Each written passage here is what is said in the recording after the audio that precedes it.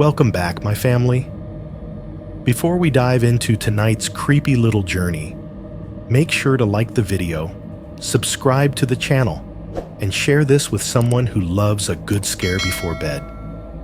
I would love to know where you are watching from and what time it is for you right now. So drop it down in the comments and hype me up a little on YouTube. Now, get comfortable, dim the lights, and let us step into tonight's story. I rented a $900 house off the highway, and 3 weeks later, the cops were pulling human bones out of the wall behind the hallway mirror I had been walking past in the dark every single night. That is the short version. The long version is worse. If you have ever been broke enough to type cheap one-bedroom near I-71 into Zillow at 2 in the morning, you probably understand where this started. I was 32, fresh off a divorce, paying off a car I did not even like, and trying to keep a remote IT job that barely covered my rent and my mistakes. I did not care about crown molding or granite countertops. I just needed 4 walls, Wi-Fi, and a place to put my desk. When I went to see the house in the daylight, it looked fine. Tired beige walls, old brown carpet, a kitchen that smelled like someone else's cooking oil. The kind of place you tell yourself you can fix up with a candle and a couple of posters. The only thing that really stood out was the hallway. The hallway was narrow, too long for a house that small. And halfway down, bolted directly into the wall, was this full-length mirror with a metal frame that looked like it had been stolen from a hospital or a funeral home. Yellowed around the edges, warped just enough to make you look a little thinner and a little wrong. I remember joking to the agent that it made the place look like a funhouse. She did not laugh. She just said, "Yeah, the mirror stays. Owner's rule," and moved on. When the landlord emailed the lease over that night, there was a line in the middle of all the legal stuff that I almost skipped. Tenant agrees not to remove, cover, or relocate the hallway mirror for any reason. I should have paid more attention to that sentence, because for the next 3 weeks, every time I got up at 2 or 3 a.m. to use the bathroom, I had to walk past that mirror in the dark. I had to see my own pale shape sliding over the glass, hear the house breathing around me, and pretend I did not notice the way my reflection sometimes seemed half a beat behind. And then, one afternoon, when the smell in that hallway finally got bad enough that even I could not ignore it anymore, I picked up a knife, cut into the wall behind that mirror, and found out exactly what this house had been hiding. 1.1. I just needed a cheap place. My name is Daniel. I am 32 years old, and if you Google my old address, you will probably find a local news article about human remains discovered in a rental home just off I-71. That is my house. I am writing this from a small room that smells like industrial cleaner and microwave dinners. You will probably hear this read in someone else's voice, on a channel with a horror-themed profile picture and a million strangers in the comments arguing about whether I made it all up. That is fine. I need it to exist somewhere outside my own head. It did not start with bones. It started with money. After the divorce, my life became a spreadsheet with too many red numbers. I had a 2016 sedan I still owed $5,000 on, a remote IT help desk job that sounded better on paper than it felt at 3 in the morning, and a savings account that hovered somewhere between embarrassing and catastrophic. I was paying off a couch my ex kept, splitting the last of the utilities, and watching my credit card interest compound like a punishment. So one night, around 2 a.m., I typed cheap one-bedroom near I-71 Columbus into Zillow, then Craigslist, then Facebook Marketplace, like some kind of digital rosary. Same pictures over and over, beige apartments with luxury vinyl plank, half-finished basements, places that cost $1,400 a month and still wanted first, last, and a security deposit. Then there was this house. $900 a month. No HOA fees, no amenity fee. Just a little white line on the map hugging the interstate. The photos were bad, grainy, slightly crooked, but I could see enough. A one-story ranch house, small patch of front lawn, a driveway big enough for my car, and maybe a guest I did not have. The carpet looked tired. The kitchen looked like it hadn't been updated since the late 90s, but there was a real yard out back and just enough room in the living room to wedge my desk and second-hand office chair. I emailed. The reply came faster than I expected. The owner, a man named Harold something, wrote back from a Florida number, said he'd moved south a few years ago and was just looking for a quiet, responsible tenant. He could have the agent's niece show me the place that weekend. There were a couple of lines about no smoking, no pets over 30 pounds, no subletting. At the bottom, a sentence in bold. The mirror in the hallway is not to be removed or altered. It sat there between no smoking and rent due on the 1st, like an inside joke I did not get. I reread it, frowned, and decided it was just some old guy being fussy about his decor. On Saturday, the sky over Columbus was that washed-out winter white that makes everything look colder than it is. I followed my GPS off the main road, past the usual chain restaurants and gas stations, into a neighborhood of low, tired houses and narrow streets. Salt crusted the edges of the asphalt. Lawns were a dull, patchy brown, lying flat under a wind that smelled like exhaust and distant snow. The house was at the end of a short cul-de-sac. The siding had once been light blue, now faded to something closer to cigarette smoke. A small American flag hung limp from a rusting bracket on the porch, its colors bleached almost to pink and baby blue. There was a dusty pickup next door with a "Support the Troops" bumper sticker and a plastic snowman still sitting by the porch stairs, even though Christmas had been over for a month. The person waiting for me was not a professional realtor.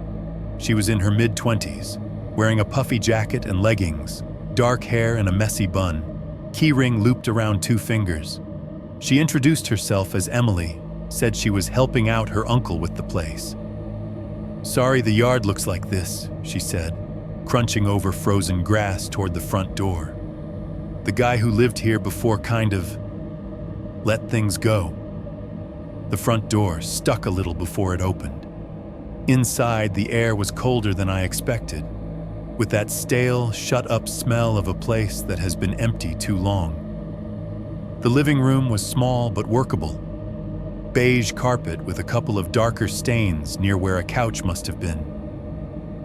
Off-white walls, a dented ceiling fan with 2 mismatched bulbs, one warmer than the other, so the light came out the color of dishwater.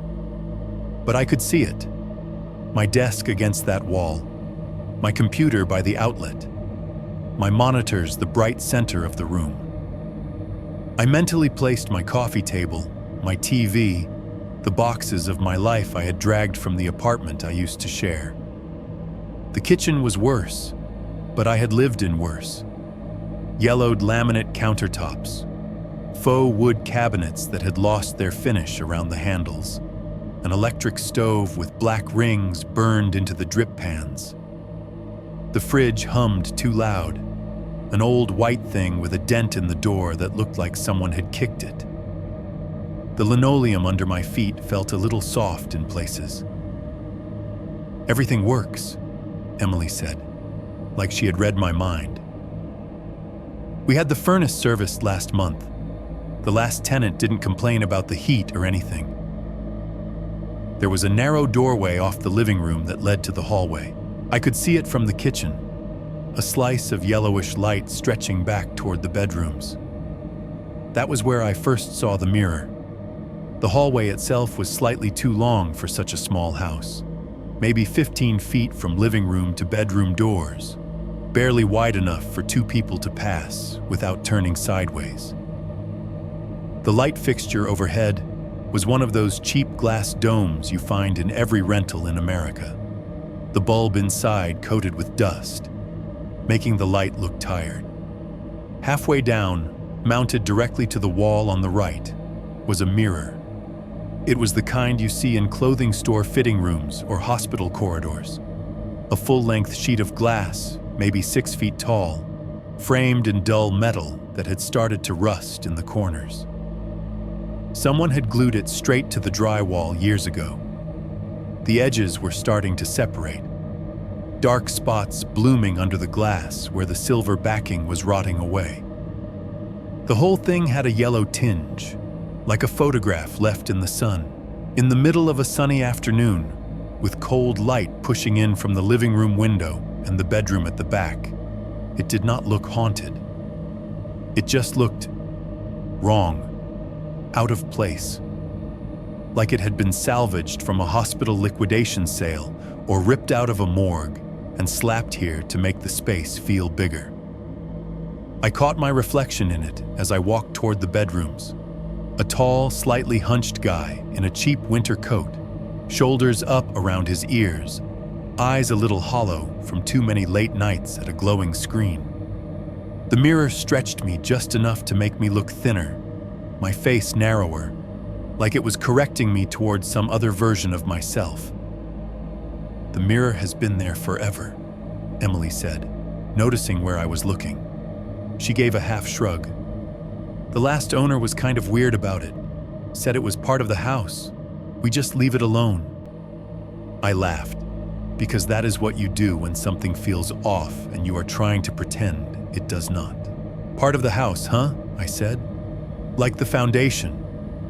"Yeah," she said, not really laughing with me. "Something like that." The bedrooms were small but fine. One had a view of the backyard, a rectangle of dead grass bordered by a chain-link fence. Beyond that, a tree line. And beyond that, the elevated concrete of the interstate.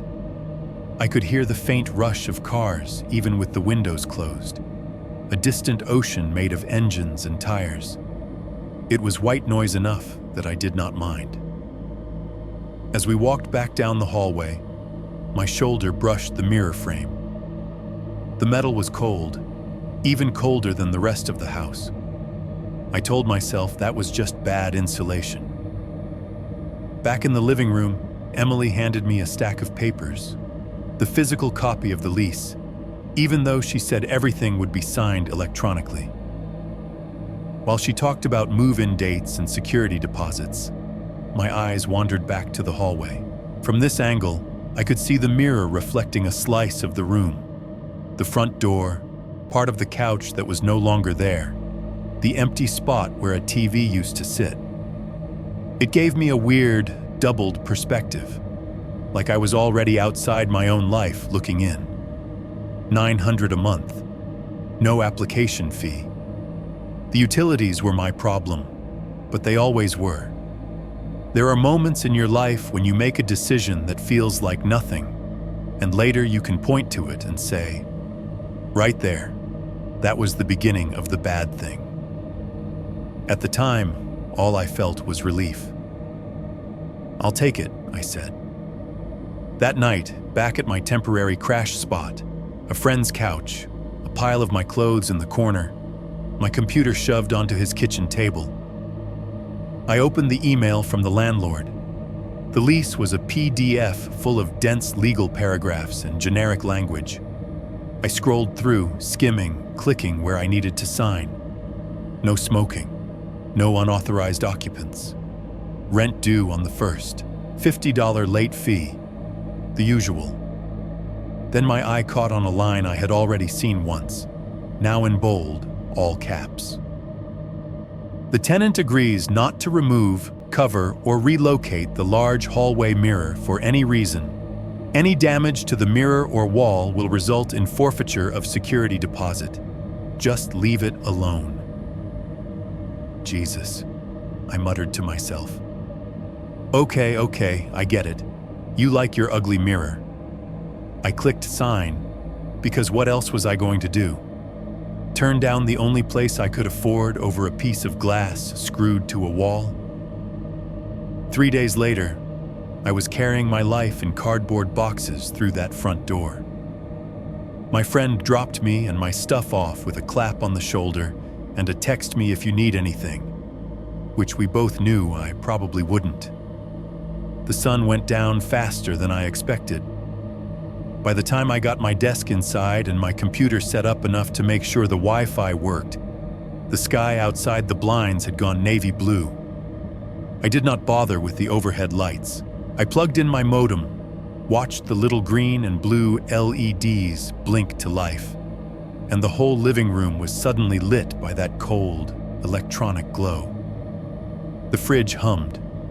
The furnace kicked on with a hollow sigh. Somewhere beyond the backyard, a semi rolled down the interstate, its engine a low, distant roar. I grabbed another box from the trunk, one of the big Amazon-branded ones with my kitchen stuff, and shouldered the front door closed behind me. The only light now was from the modem in the corner, and a faint, milky rectangle sneaking in through the living room blinds from the neighbor's porch light. The house felt simultaneously too big and too small, full of empty space I had not yet filled, and noises I did not recognize. I headed for the bedroom with the box in my arms, walking down the hallway for the first time in the dark. The carpet was rough under my socks, the air a little cooler there than in the living room. As I passed the midpoint, that faint neighbor light caught the surface of the mirror and turned it into a long, pale window in the wall. Without meaning to, I glanced sideways. What I should have seen was simple. Me, in my hoodie and jeans, walking past with a cardboard box in my arms, head turned slightly. A moving blur of myself. What I saw, just for a fraction of a second, was my own face already there in the glass, staring straight out at me. My reflection was not mid-step. It was standing still, shoulders squared to the mirror, eyes locked on mine like it had been waiting. The rest of its body was wrong in some small, indefinable way. Straighter, heavier, maybe. But the face was mine, down to the little scar in my eyebrow. Then I blinked. My foot hit a slight rise in the carpet, and the box shifted. I snapped my head back toward the mirror. This time, everything looked normal. My body angled forward in motion, the box half blocking my chest, my reflection moving with me like it was supposed to. I stood there in the dim hallway, heart thudding a little too fast, the cardboard cutting into my palms. The modem lights blinked in the corner of the reflection, tiny stars in an artificial sky. Just my anxiety, I said out loud, because the silence was starting to press in on me. Just exhaustion. I forced myself to keep walking, to put the box down in the bedroom, to come back and get another. But for the rest of that night, every time I passed that mirror, I kept my eyes on my own feet, on the box in my hands, on anything except the glass at my side. Looking back now, I know that was the first time it slipped, the first little glitch, the first sign that whatever was behind that mirror was not just my reflection. 1.2. First nights, first sounds. The first few days in the house were almost normal. That is the part that bothers me now, looking back. How quickly you can get used to a place, even when something in you is already whispering that it does not like you there. I moved boxes, unpacked just enough to survive, shoved the rest against the living room wall in a lopsided cardboard skyline.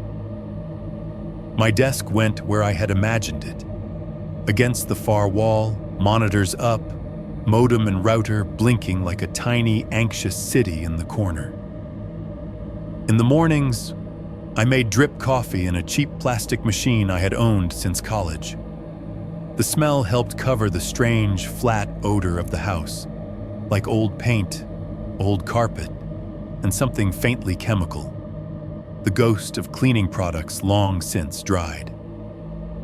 I microwaved frozen burritos, frozen dinners, frozen whatever had been on sale, listening to the hum of the appliance and telling myself I would start cooking real meals once I settled in. I did not. My days slipped into a pattern. Log on to Teams, smile into the camera, say, "Hey, can you hear me okay?" To people in other states who did not know what my new house looked like, just the neutral wall I had chosen as a background.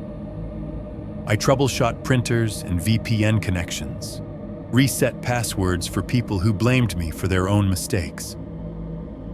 On lunch breaks, I scrolled Zillow again, this time out of habit, then closed it because I already had the cheap place I thought I needed. By daylight, the mirror barely existed.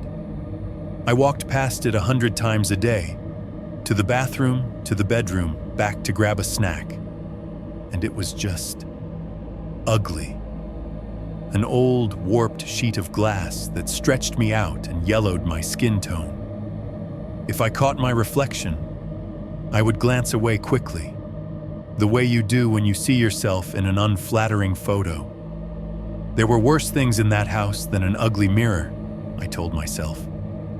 Soft spots in the kitchen floor, a furnace that sounded like it was coughing itself to death. That kind of thing. But as the boxes shrank and the routines settled in, I started to notice the sounds. Every house has its noises.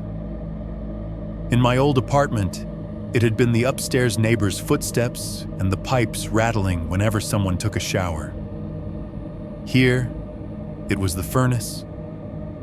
It lived somewhere in the bowels of the house, maybe in the crawl space, maybe in a closet I had not opened yet. When it kicked on, I could hear the low mechanical rumble, then the rush of air through ducts in the walls and ceiling, like the building was inhaling. When it shut off, there was a hollow clunk that echoed a little too long. The fridge had its own vocabulary, a constant hum that would cut out and then return with a sharp, plasticky click, as if someone had flipped a switch just behind my head.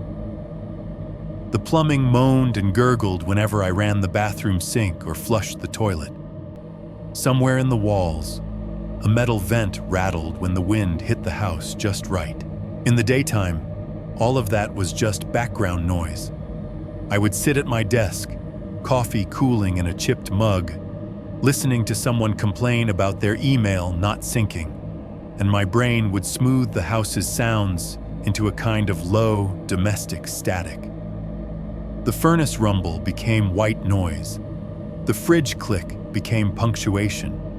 The ducts and pipes were just the place stretching and settling around me. At night, the volume turned up. It was not that anything actually got louder. It was that everything else got quiet. After midnight, the traffic on the interstate thinned to a trickle. The neighbor's TV went dark. Their porch light clicked off. My computer fans wound down when I finally forced myself to shut it and crawl into bed. What was left was the house itself, breathing and shifting in the dark. The furnace clicks became sharp in the silence, like someone dropping something small in the next room. The ductwork thumped and rang as hot air moved through it, sounding less like air and more like a hand running along the inside of a hollow metal tube. Sometimes, as the temperature changed, the walls made little popping sounds, as if someone were pressing lightly from the other side, testing. On the third or fourth night, sometime around 2:30 in the morning, I woke up with the kind of dull urgency that meant bathroom now. The red digits on the cheap alarm clock blinked 2:32 a.m. at me in the dark.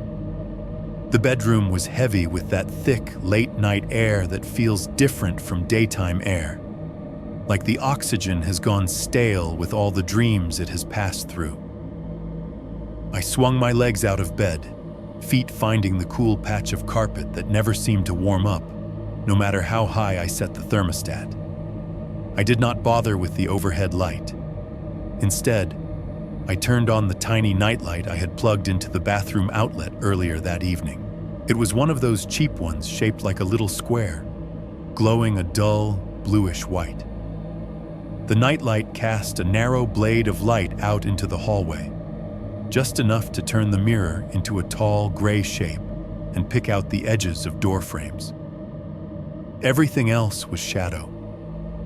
I shuffled out, rubbing my eyes, half dreaming still, following the familiar path my body had already rehearsed in the last few days.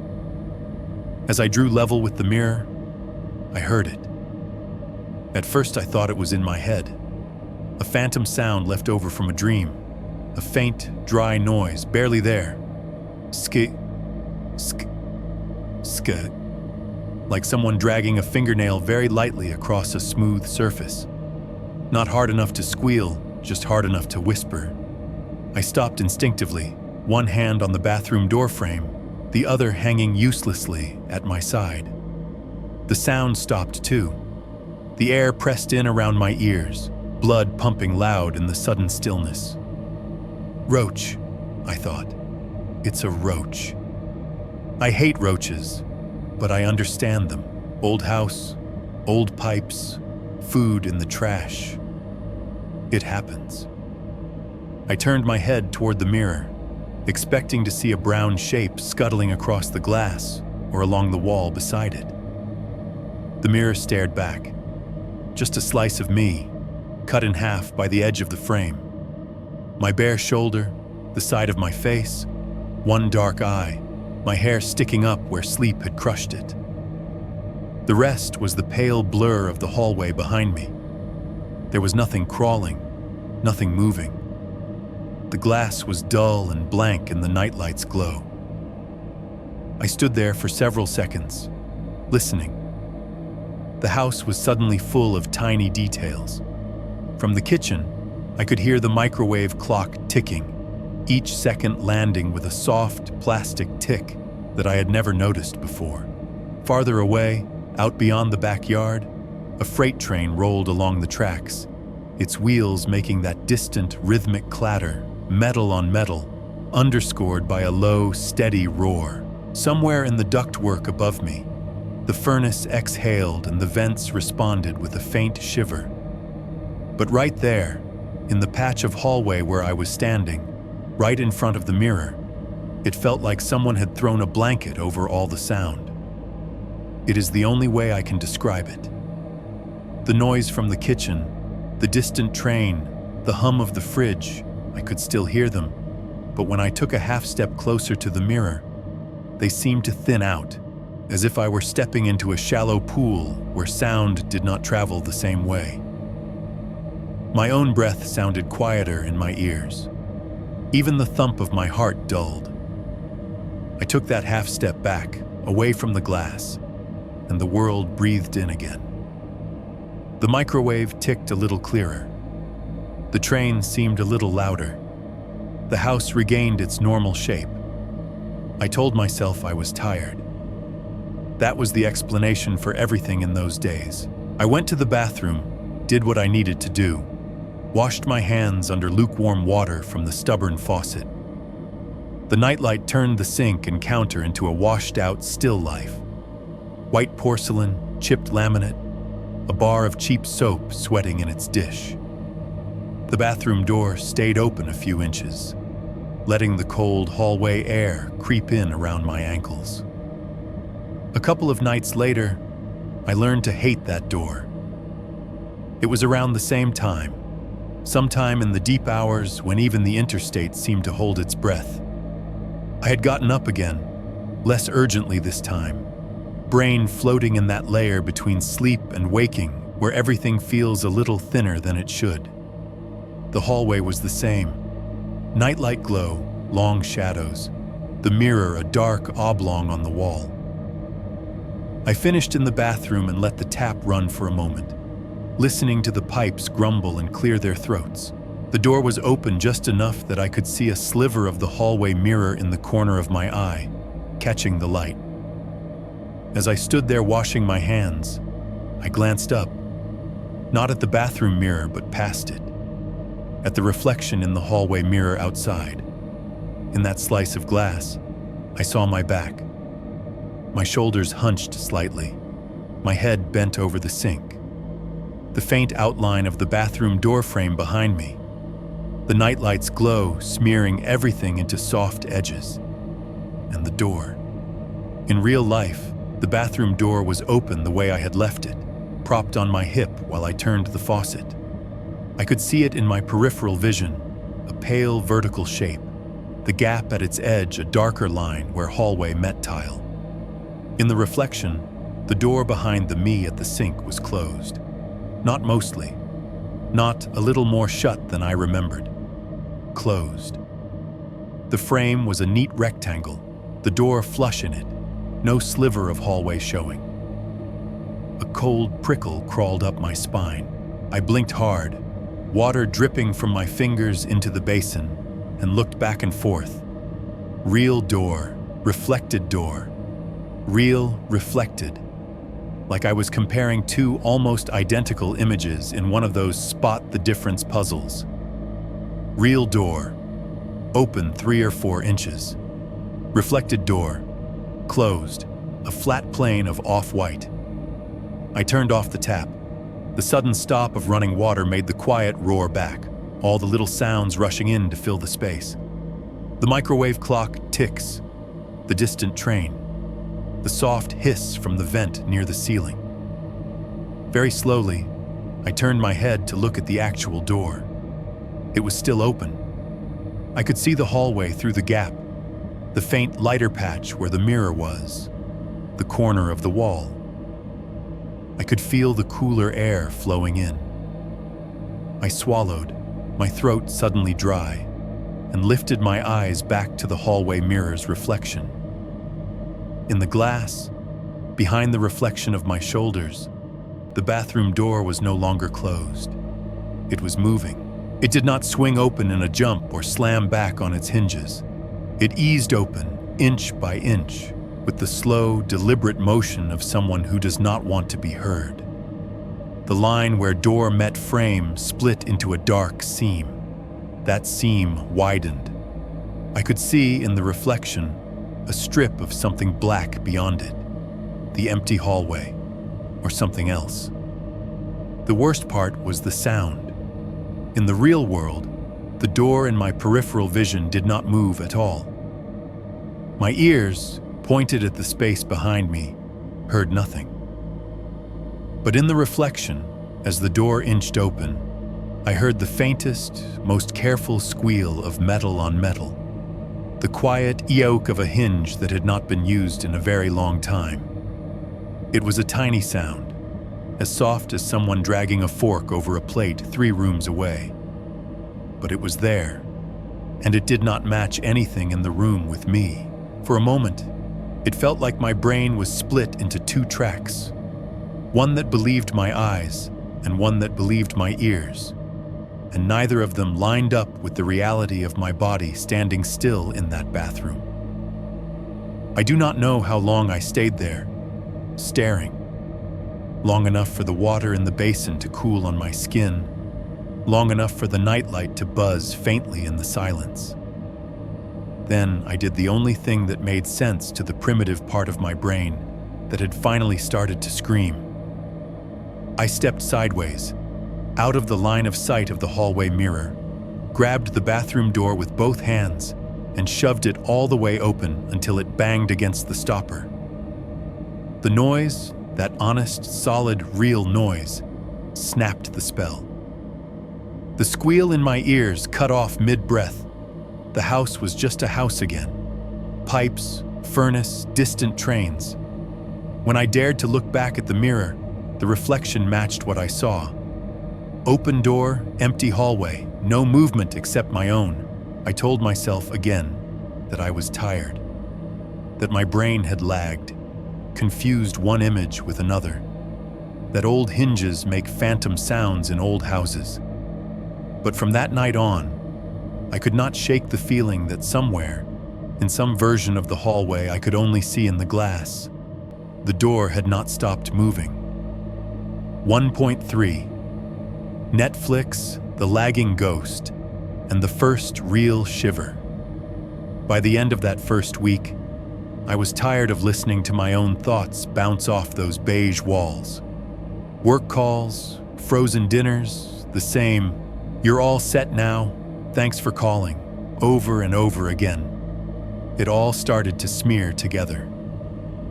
So on Friday night, I did what most people do when they are too drained to do anything meaningful. I let Netflix decide who I would be for a few hours. I made a frozen pizza that tasted mostly like cardboard and regret, cracked open a room temperature beer, and collapsed onto the thrift store sofa I had muscled into the living room. The boxes were still stacked along one wall, like unfinished Tetris. The only light I bothered to turn on was the TV screen itself. Everything else, I left dark. The show I picked was one of those generic horror series that looks exactly like 5 others. An algorithm Frankensteined it from haunted houses, tragic backstories, and people making bad decisions with candles. It was familiar enough that I did not have to think, which was the point. The way my living room was laid out, the TV faced the couch, and if you looked past the screen at just the right angle, you could see the hallway beyond. A pale mouth opening into the darker part of the house. The mirror halfway down that hall caught the light from the TV in a long, narrow reflection, like someone had propped a second, thinner screen up in the distance. From where I lay, I could see both. The real TV in front of me, and the faint echo of it in the mirror's glass. My own body was a shadow in both, a slouched figure in a hoodie, one knee bent, one arm thrown over the back of the couch. It was like watching myself in third person from somewhere down the corridor. The episode had the usual beats. Jump scares telegraphed by music cues, characters ignoring obvious red flags, doors that would not stay locked. I half watched, half scrolled my phone. At some point, my beer grew warm in my hand. Then came that scene. You know the kind. The one every horror series is contractually obligated to have at least once per season. A shot held too long on a character's face, the background just slightly out of focus, the music thinning out to almost nothing. The character, in this case, a tired-looking woman in a bathrobe, was standing in a dark kitchen, fridge door open, light spilling over tile. The camera lingered over her shoulder. The audience knew something was behind her before she did. The sound dropped to a low hum. On the TV in front of me, a pale, long-haired figure stepped out of the darkness behind the woman, moving fast, face a blur of stretched features, eyes black pits. It rushed toward the lens in a jerky, unnatural way, filling the frame in a half second. And then the cut came. The screen snapped to daylight, to some other scene entirely. The musical sting hit. Standard jump scare. Nothing special. I exhaled a breath I had not realized I was holding. It was almost a relief. Artificial fear is easier to handle than the free-floating kind. I started to reach for my beer. My gaze slid, almost idly, toward the mirror's version of the TV. The ghost was still there. On the actual screen, the show had already jumped ahead to a wide shot of the house in sunshine, birds chirping fakely in the audio track. In the mirror, though, the TV's reflection still showed the previous frame. That pale face, hair hanging in strings, eyes like wet holes drilled straight into the viewer. For a second, I thought my brain was lagging behind my eyes, that I had blinked at the wrong time. But no. I watched as the image in the mirror persisted, just 1-2 beats longer than it should have. And in that extra heartbeat, the thing's head moved. Not the whole body, not the way it had surged at the camera in the actual scene. Just the head, just the face. It tilted, a small, wet tilt, like something that was hanging by loose ligaments instead of a neck, and its eyes slid away from the unseen character in front of it and toward the right-hand edge of the screen, toward the hallway, toward the mirror. The sense of wrongness was so sharp, it felt like acid in my veins. The ghost, the actress, the CGI, whatever, was no longer looking out of the TV at the fictional woman in the kitchen. In the reflection, it was looking past her, past the confines of the show, straight down the corridor of my very real house. Straight toward me. The lights dimmed. Not by much, just enough that I saw the white areas on the screen dull a shade, the corners of the room thicken. The tiny blue internet light on the modem seemed to burn brighter in response. Somewhere in the walls, the furnace hiccuped and went silent for a beat, like it had been punched. In that little pocket of quiet, I heard a breath.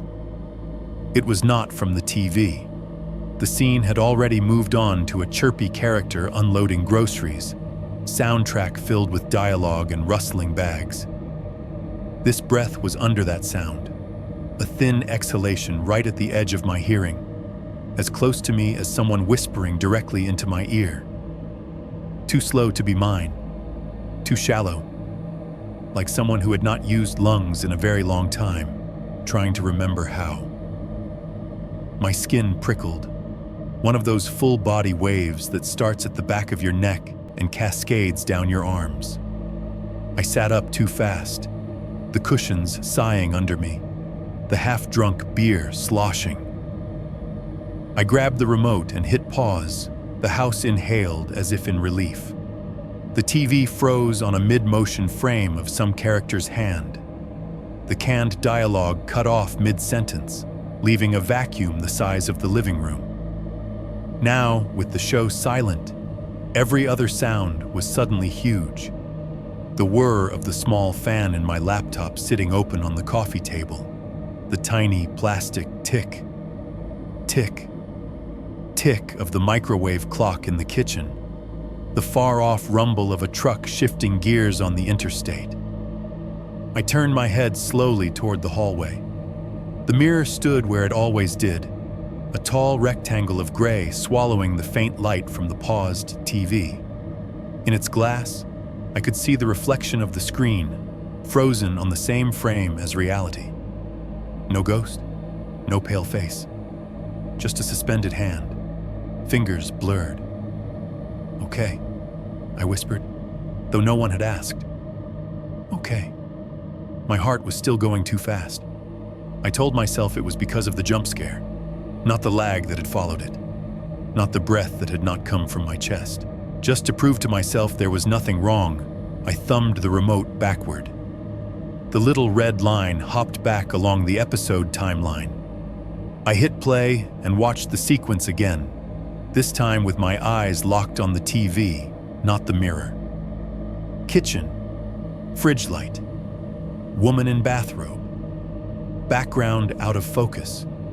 I could predict the ghost before it arrived, every movement telegraphed. The pale figure burst toward the camera, face contorted. The cut hit precisely where it was supposed to. I forced myself to look at the mirror as the scene replayed, ready to catch any discrepancy. TV image, ghost rushes, cut to exterior shot. Mirror image, ghost rushes, cut to exterior shot. Perfect sync, no lag, no head turning, no eyes breaking the fourth wall.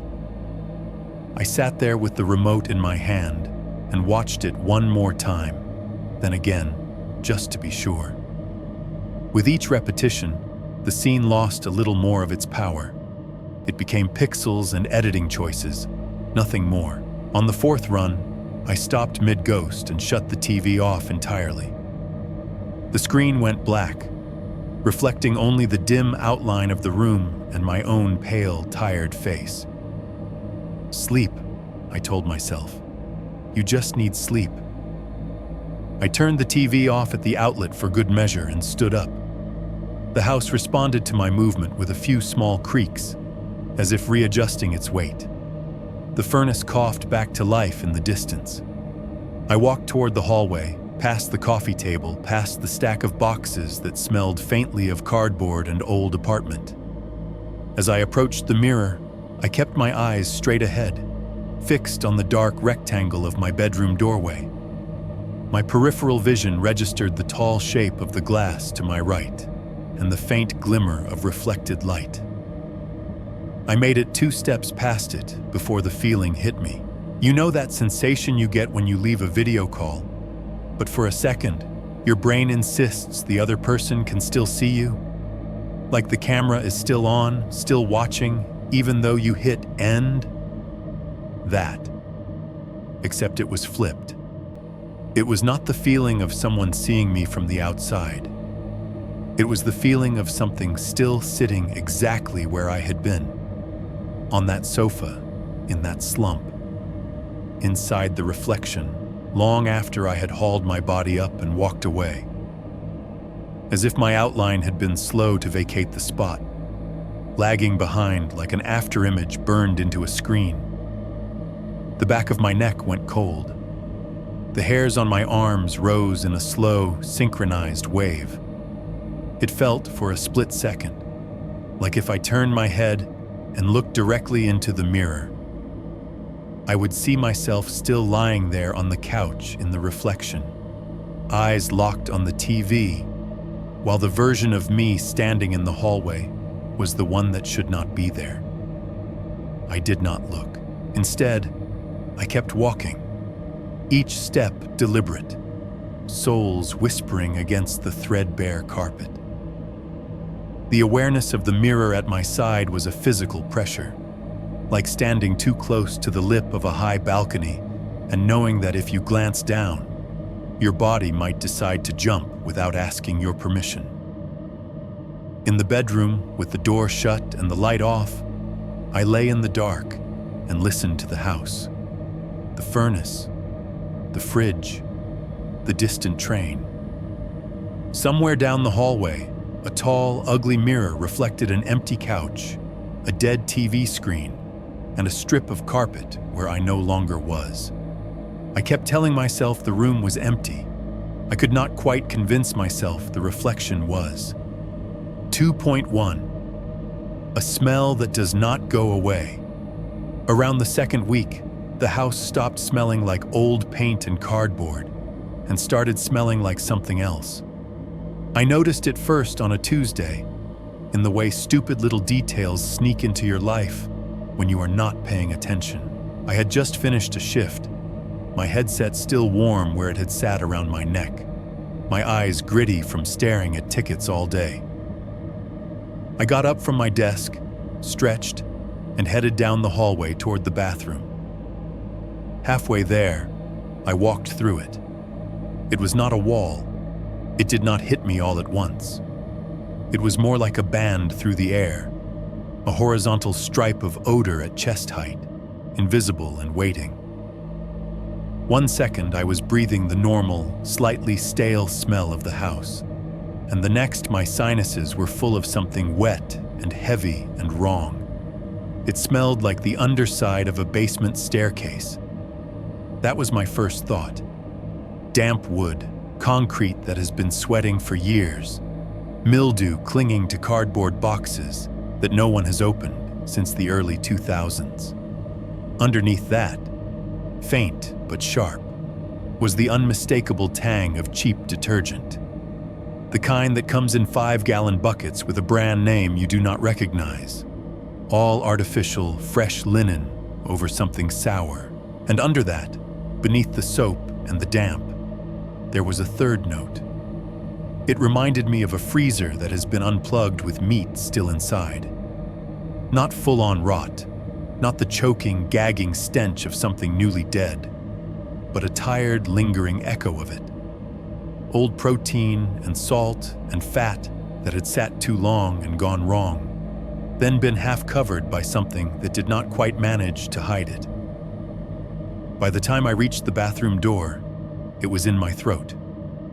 The smell stuck there like a film, a greasy varnish. I swallowed and tasted something bitter at the back of my tongue, like the aftertaste of bad medicine. I went about my business, telling myself it was nothing. Maybe something in the trash, maybe the pipes. Old houses have smells. On my way back, I tried to catch it again, to see if I had imagined it. Sure enough, there it was, hovering in the same spot, strongest right in front of the mirror. If I took 2 more steps toward the living room, it faded. 2 steps back, it returned, clamping its damp hand over my nose and mouth. I stopped and turned in a slow circle, sniffing like an idiot.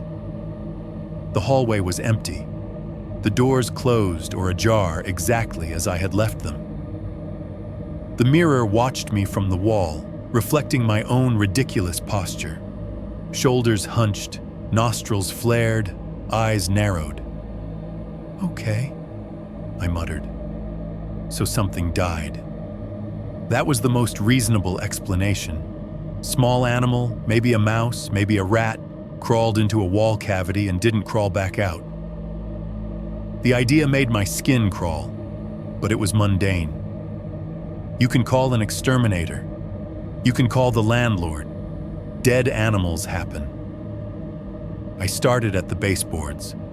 I checked along the carpet, half expecting to see a tiny, stiff body tucked in a corner. But there was nothing. I opened the hall closet, pushed aside the vacuum cleaner and a jumble of old paint cans the last tenant had left behind. I sniffed around the floor, the shelves, the coats hanging on the bar. The smell was there, faintly, but not like in the middle of the hall. I moved to the bathroom, kneeling to peer under the sink. Cleaning supplies, an old roll of paper towels, a stray sock that was not mine. I put my head practically inside the cabinet, inhaling the dust and the lemony reek of a half-empty bottle of generic cleaner. No dead rodent. Back in the hallway, I tried the vents.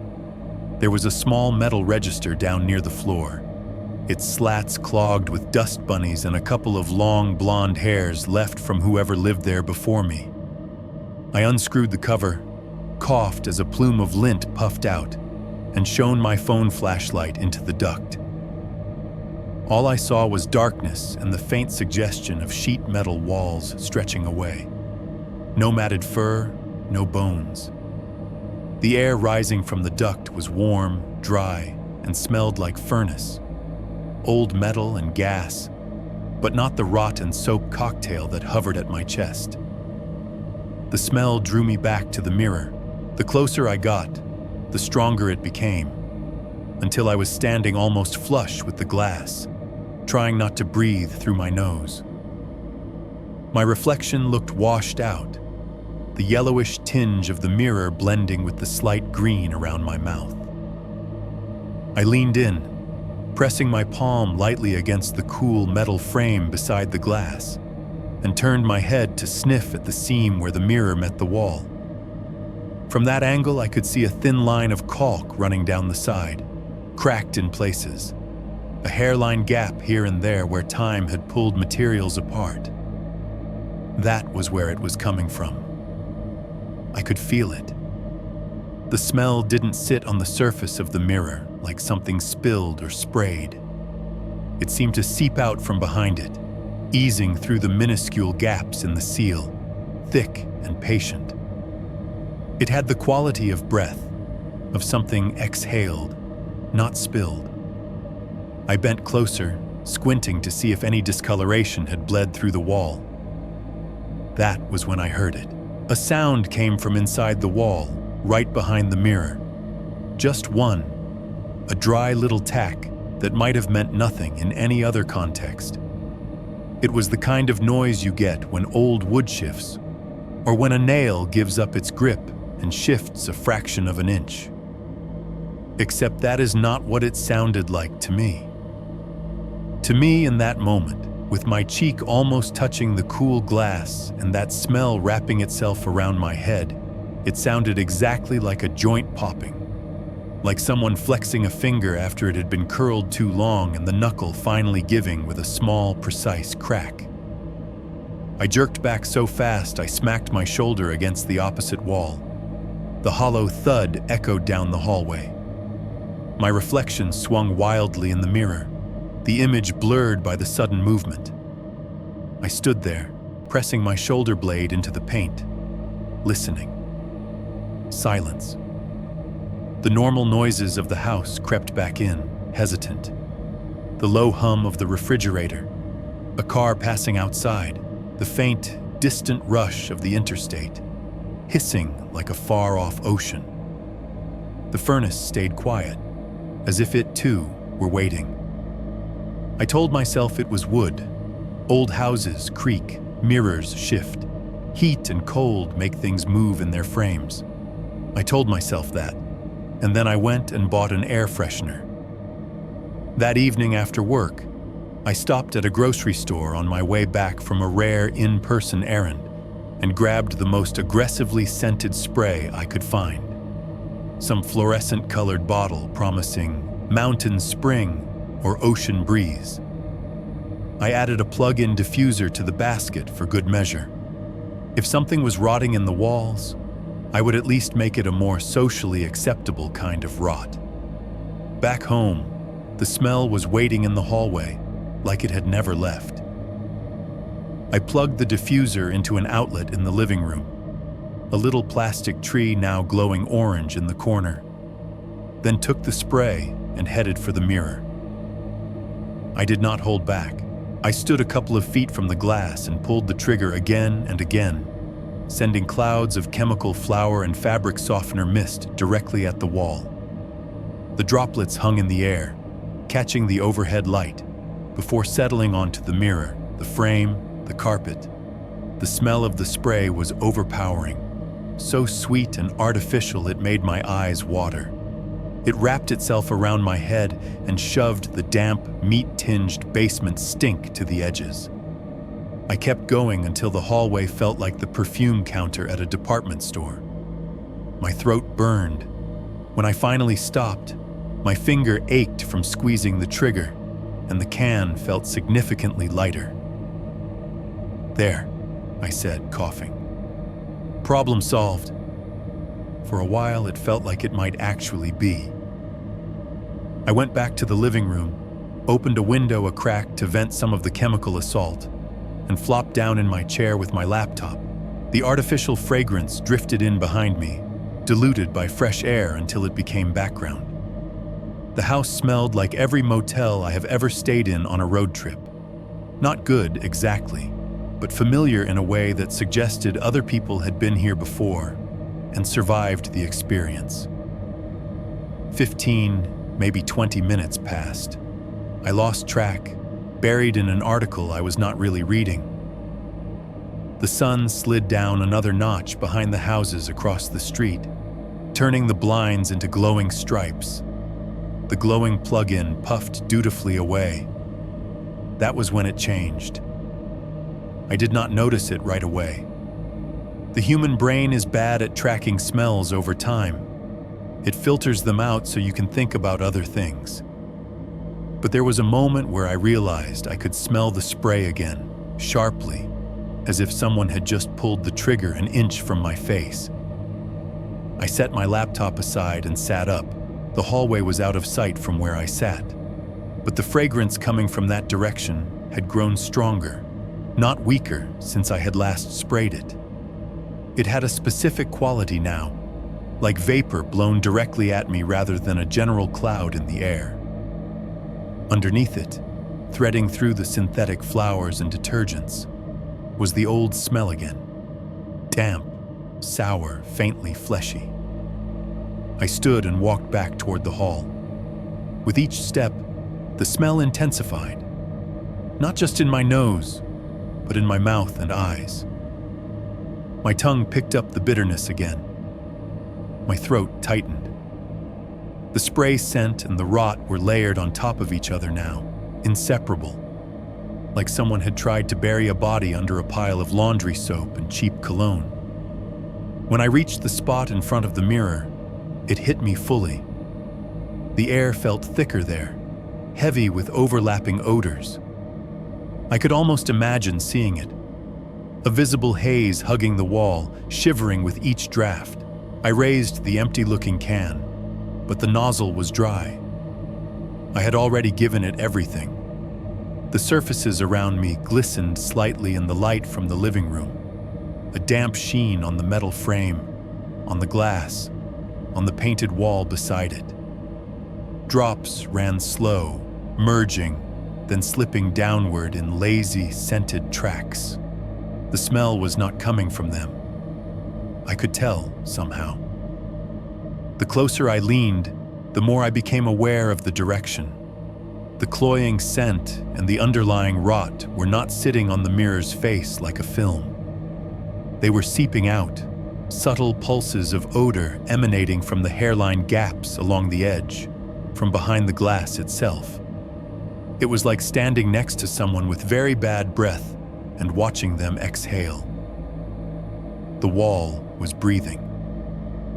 Every few seconds, I caught a tiny swell in intensity, as if something in there was filling up and then letting out a slow, invisible sigh. The house felt still around it. No open windows, no fans, nothing to move the air. And yet the smell moved in waves, warm and moist over my skin. I stepped back, one hand over my mouth, stomach rolling. The can of spray hung useless at my side. I had covered the problem, and the problem had pushed the cover back out at me, molecule by molecule, until it owned the hallway again. It no longer felt like a dead animal rotting quietly out of sight. Dead things do not push back. Dead things do not exhale. As I retreated toward the living room, the intensity of the smell faded with each step, like I was walking away from a vent. Behind me, just beyond the corner, the mirror and the wall kept on breathing, filling the narrow space with the sweet, rotting scent of something that did not intend to go away. 2.2. The dream of the swollen wall. That night, the smell followed me into sleep. I went to bed with the taste of it still clinging to the back of my throat, even after brushing my teeth twice and rinsing with mouthwash until my gums burned. The hallway had finally gone dark behind the closed bedroom door, but every time I rolled over, I imagined the air out there thickening, the wall behind the mirror swelling with invisible breath. At some point, exhaustion overrode everything. I must have drifted off in the middle of staring at the red glow of the alarm clock. The next thing I remember clearly is standing in the hallway. In the dream, it was my hallway, but stripped. The carpet was gone, ripped up to reveal bare subfloor, long, rough planks stained darker in some places, lighter in others, as if water had once tried to erase what had happened there, and failed. The walls were not the rental beige I had gotten used to, but a dull, unpainted gray, the raw face of plaster or cement. There were no doors, no trim, just long, naked stretches of wall converging into shadow at either end. The ceiling light still hung above me, the same cheap glass dome, but the bulb inside it was dying. It flickered in a sickly, irregular way, buzzing softly every time it tried to commit to being on. With each blink, the world snapped between overexposed and underexposed, my hands too bright, then too dark, the hallway stretching and shrinking with the shadows. The house was silent, not quiet in the normal way, with distant traffic and refrigerator hum and settling wood. Silent, like someone had pressed a finger to the mute button on the world. The furnace, which normally filled the background of my nights with its cycles of breath, was absent. The train that usually whispered along the tracks beyond the backyard might never have existed. In that vacuum, the only sound was my heart. I could hear it clearly, somewhere between my ears and my throat, thumping a little too fast, sending pulses of warmth into my face and hands. I could hear the blood sliding in my neck. I could hear my own breath, shallow and controlled, the kind you take when you are trying not to make noise. The only familiar object was the mirror. It hung in its usual place on the wall, a tall, vertical slice of not quite true reality. The metal frame looked even more corroded, the corners dark with rust, as if it had been sweating something corrosive for years. The glass itself was a deeper kind of dim, absorbing more of the weak light than it reflected, its surface tinged faintly yellow. I knew it was a dream. There was a thin, rational voice somewhere in the back of my mind, listing reasons. No doors, wrong walls, impossible silence.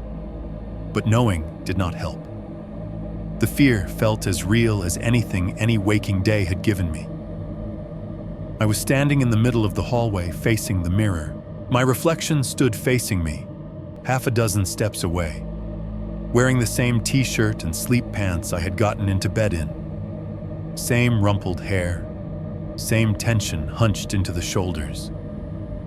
Behind the reflected version of me, the hallway stretched away into hazy distance, identical in almost every detail to the one my real back was turned toward. Almost. It took me a moment to see it. A patch on the wall in the reflection, a little to the left of my mirrored shoulder. At first it was just wrong texture. While the rest of the wall was flat and matte, that area seemed to catch the light differently, like something had been painted over 100 times and never quite smoothed. As I stared, the wrongness became shape.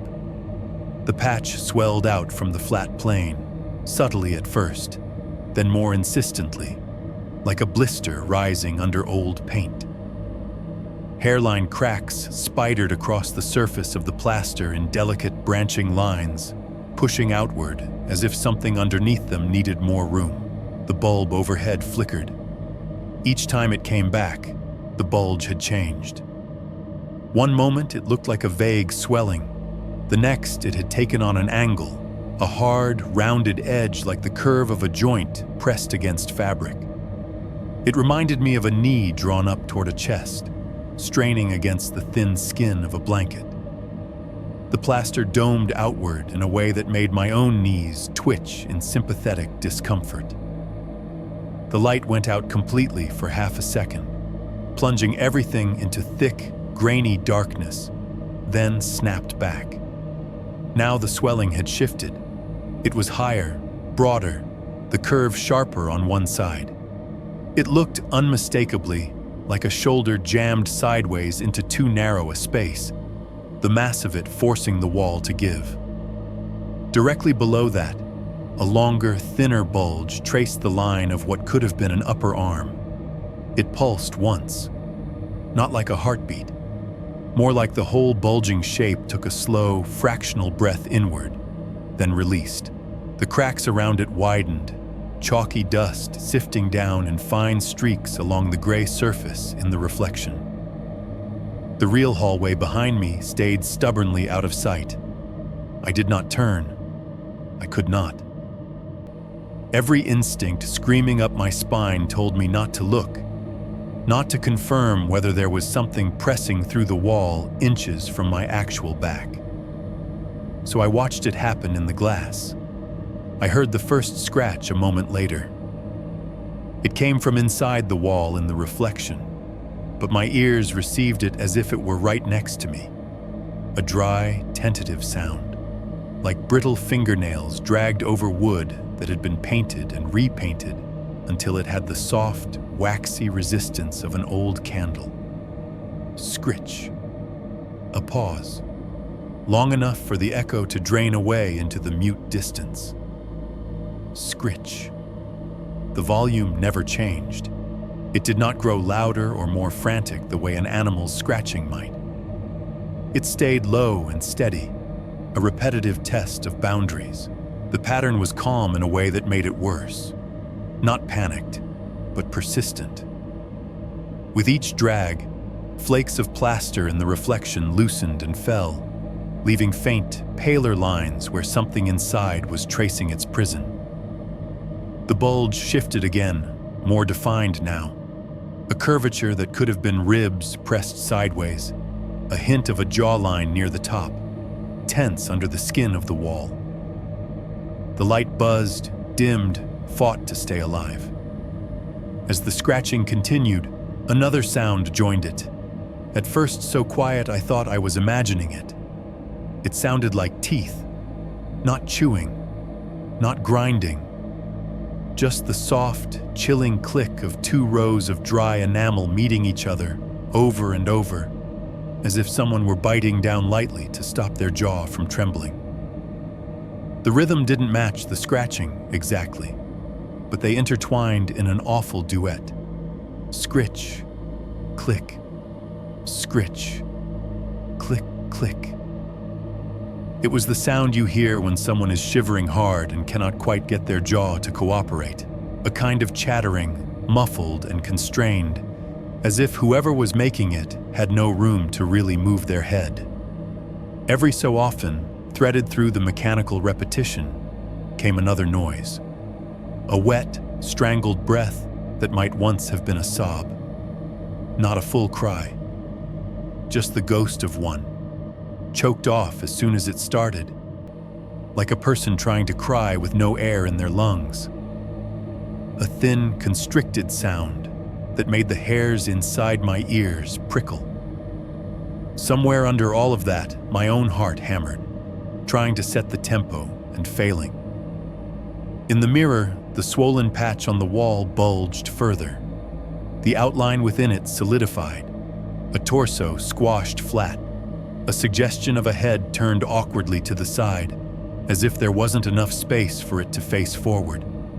I could see, in the shifting shadows, the impression of a face pressed against the inside of the plaster. Cheekbone, eye socket, a mouth that opened and closed against its opaque cage. The scratching rose in pitch, becoming sharper.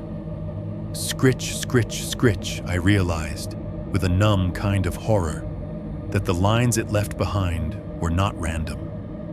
They were dragging in an arc, back and forth, like hands searching for a weak point, fingers splayed, nails biting into every inch of reachable surface. The battered little light above me faltered again, flickering so fast the world strobed. The effect made the movement inside the wall seem jerky and wrong, stop-motion animation of a trapped body. One instant the bulge was near my reflected shoulder. The next it had edged closer to my neck, the implied head tilting, as if straining to rotate far enough to see me properly. I remember thinking, very clearly, if it finishes turning, if that face ever fully lines up with mine in the mirror, I am not waking up. Sweat rolled down my spine. I could feel the itch between my shoulder blades where, in the reflection, the swell of the wall almost touched my back. I could not tell if it was real pressure or imagined, if the coolness seeping through my shirt was plaster dust or the dream's idea of it. The smell from earlier, damp, detergent, old meat, thickened around me as if it had seeped into the dreamscape. The scratching stopped abruptly. For a heartbeat, there was nothing. Not my pulse, not my breath, not the faint click of teeth. The silence inside the dream became so complete it felt like it had weight. Then, right by my ear, not in the mirror, not in the reflection, but in the space the dream told me was the real hallway, there was a single, slow scrape. Scritch. It was different from the others. Closer, more deliberate. Like someone dragging one fingernail down the outside of their own coffin, knowing there was only inches of material between their hand and the person listening. Something inside me snapped. I woke up with a violent full-body jolt, hands clutching at the sheets as if they were the only thing anchoring me to the bed. My heart was trying to punch its way out of my chest. My t-shirt was plastered to my skin with sweat, the fabric cold in the air of the room. My mouth tasted like iron and old spray, my throat raw as if I had been breathing too hard for too long. For a few seconds, the boundary between dream and room was paper thin. The dark shape of my dresser looked like that bulging wall. The shadow of the closet door was a person leaning out. I lay there, sucking in quick, shallow breaths, telling myself my name, my age, my address, like I was answering security questions for reality. That was when I heard it again. Not in my head, not in memory. From the hallway beyond the closed bedroom door came a faint, deliberate sound. Scritch. A pause. Scritch. It was quiet enough that if there had been any other noise in the house, I might have missed it. But the furnace was off. The fridge hum was a distant suggestion in the background. The traffic on the interstate had dipped into that pre-dawn lull where even semis seemed to be resting. The scratching didn't have the chaotic rhythm of an animal trying to gnaw or claw its way free. It wasn't the skittering of tiny feet. Each stroke was measured, spaced evenly, with just enough pressure to be heard. Scritch. Like someone testing the thickness of a barrier they had already accepted would take time to wear down. I swung my legs out of bed again, this time much more awake. The floor was cold under my feet. Every instinct I had screamed at me to stay where I was, to pretend I had not heard anything, to bury my head under the covers like a child. Instead, moving slowly, I went to the bedroom door and wrapped my fingers around the knob. The metal felt unusually cool, as if the hallway beyond was somehow colder than the room. I turned it and eased the door open. The hallway stared back at me, long and narrow, painted beige again, carpeted, doors where they should be. The ceiling light was off. The only illumination came from the glow of the alarm clock behind me and a smear of faint ambient light from the living room. The mirror was a tall, murky rectangle halfway down, reflecting a stretched, half-formed version of my own silhouette in the doorway. The scratching stopped the instant the door opened. The silence that followed was not normal silence. It was heavy, expectant, the kind you get in the second between someone's last word and their next move.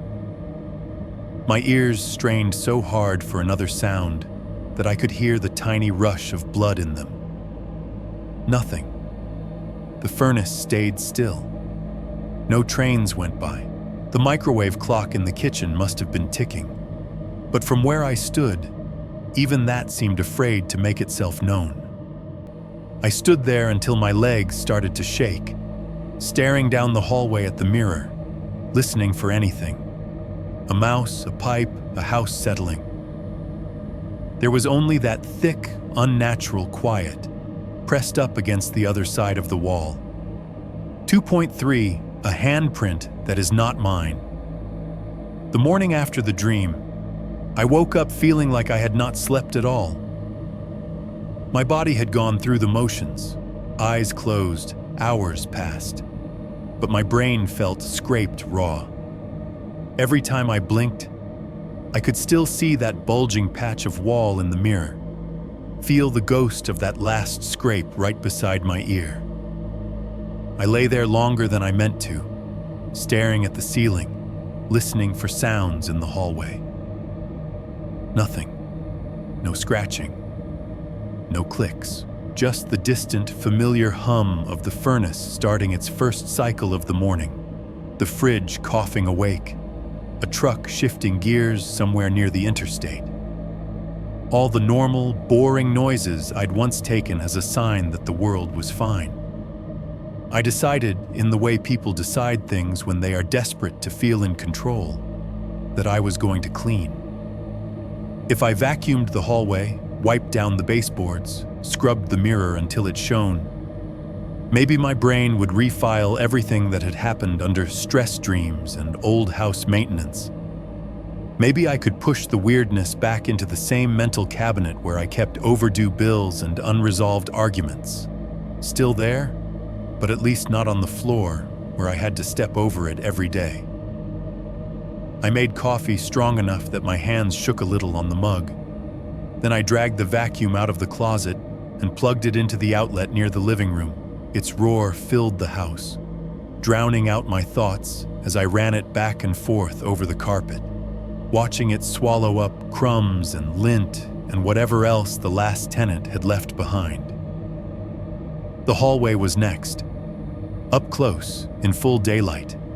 It was somehow more depressing than it had been in those first walkthroughs, like seeing someone under fluorescent lights instead of in a flattering filter.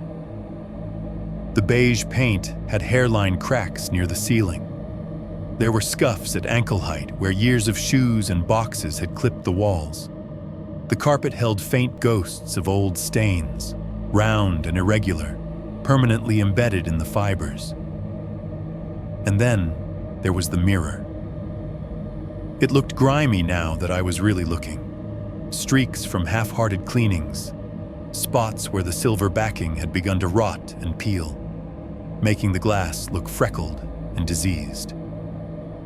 My own face stared back at me, eyes bruised with lack of sleep, mouth pulled into a tight line. "Fine," I muttered at it.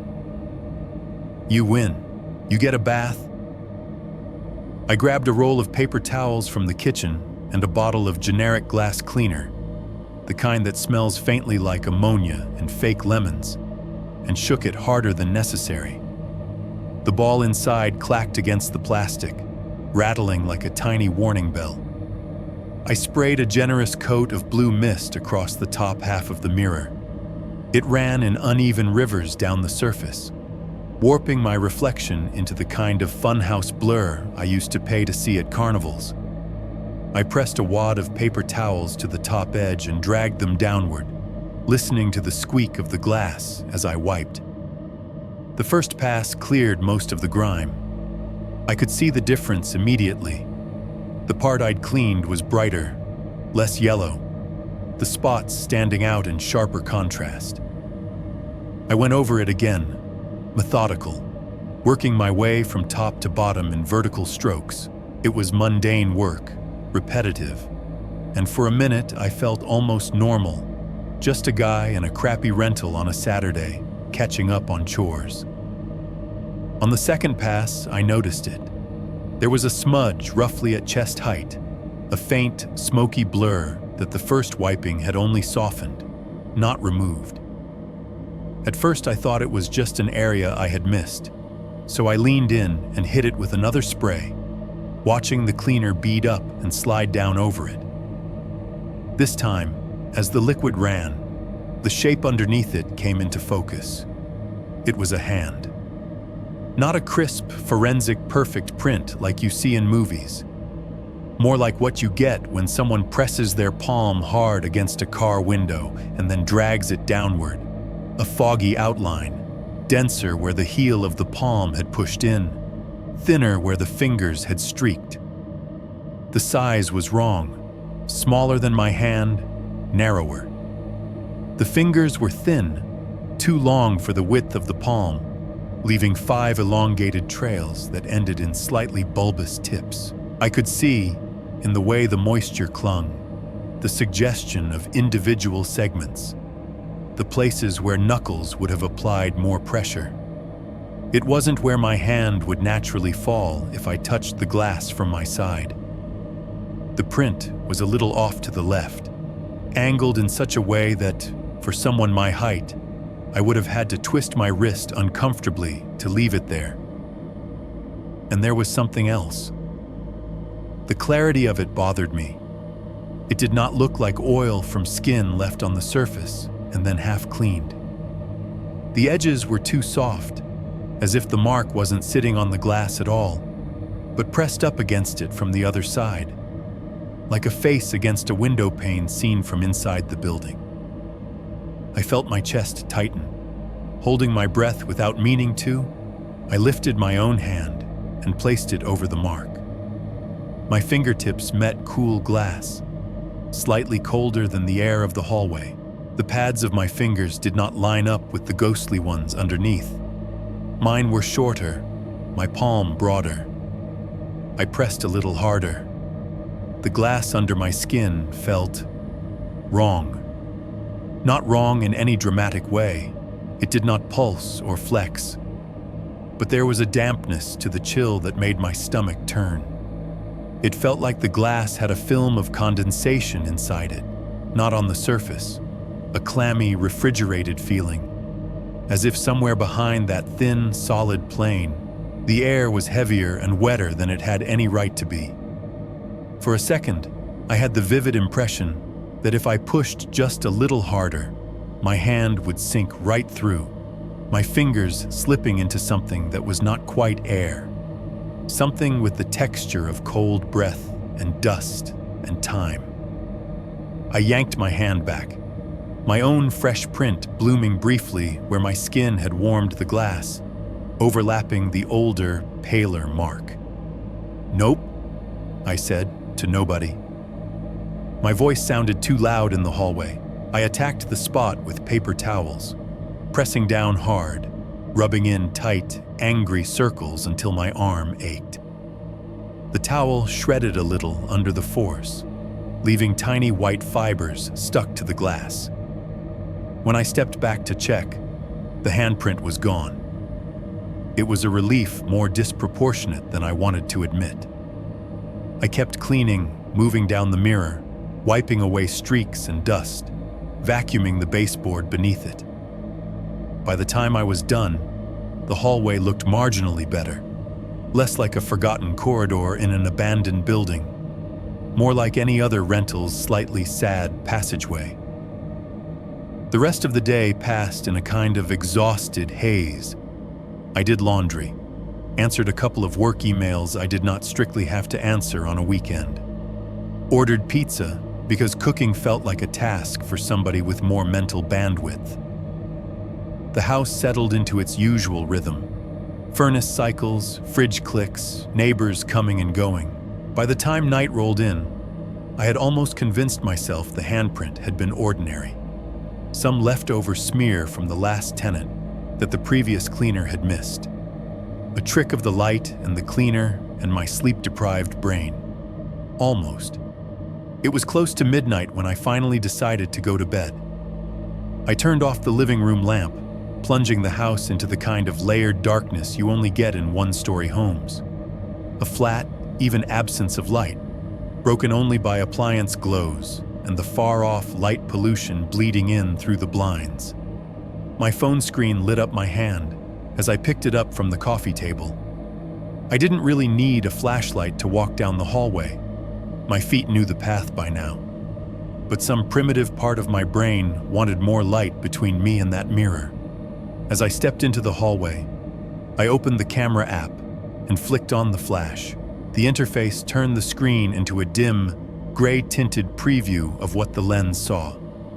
The narrow tunnel of the hallway ahead, my own hand and phone at the bottom of the frame, and the dark, towering shape of the mirror on the right. It felt childish, but I lifted the phone and snapped a photo of the mirror as I walked past. The flash popped, a brief, harsh explosion of white that lit every texture. The mottled paint on the opposite wall, the flattened footprints in the carpet, the faint specks of dust hanging in the air. For a second, the after image of it burned red and green on the inside of my eyelids. I didn't check the photo right away. I finished the walk to the bedroom, shut the door behind me, and plugged the phone into its charger on the nightstand. I washed my face, changed into an old t-shirt, went through the motions of preparing for a night I knew would not bring much sleep. Only when I was under the covers, room lights off, and the phone screen the only glow, did I swipe into my gallery. The last image I'd taken filled the screen.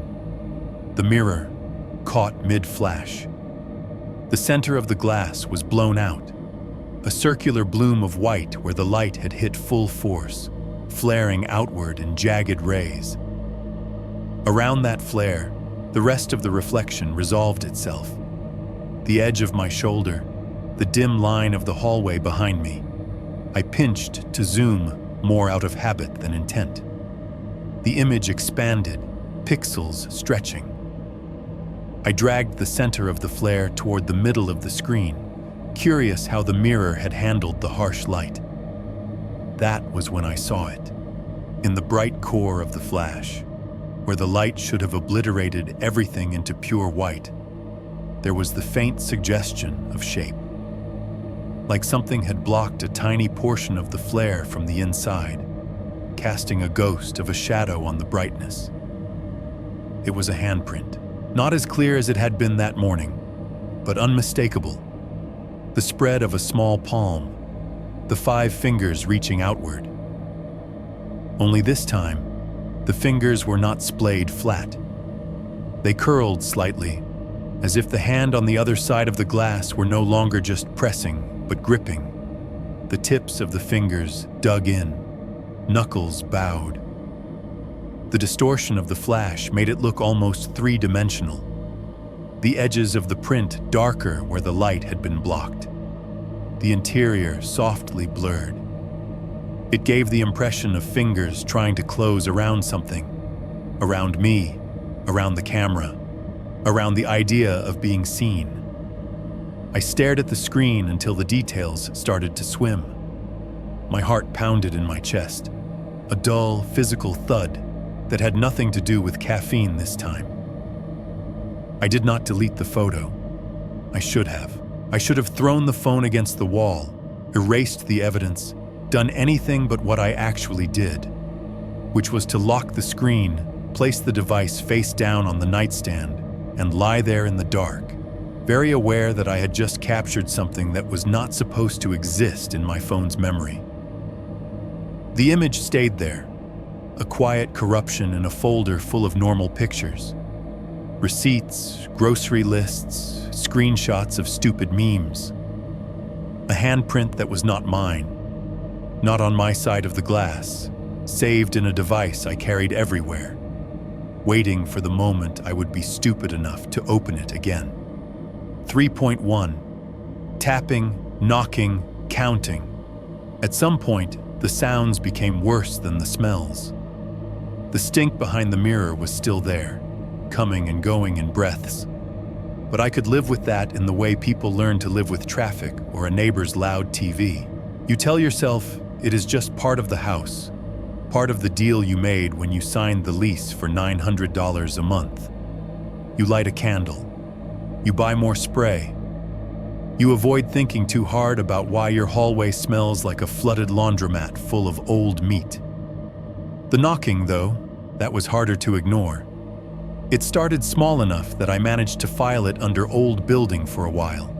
A pop here, a tick there, the subtle crackle of wood and drywall adjusting to heat and cold.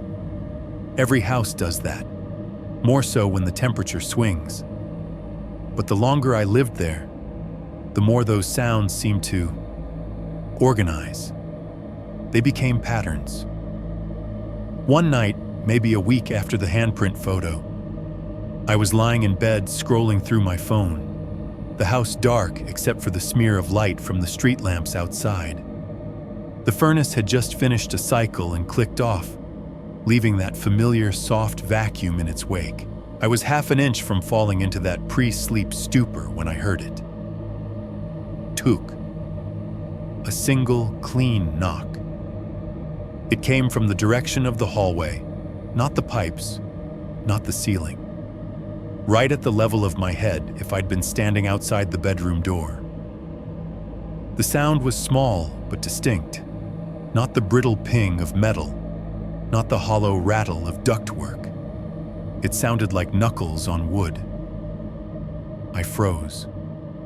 There is a particular kind of stillness your body adopts when it is listening for something it does not want to hear again. Every muscle went tight, but I did not move.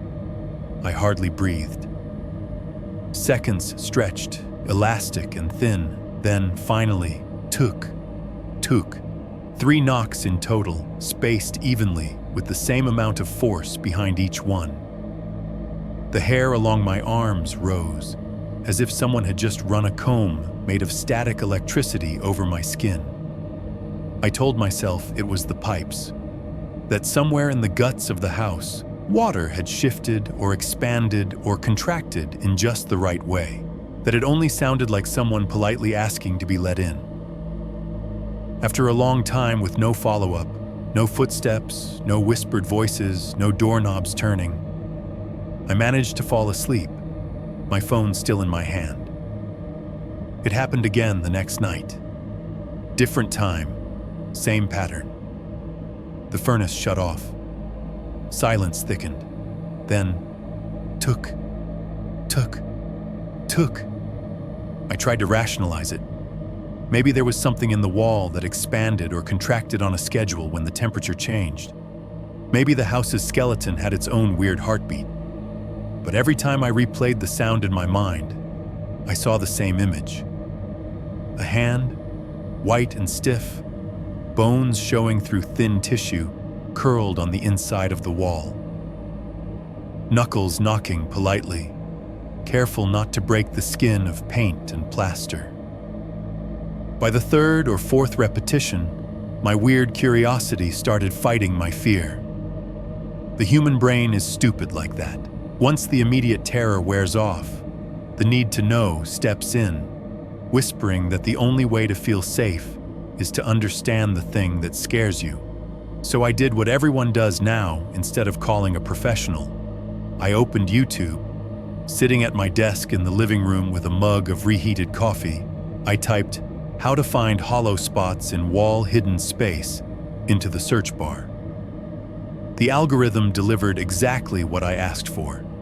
DIY renovation channels, guys in flannel shirts knocking on drywall and explaining how to locate studs, how to avoid power lines, how to tell where you can and cannot cut. I watched 3 or 4 of them in a row. They all echoed the same basic principle. Solid wall over studs sounds dull. Empty spaces without insulation sound hollower, more resonant. One guy even used a ruler as a makeshift tapping stick, running it along the wall and listening for the difference. Armed with secondhand expertise, I got a wooden yardstick from the hall closet, the kind with faded inches stamped along its length, and went to work. I started in the living room, more to test my ear than anything else. I stood a few inches from the wall and tapped lightly, moving the stick along in a slow, horizontal line. Tuk, tuk, tuk, tuk. Solid, solid, slightly less solid, solid. Where the studs were, the sound came back dull and flat. Between them, it had a bit more echo, a tiny hollow quality that matched what I'd heard in the videos. It made sense. The world was still behaving according to rules. I moved into the hallway. The walls there were narrower. The sound bounced in strange ways. I started on the side opposite the mirror, tapping from floor to shoulder height, paying attention. The rhythm of it calmed me at first. It felt almost scientific. When I got closer to the mirror, the air seemed to cool by a few degrees. I could smell that same damp, sweet rot lingering around the frame, though I had not sprayed anything that day. I shifted the yardstick to my other hand and reached around the mirror, tapping along the wall as close to the edge of the glass as I could. Tuk. The word solid formed in my head. I moved a few inches and tapped again. Tuk. The same. Another few inches, tap. Tuk. This time, the sound came back different. Not dramatically, not like I had hit a drum, but enough that I felt it in my hand. There was a faint resonance, a sense of space behind the drywall instead of insulation pressed tight against it. I tapped again, in nearly the same spot, ears straining. Tuk. Yes, definitely hollower. A little more ring to it. A tiny echo that seemed to bounce inside the wall before bleeding out into the hall. My skin prickled. The logical videos had told me what that meant. A void, a gap where there should have been stuffing, a cavity someone had created between studs. I worked a little grid around that area, up, down, left, right, and the pattern became clear. Here, Solid. There, hollow. Here, solid. There, right behind the mirror's midsection, a rectangular shape where the sound had that wrong, open quality. As I tapped my little pattern, something else happened. From the kitchen, just around the corner, came a soft, answering rattle. The fridge hummed differently for a moment, its motor stuttering as if the power had dipped. The plates in the cabinet over the sink clinked together in a tiny chorus. It felt like the house was listening. The sensation was ridiculous, but it would not leave. Every time the yardstick met drywall, I imagined little vibrations traveling through the studs and sheetrock, waking up whatever nested in the spaces between. I pictured the knock carrying down into that hollow behind the mirror, bouncing off hidden surfaces, brushing against things. That night, the 3 knocks came right on schedule. I was in bed, lights off, phone on the pillow beside me, screen dark. The furnace had finished its cycle, the hum fading to a sigh. My eyes were closed, but I was not anywhere near sleep. My brain replayed the hollow sound over and over, an internal metronome. Tuk. The first knock was so perfectly timed with the image in my head that for a second I thought I had imagined it. Then the second one came. Tuk, calm, patient, same pitch, same force. The third followed after the same measured pause. Tuk. They were too regular, too polite. I lay there in the dark, counting the seconds in my head after they stopped, feeling every one of them thud through my chest. 7 passed. 8. 9. Nothing. The next night they came again, and the night after that. Always in clusters of 3. Always in that same measured rhythm, with an almost respectful delay between each one. Eventually, because I am apparently dumber than whatever lives in my walls, I decided to answer. I told myself it was an experiment. I told myself I was gathering data. In truth, there was a sliver of something else slithering under those excuses. A childish compulsion I had not felt since I was small, and dared the dark to come get me. On a Tuesday, sometime after midnight, I lay awake waiting. The knocks came right on cue, threading themselves into the hush. Tuk, tuk, tuk. My heart pounded so loud I was sure it was audible outside my body. I forced myself to move, swinging my legs out of bed, feeling the cold floor under my feet like stepping onto a stage. The hallway was dim, lit only by the faint bleed of the alarm clock and the distant sodium orange glow leaking through the living room blinds. The mirror glinted dully at me from its post, more suggestion than object. I walked up to the section of wall where I knew now the hollow was. My fingers remembered the grid I had traced with the yardstick. I lifted my hand, made a loose fist, and then, before I could overthink it, knocked 3 times. Tuk, tuk, tuk. The sound was smaller than I thought it would be, swallowed quickly by the narrow space. The skin over my knuckles tingled with the impact. Somewhere in the kitchen, the fridge motor hiccuped again, like a nervous cough. Then I stepped back and started counting in my head. 1, 2, 3. I regretted it instantly. 4, 5. Every part of me was suddenly sure that I did not want anything to happen. That I had made a mistake. That I should have left whatever ritual I had just stumbled into unfinished. The tiny rational piece left in my skull reminded me that it was probably nothing. That all I would get out of this was embarrassment. 6, 7. The 8th beat didn't get its number. From inside the wall, not from the surface where my knuckles had landed, but deeper in, muffled by wood and plaster, came 2 very soft, very distinct knocks. Tuk. They were weaker than mine, dulled by the material between us. But they carried well enough that I felt them as much as heard them.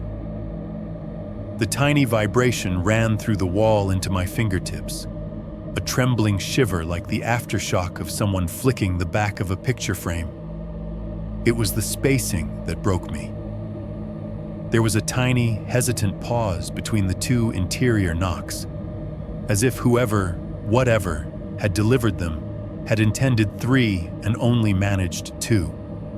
Or as if it had taken that long to move its hand back into position inside that cramped space. The breath went out of me in a shaky rush I could not control. My legs suddenly felt like they belonged to someone else. I didn't knock again. I didn't say anything. I just stepped away from the wall, very carefully, as if any abrupt motion might cause it to knock back a third time. And I knew, with a nausea that went all the way down, that if it did, I would not be able to pretend, ever again, that I was alone in that house. 3.2. The first cut in the wall. There is a point where fear stops you from doing anything, and a point where it forces you to do something reckless, just so it will change. I hit the second point. By then, I had the trifecta: the smell, the knocking, and the dream. The handprint on the glass, the answering taps inside the wall, the sensation of someone, something, sharing the house with me from the wrong side of the drywall. I could go to bed pretending I did not believe any of it, but my body already knew better. It woke me up with a racing heart and sweaty palms whether I wanted it to or not. I found myself staring at the lease one morning, hunched over my desk with a mug of coffee going cold in my hands, eyes stuck on the sentence about the mirror. The tenant agrees not to remove, cover, or relocate the large hallway mirror for any reason. Any damage to the mirror or wall will result in forfeiture of security deposit. Just leave it alone. I read it 5-6 times. I thought about my deposit, about how long it had taken me to scrape that money together, about how much I did not want to deal with a landlord in another state yelling at me over the phone. Then I thought about the smell, the clicking teeth, the hollow knock answering mine from inside the wall, like a voice with no words. How much is your sanity worth? I asked myself out loud. Apparently, it was worth a security deposit. The next day was a Saturday. Sunlight pushed thinly through a film of high clouds, making everything outside look washed out and cold. I got in my car and drove to Home Depot. The store was already busy. Contractors in paint-stained hoodies, couples glaring at each other over tile samples, an old man in a veteran's cap arguing with an employee about lumber prices. I moved through the aisles with an unnatural clarity, like someone acting out a role they'd rehearsed in a dream. Box cutters, a small hammer, not big enough for demolition but enough to help, a flashlight with fresh batteries, disposable medical masks in a crinkling plastic sleeve, the kind everyone had gotten used to wearing a few years back, a pack of heavy-duty rubber gloves. No one stopped me. No one looked at my basket and thought, that man is about to cut into a wall and find something no one should have left there. I was just another customer with weekend plans. Back home, the hallway seemed narrower than usual, like the walls had crept closer together while I was gone. The mirror stood in its place, reflecting my approach, the plastic shopping bag dangling from my hand. I saw my own face in it, and for a second thought of leaving everything in the trunk instead, pretending I'd never had this idea. But the smell was there too, light in the daytime, but unmistakable. Damp, sweet, rotten, threaded through the heated air like a warning. I pulled the mask over my nose and mouth, snapped the gloves on with little pops, and forced my brain to shift into project mode. The box cutter felt both too small and too dangerous in my hand. It had a bright orange handle. The blade extended with a satisfying click that sounded louder than it should have in the quiet house. I stood beside the mirror, my shoulder nearly touching the corroded frame, and set the tip of the blade against the painted drywall just to the right of the glass. Up close, the paint had tiny bubbles in it, old roller marks frozen in place. I could see where someone had gone too light in spots, the color underneath peeking through. I took a breath through the mask and pushed. The first cut made a small, reluctant hiss as the blade sliced through paint and into gypsum. White dust clung to the metal as I dragged it downward, flecks sprinkling onto the carpet at my feet. The smell of the wall's insides came out to meet me immediately. Chalky, dry, undercut by a damp, moldy note that made my eyes water behind the lenses. It should have felt like cutting into any other inanimate object, but it didn't. My brain kept insisting I was dragging the blade through something softer, something that would bleed if it could. The sensation of the knife breaking that outer skin of paint and plaster triggered a primitive disgust response I had not expected. My stomach tightened. Drywall, I told myself. You are cutting drywall. I finished the first vertical line, then started on the second, about a foot away, drawing another parallel incision in the wall. A rectangle 1 by 1 foot, big enough to get a look, small enough that I could patch it later if, by some miracle, there was a normal explanation. Connecting the two lines at the top and bottom was worse. The sound of the blade scraping sideways across the wall set my teeth on edge. Clumps of brittle paint flaked off and drifted down my sleeves. With each stroke, the smell grew stronger. No longer just dampness and age, but something richer, heavier. When the square was fully outlined, I set the cutter down and picked up the hammer. I slid the claw end into the slit at the top of the cut and gently pried. At first, nothing happened. Then the drywall gave with a little crunch, the top edge tilting inward. As the piece bent, small noises came from inside the wall, the faint crackle of old wood shifting, the quiet clink of a nail that had been holding on for decades, finally losing its job. I eased the square out, both hands gripping the sides through the gloves. It came away in one piece, a pale, chalky tile with ragged edges. Behind it was nothing but black. Not the soft, dusk dark you get in a closet with the door closed, but a dense, lightless void. The flashlight beam, when I flicked it on and shined it into the opening, seemed to disappear for a second before recovering, as if it had been swallowed and then spat back out. Then the smell hit me full in the face. It came in a wave, hot and wet and layered. My mask caught some of it, but not enough. It pushed through the fabric, coiling into my nose and mouth. The top note was unmistakably decay. Not fresh, bloody rot, but the long, low reek of flesh that had been exposed and then forgotten, dried and redampened and dried again. It smelled like something that had died, been partially preserved, and then left somewhere that water and heat still found it from time to time. Under that was the stale, stagnant scent of old water, the way a flooded basement smells weeks after the water has gone, when all that remains is a slime-clogged drain and walls that will never be fully dry again. Threaded through both was the waxy sweetness of candles left burning too long, paraffin and smoke, mixed with something sharper and chemical, a biting tang that made me think of high school biology labs and jars of pale things bobbing in cloudy liquid. Formalin, or something like it. Preservation and ruin sharing the same breath. I gagged, turning my head away, squeezing my eyes shut until the dizziness passed. When I trusted myself not to throw up in my own hallway, I forced my attention back to the opening.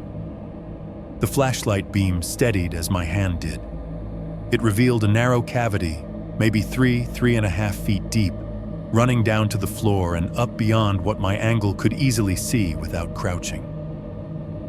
The opposite wall wasn't drywall. It was old brick, the kind you see in basements and under ancient facades. Dark, uneven, mortared with something that had gone the color of dirty bone. The floor of the cavity wasn't floor at all, not in the way the rest of the house had flooring. It was compacted earth, tamped down into a flat, hard surface. In the harsh light, I could see impressions in it, faint depressions, like something heavy had sat there for a very long time. At first, I thought the pale thing on the dirt was a root. It lay near the front of the void, a slender, off-white object partly dusted with dark crumbs of soil. About 1.5 inches long, curved slightly, tapering at one end. It had that dry, porous look old bones get in the sun. A second look made every hair on my body stand up. The shape was wrong for a root and too precise. One end was broader, with 2 small, rounded bumps, the joint. The other end narrowed and flattened, and there, catching the edge of the beam, was the dull sheen of a nail. Human nail, yellowed with age, still clinging to the tip of the thing. It was a finger bone, more specifically, the last phalanx of a finger, snapped free at the joint, dried and left here on this bed of packed earth like a discarded cigarette. A shred of something brown and leathery still clung to the side of it, old tissue, shrunken and fused to the bone. My brain supplied images I didn't need. A hand flexing, then breaking, fingers pulled, bones separated. That tiny piece cast out or dropped during the process, too small to bother retrieving. I realized I was breathing too fast inside the mask. Each inhale dragged more of the smell into my lungs. Some distant, rational part of me insisted I should back away, call the police, let someone else look into this. Another part, the one that had knocked on the wall, the one that had come this far with a blade and a hammer, wanted proof that this wasn't just a trick of light and fear, that the bone was what I thought it was.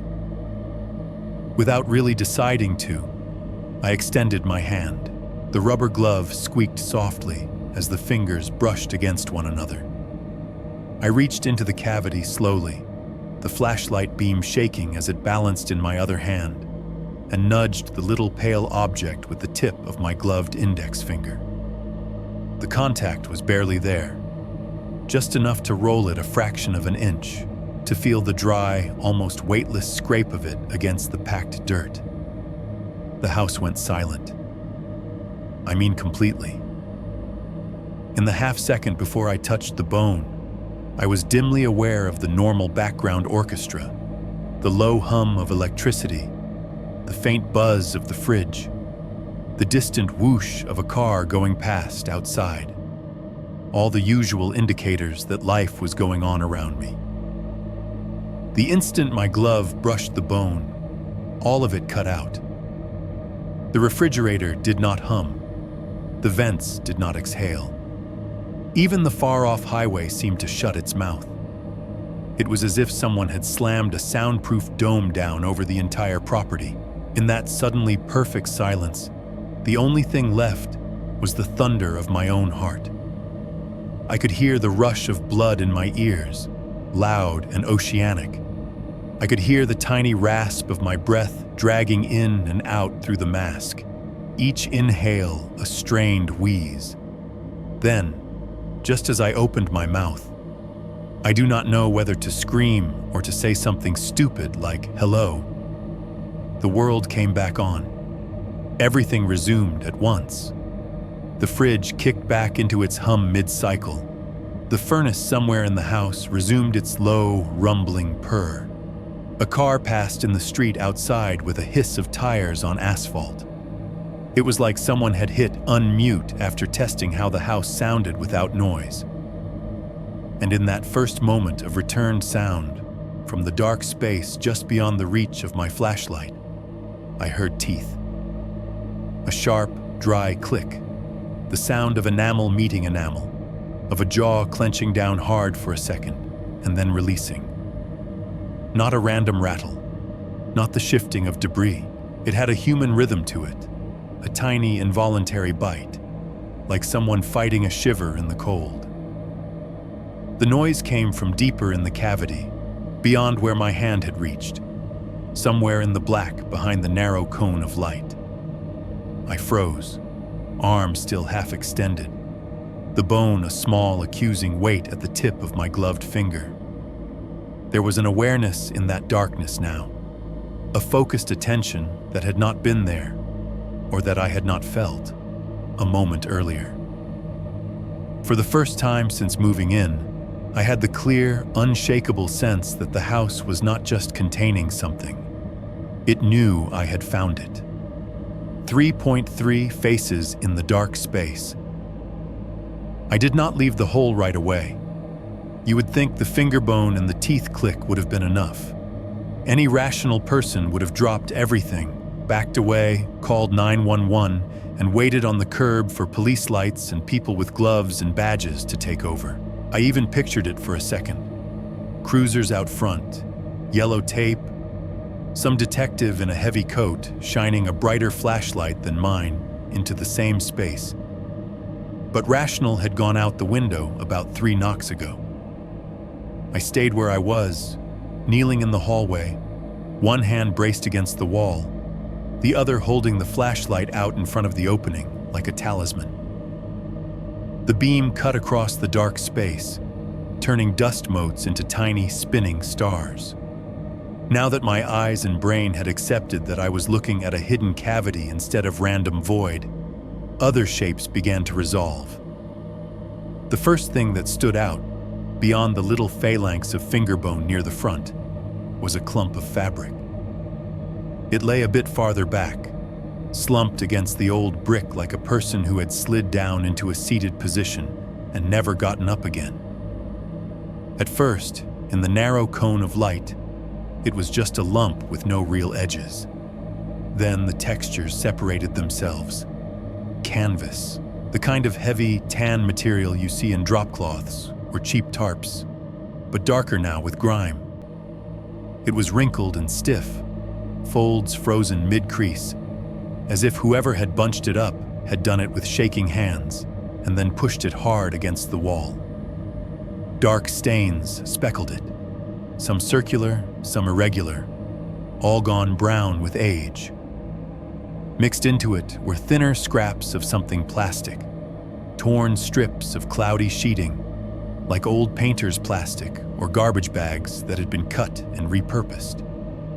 They clung to the canvas, fused in places where moisture had melted them slightly together, then dried. Beneath it all was the same compacted earth, but disturbed here, shallowly scooped and then smoothed over. My mind supplied words like nest and shroud, whether I wanted it to or not. In the far corner of the cavity, my light caught on edges that were too clean to be natural. I angled the flashlight up and to the right.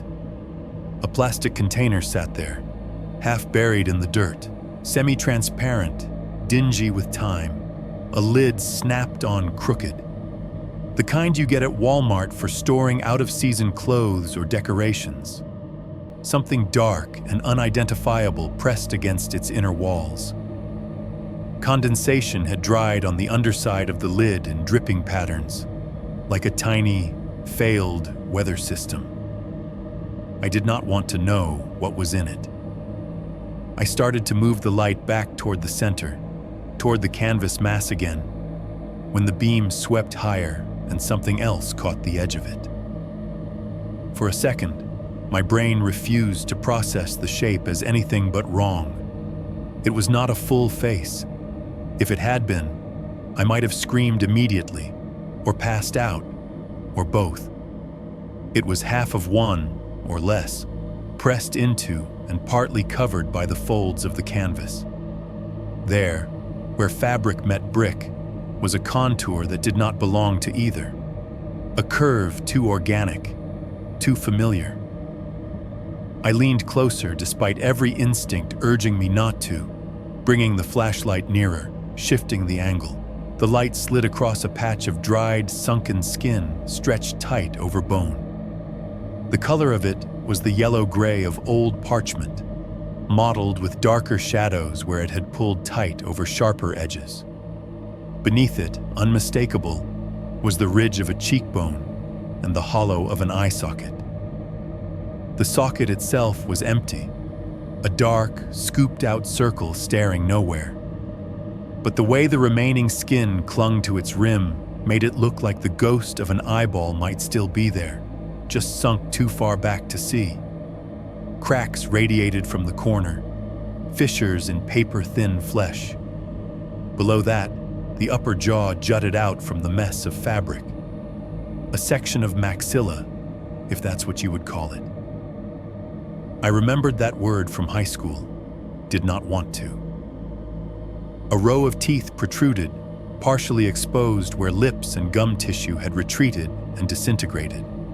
They were mostly intact, slightly irregular, one overlapping another just a little.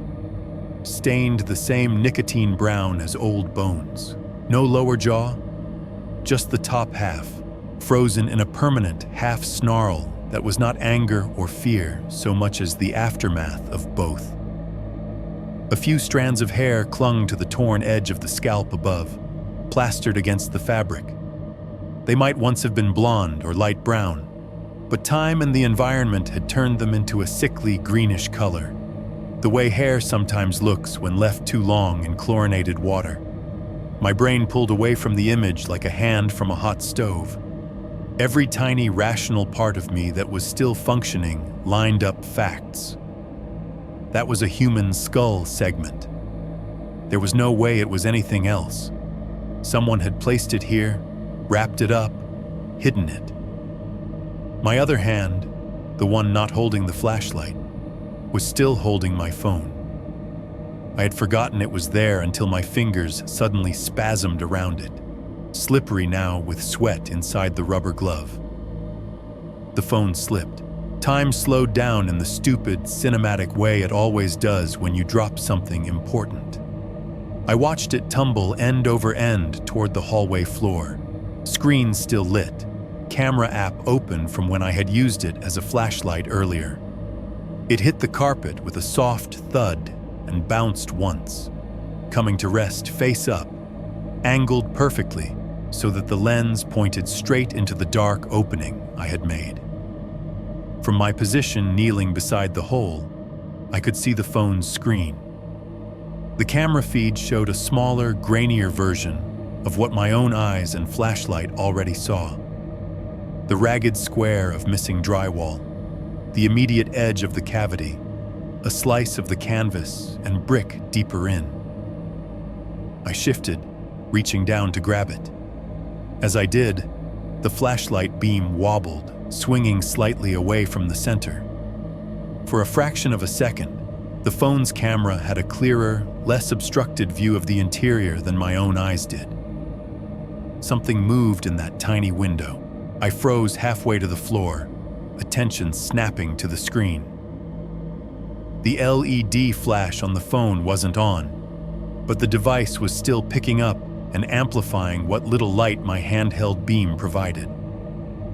The image pixelated, then sharpened.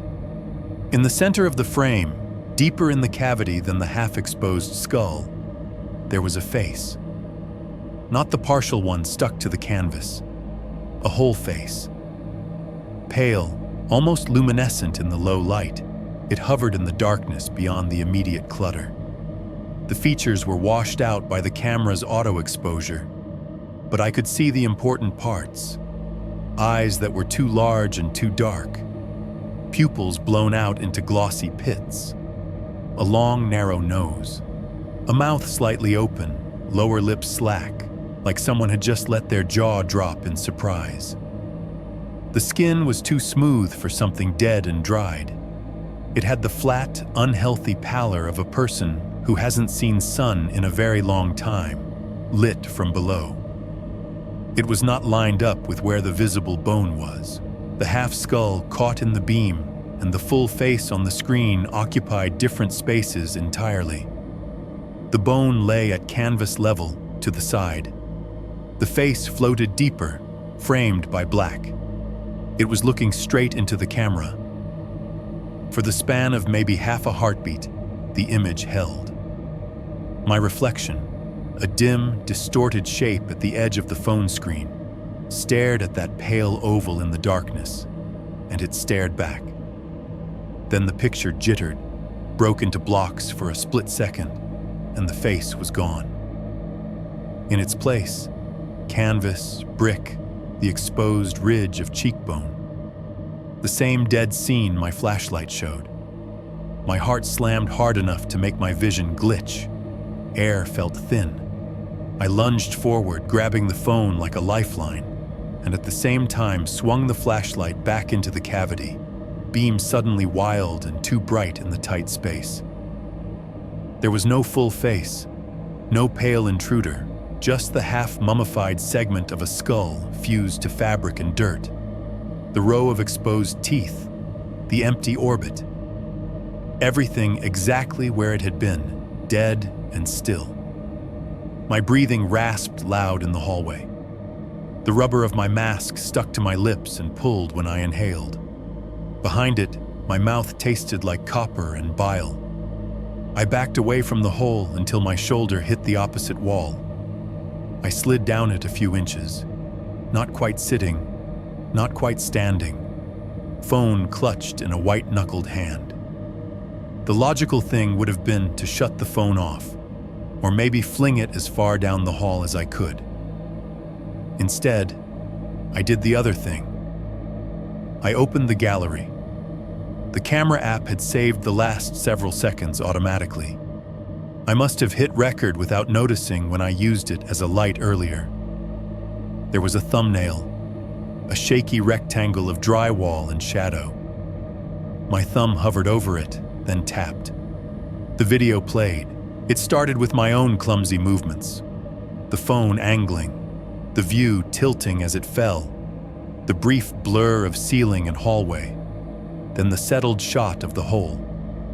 The flashlight beam slid around in the frame, jittery and uncertain. I watched the moment my memory insisted contained that face. Watched the beam shift, the pixels stutter under low light. Nothing. The footage jumped, not to the end, just to half a second later. The time code on the video advanced smoothly, eating every millisecond. But the content skipped from one position of the light to the next, without showing what my brain swore had been there. No pale oval, no dark eyes, no slack mouth. It was as if someone had taken a pair of invisible scissors to exactly that fraction of a second and spliced it out, then glued the ends back together so cleanly that only the tiniest hiccup in motion remained. I scrubbed back and forth with my thumb, frame by frame. The frames before showed only brick and fabric. The frames after showed only brick and fabric. The in-between frame, the one my gut remembered too vividly, was gone. The file information claimed the video was intact. Same duration as it should have been for the time I knew it had been recording. No editing software opened, no corruption warning. Just a normal, boring clip of a wall cavity. On screen, the skull fragment's empty eye socket stared back at me. In my memory, another pair of eyes, darker, deeper, aware, stared from behind it, furious at being seen. For the first time since I started cutting, another thought entered my head. Something colder and more alien than the fear of dead bodies hidden in the architecture. Whatever was tied to this wall, to this mirror, to this pocket of black space, it did not just want to stay hidden. It had opinions about being recorded. 4. 1. Rubbermaid and the bags. There is a specific point where you stop asking yourself, Should I be doing this? And start asking, how far can I go before something stops me? I was past the first question. I had cut into the wall. I had found the finger bone. I had seen, or thought I had seen, a face on my phone that refused to exist on playback. It felt like I had already crossed whatever line a normal person would have stayed behind. From here, there was only forward or running out of the house and never looking back. I did not run. Instead, I adjusted the mask on my face, the elastic straps digging into the back of my ears, and tightened my grip on the flashlight. The rubber gloves squeaked faintly when I flexed my fingers. I felt like someone playing dress-up as a crime scene tech, except there was no team behind me, no backup, no supervisor to take the blame. Just me, an ugly hallway, and a hole in the world. The opening I had cut wasn't big enough to climb through, but I could get my arms in up to the shoulders if I angled right. I knelt again, the carpet rough against my knees, and leaned in, pushing one arm and part of my torso into the cavity. The air inside was colder than the hall, dense with the layered stink that my mask could not keep out. It coated the back of my throat, turned each inhale into a slow swallow of something rotten. The canvas bundle was closer than it had looked before, bunched up against the brick, less than an arm's length away. Up close, I could see that it wasn't a single piece of fabric, but several, folded and refolded over each other, stiff with old fluids and dust. The flashlight beam made the stains shine darker, almost black, against the tan. I pinched a fold of it between gloved fingers and pulled. It did not want to move. For a second, I thought it might be nailed down, but then the whole mound shifted an inch with a gritty slide, like something stuck in mud. The smell intensified, an invisible punch that made my eyes sting behind my lashes. "Come on," I muttered, voice muffled inside the mask. I braced my other hand against the brick and pulled harder. The canvas mass peeled away from the wall with the reluctant, sucking sound of something separating from a damp surface. Dust and tiny chunks of something dry rained down onto the packed earth. For one awful heartbeat, I was sure I was about to uncover a full, intact body upright behind it. Instead, I revealed the Rubbermaid. It was wedged back into the corner of the cavity, half buried in the dirt, a cloudy plastic storage bin streaked with grime. The once clear sides had gone milky with age and whatever had seeped against them from inside. A faded brand logo was still just visible on one end. The lid was on, but crooked. One corner not fully sealed, the edge warped slightly, as if someone had forced it down over a load it was not meant to contain. Several strips of old, yellowing duct tape crisscrossed the top. Their adhesive bloomed outward in cracked, grayish fans. The tape had caught debris over the years. Hair, fuzz, bits of drywall dust. In one corner, a clump of that filthy greenish hair I'd seen earlier was stuck to it, twisted around itself like a dead thing that had tried to climb out and been trapped mid-escape. The smell pouring off the bin was different from the general rot of the cavity. Denser, more focused. It felt like the source, the heart of whatever was wrong in this wall. Even through 2 layers of mask, I had pulled on a second one from the pack without thinking. The stench came through in waves. Meat, chemicals, mildew, plastic, all blended into something that had no right to exist inside a home. My stomach rolled. I shut my eyes for a second, inhaled carefully, exhaled even more carefully, and told myself that it was already here, whether I looked at it or not. If I stopped now, I would still be sleeping 10 feet away from this box. That thought was worse than whatever might be inside. I shuffled my weight, wedging my shoulder against the drywall edge for leverage, and hooked my fingers under one side of the Rubbermaid. It shifted reluctantly, as if the earth beneath it had grown hands of its own. I managed to drag it forward a few inches, a low scraping sound echoing between the brick and the outer wall. The vibrations traveled up my arms into my bones. The tape on the lid crackled when I touched it. Up close, I could see where someone had smoothed it down with bare hands years ago. The fingerprint ridges impressed into the adhesive, now preserved in dust. I did not let myself think about whose hands those had been. The rational part of me whispered that I should not open it, that I should pull my arm out of the hole, call the police, and let them be the first ones to peel this thing back, that they would ask me questions I had no good answers for if they arrived to find it already open. Another part, the part that had knocked and listened and counted, wanted to see the truth with my own eyes before anyone else claimed it. I dug my fingers under the edge of the tape and peeled. It came away in stuttering jerks, resisting in brittle little snaps. The sound was weirdly loud in the confined space, echoing down the cavity. Underneath, the lip of the lid was sticky and blackened, like old sap. I peeled each strip back one by one, folding it against itself, my gloves sticking slightly as I did. When the last strip came free, I slid my fingers into the gap at the crooked corner of the lid and pried it up. For a moment, nothing happened.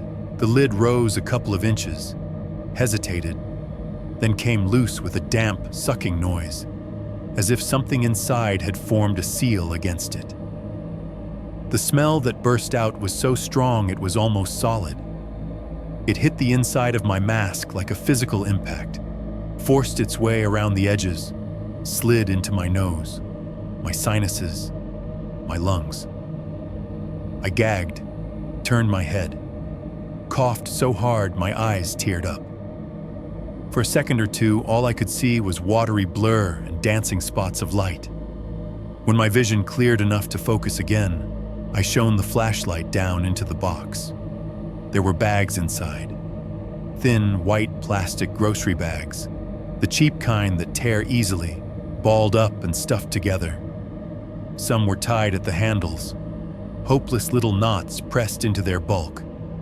Others had split open under the weight of whatever had been inside them. All of them were stained. Brown, yellow, dark gray, the beam of the flashlight caught on pale shapes between them. Bones. They were piled in the box, like someone had cleaned out a closet and thrown everything into a single container, intending to sort it later and never getting around to it. Vertebrae curved like small white gears, some still linked together in short chains, others separate. Ribs arced over and under them, some snapped, some whole, their ends smooth where they had detached. A chunk of pelvis lay at one side, the socket of a hip staring up at me like another empty eye. The jagged line where it had been broken away from the rest of the bone looked almost fresh in the beam, though I knew that was just the light. In the center of it all, half nested in shredded plastic, was a skull. It was more intact than I expected. The cranium was mostly whole, though a crack ran from the temple up across the forehead. A thin lightning bolt fracture that had split the bone but not yet separated it. One orbital socket was nearly perfect, a round, dark cavern rimmed with delicate ridge. The other had a chunk missing, a rough-edged hole where bone had been smashed in, caving the orbit into the sinus. The upper jaw held a row of teeth that were in better shape than mine. Straight, mostly even, only a couple chipped or slightly crooked. Dirt clung to their bases, packed into the gaps like a parody of gum tissue. A line of dried, brownish material, old blood maybe, or earth heavy with it, stained the bone just above. I could not tell if the skull had belonged to a man or a woman, and somehow that made it worse. It was just a person. Anyone. On the far side of the box, half caught under a folded bag, another fragment of skull had a wad of hair tangled around it. This hair was longer, a dirty, matted rope of what might once have been blonde. It looped around the curved bone, stuck there by dried fluids and time, some strands escaping to brush against the inside of the plastic like something still trying to float. I reached in, almost without realizing I was doing it, and touched the main skull. The gloves took away some of the sensation, but not enough. The surface was dry, smoother than I expected, but not polished. Faint texture under my fingertips, a thin layer of powdery residue that came away in tiny smears. It weighed almost nothing when I slid my fingers under the zygomatic arches and lifted, the way you might lift a ceramic bowl. That lightness shocked me. It felt more like a prop than a person, a hollow thing. All the weight of blood and thought and expression long gone. I imagined a face over it, muscles and eyes and lips reattached in my mind, and nearly dropped it. The lower jaw was missing, but what remained of the maxilla knocked lightly against the edge of the bin as I tilted it. The sound it made was small and clean, a sharp cack of bone on plastic. A split second later, from somewhere deeper in the house, another cack answered. Same pitch, same sharpness, as if the noise had bounced off a far wall and come back wrong. Except this wasn't an echo. It came with a delay, a full second, maybe a hair more, just long enough that I knew it wasn't the same sound chasing itself around the structure. It came from behind me. Specifically, it came from the direction of my bedroom. Not the living room, not the kitchen, not outside. The dark doorway at the other end of the hallway, the one I had left closed when I started this. Something in there had perfectly mimicked the sound of bone-tapping plastic, once, and then gone silent. My grip on the skull tightened involuntarily, fingers digging into the hollow spaces beneath the cheekbones. The rubber of the glove squealed faintly against the smooth bone. The house settled into a listening stillness again. No furnace, no fridge, no trucks outside. Just me, kneeling in the hall with half a human head in my hands, and the knowledge that whatever I had disturbed in the wall was no longer content to stay on its side of it. 4.2. Carved lines and scratched words. At some point, the human bones stopped being the worst thing. That sounds impossible, but it is true.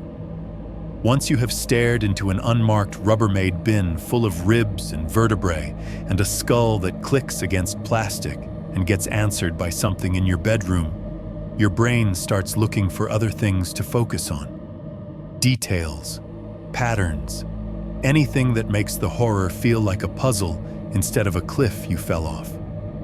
That was what I clung to as I set the skull back, gently in its nest of torn bags. The teeth tapped the side of the container again, softer this time. Nothing answered from the rest of the house. The flashlight beam shook slightly as I pulled my arm back, not out of the hole entirely, but enough to change the angle of the light. Instead of pointing straight down into the box, I swept it upward, letting it crawl over the brick wall at the back of the cavity. That was when I realized the bones were not the only marks someone had left in here. The bricks were old, the kind you see in foundation walls and 100-year-old basements. Their surfaces were rough, pitted, mottled with darker patches where moisture had seeped in. But layered over that, etched into the face of the stone in lighter, rawer lines, was a network of scratches. At first it looked random, the kind of shallow gouging you might get from shoving heavy things in and out of a tight space. Then my eyes adjusted to the differences. Some lines were wild and diagonal, overlapping like panicked scribbles. Others were startlingly straight and regular, running parallel to each other at the same height across several bricks, all in a narrow, horizontal band. I shifted the flashlight closer. Those uniform lines were clustered about midway up the wall, at roughly the level of my chest. Each one was 3 or 4 inches long, dragged with enough force to strip through the film of age and grime and reveal the fresher, paler material beneath. They ran side by side, some slightly deeper than others, all within the same 4-5 inches of vertical space. It struck me then what that meant. Whatever had made those marks had been at a fixed height, not moving freely around the space, not standing up, sitting down, changing posture. The lines were all in the same band, like the reach of hands that could not rise or fall any further. I imagined arms pinned, elbows trapped, shoulders pressed against cold brick, fingers stretching as far as they could, nails biting in and dragging downward again and again because there was nothing else to do. That thought made the back of my neck go tight. I angled the beam lower, then higher, checking. There were other scratches outside that band, but those looked different, shorter, more chaotic, as if made with less leverage. The straight ones, though, were deliberate, repeated. The same motion, over and over, until the fingertips must have been worn down to bleeding stubs. I swallowed behind the mask, throat dry despite the damp stench in the air. My hand moved almost on its own, the beam seeking meaning in the mess of marks. Closer to the center of the wall, the scratches changed character. They weren't just lines anymore. Some of them crossed each other at angles that felt intentional. I traced them with the light. One vertical groove, interrupted halfway by a short horizontal dash. Next to it, 2 vertical grooves side by side, connected near the middle. Lower down, something like a sideways L that had been dragged too long. None of it was clean. The brick didn't take fine detail well. Every stroke was a rough, chalky bite, but I knew what my brain was trying to assemble. Letters. H-E-L. The P was harder to find. There was a curve there, a partial loop, but it had been overwritten by more violent, less controlled scratching, as if someone had gone back over their own message and obliterated it in a frenzy. The result was a white, scabbed patch of stone where the brick's original surface was almost completely scraped away. It looked like a word that had started to exist and then been clawed back into nothing. Help, I thought, uselessly. It was such a cliché that my mind almost rejected it, the kind of thing you see in bad horror movies and cheap haunted houses. But there it was, H-E-L, and the ghost of what should have been a P, buried under the paler slash marks that had come after. I could picture it too clearly. Fingers, already bloodied from days of dragging lines into the wall, forcing themselves to carve something recognizable. A person working each letter one stroke at a time, pausing to breathe, to cough, to sob, then going back to it. I could also picture the moment they gave up, or the moment someone else came and, not liking what was being said, used the same hand, the same fingernails, or maybe something sharper to destroy the message. To make sure no words survived, just scratches. A faint sound reached me then.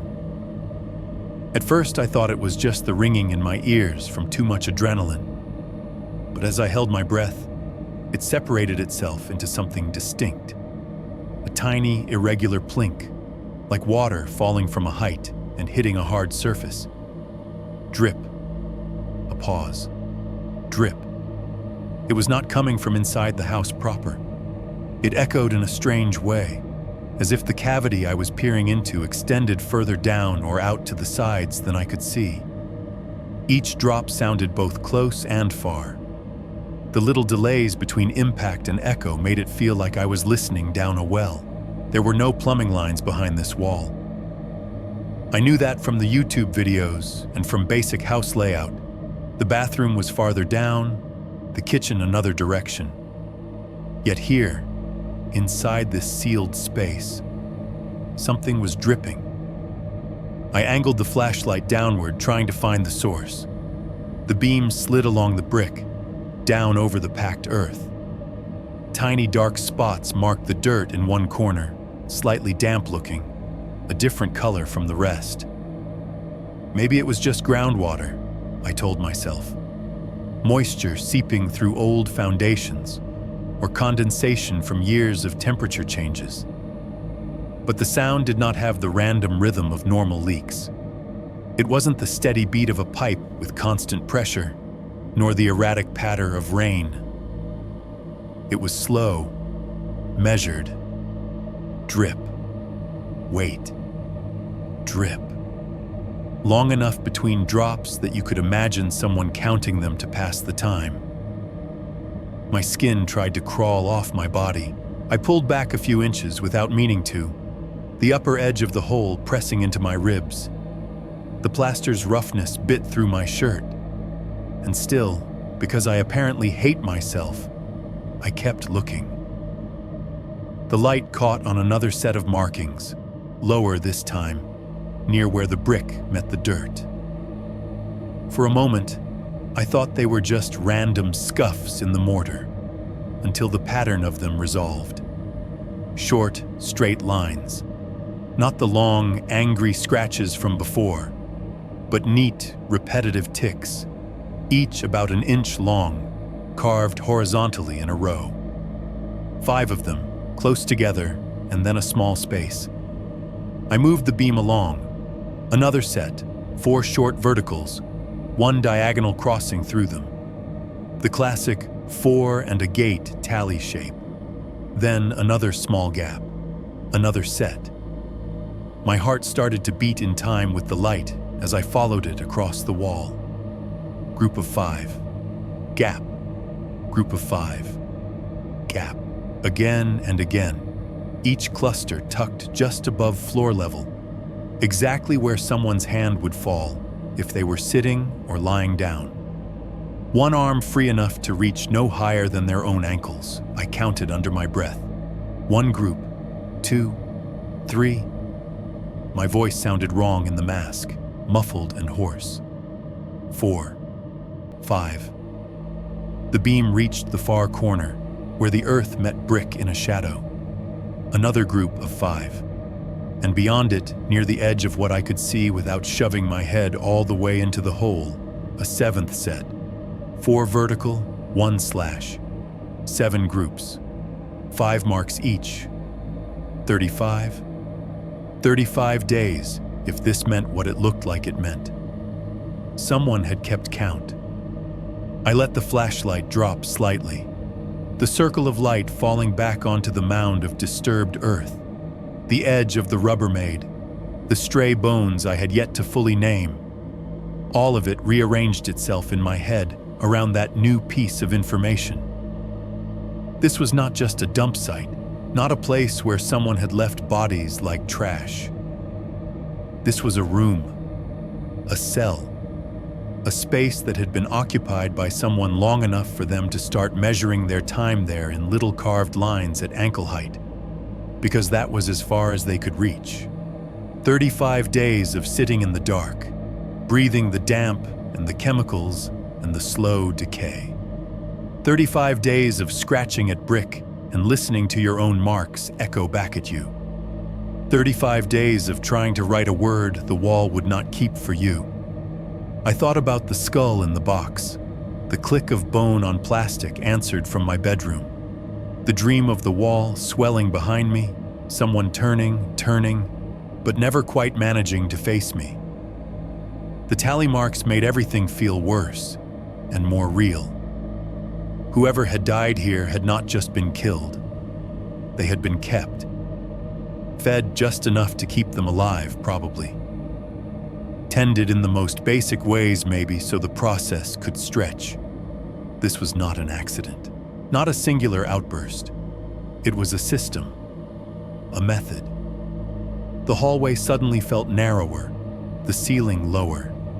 The air in front of the mirror seemed to thicken, as if I were standing not in my own home but in the corridor outside a series of invisible cells, all of them occupied once, maybe more than once.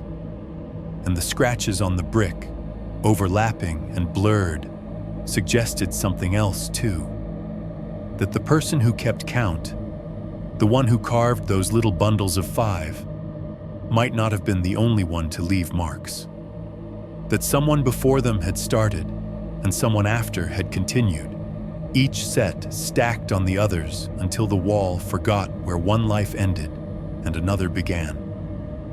4.3. Calling 911. At some point, the part of my brain that still believed in ordinary procedures finally woke up and pushed through the panic. You found a hidden room in your wall. You found bones. You are not equipped for this. I backed out of the cavity on my knees, one hand on the drywall for balance, the other still clutching the flashlight like I was afraid the dark would pour out if I turned it off. The Rubbermaid sat open, the skull tilted at an angle that made it look weirdly curious. The smell followed me into the hallway, thinner, but still wrapped around my head. I peeled one glove off with my teeth, fumbling for my phone with hands that did not seem interested in doing what I told them. The screen's glow felt wrong in that space, too bright, too normal.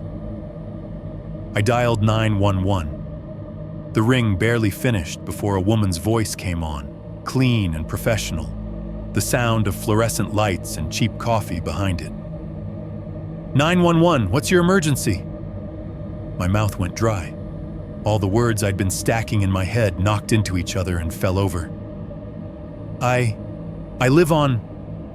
I gave her the address automatically, like I was reciting my name at a bank. There are bones in my wall. Took a small pause, the sound of fingers tapping keys. Sir, is anyone in immediate danger?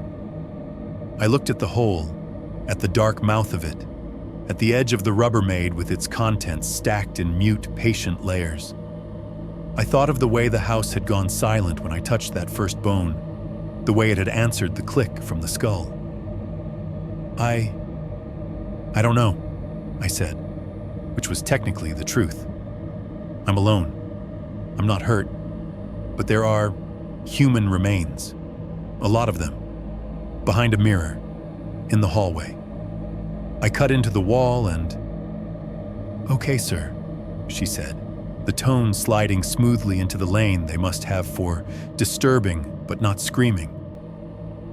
I need you to stay on the line with me. Do you believe this is recent? Is there any sign someone else is there with you? No, they're old. They look old. Like dried out. There's a skull. Ribs. I think this was here before I moved in. Okay, she repeated, and I could hear the click of the situation moving from maybe a prank to paperwork and detectives. Officers are on their way to your location. Do not touch anything else inside that space. Can you step away from the area and wait near the front door? I realized I was still standing right in front of the hole, inches from the mirror. My reflection looked washed out and stretched, the lens of the phone a small, bright eye in my hand. Behind me in the glass, the square of darkness where the drywall had been was a black stain that seemed deeper than the actual hole. Yeah, I said. Okay, I'm going to the front door. I did as she told me, backing down the hallway until the mirror and its wound were out of sight. My legs felt hollow, like I was wearing someone else's body. I unlocked the deadbolt with shaking fingers and cracked the door. letting in a stripe of cold air that smelled like exhaust and wet leaves. By the time the patrol car turned into the cul-de-sac, the sky had shifted from gray to the kind of flat early evening that makes everything look like a crime scene anyway.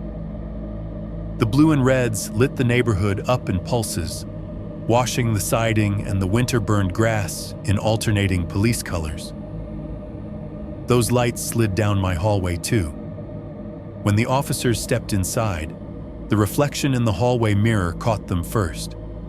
A young guy in a too big vest, his hair still working out how to be regulation short, and an older sergeant with a gut that said he'd graduated from street fights to paperwork years ago.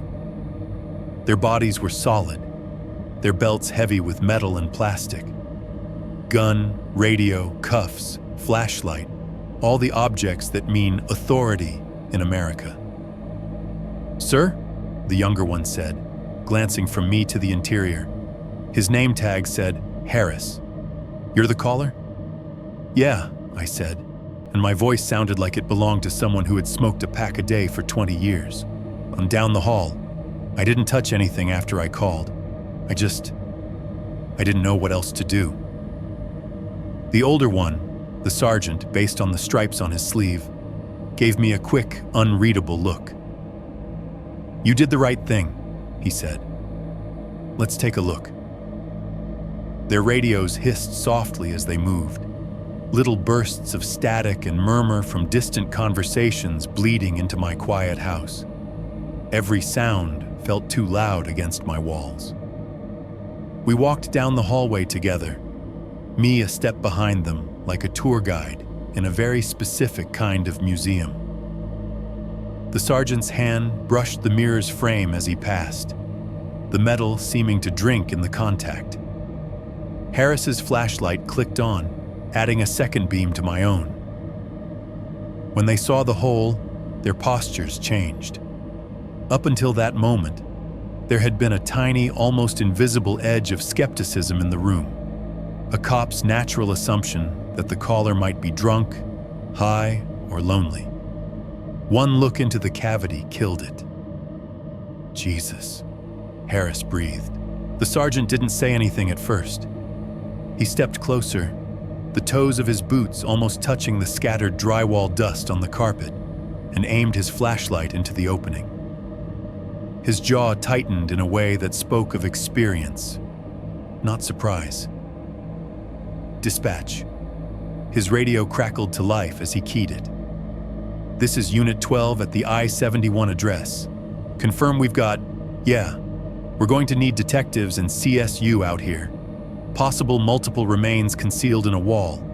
Send the coroner's office too."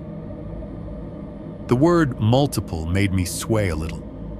It sounded like a category I had accidentally dropped myself into. They didn't let me get closer after that. They sat me at the edge of the living room, within sight of the hallway but out of the way. Another patrol car arrived. Then an unmarked sedan. Then the van. The crime scene unit came in like a small, grim parade. Men and women in navy jackets with forensic in yellow on the back, lugging cases that unfolded into trays of swabs and tweezers and evidence bags. Someone unrolled yellow tape across my front yard like they were staking a claim. The neighbors' curtains fluttered. The house changed tone. They turned on more lights than I had used in weeks. The bright white beams made every flaw in the drywall stand out, every stain on the carpet roar into existence. Someone set up a tripod in the hallway, its legs braced unevenly on the narrow floor. A camera with a harsh external flash was clipped on top. Every time that flash went off, it froze the hallway in cruel, high-contrast stills. The hole in the wall, the exposed brick, the raw edge of the cut. The Rubbermaid bin half pulled into view. In the mirror, those flashes stacked on each other. From where I sat, I could see part of the reflection. The camera, the tripod, the clustered bodies moving in and out of frame. Each burst of white turned the mirror into a snapshot of my own home as a crime scene, like funeral photos with the wrong subject. The faces were half-turned, the mouths mid-sentence, the ribs in the bin white as teeth. They cataloged everything. Gloved hands reached into the cavity and eased out the bin, setting it down onto a plastic-lined tray. Someone read off measurements. Another person hovered with a clipboard, writing down every word in neat, compressed handwriting.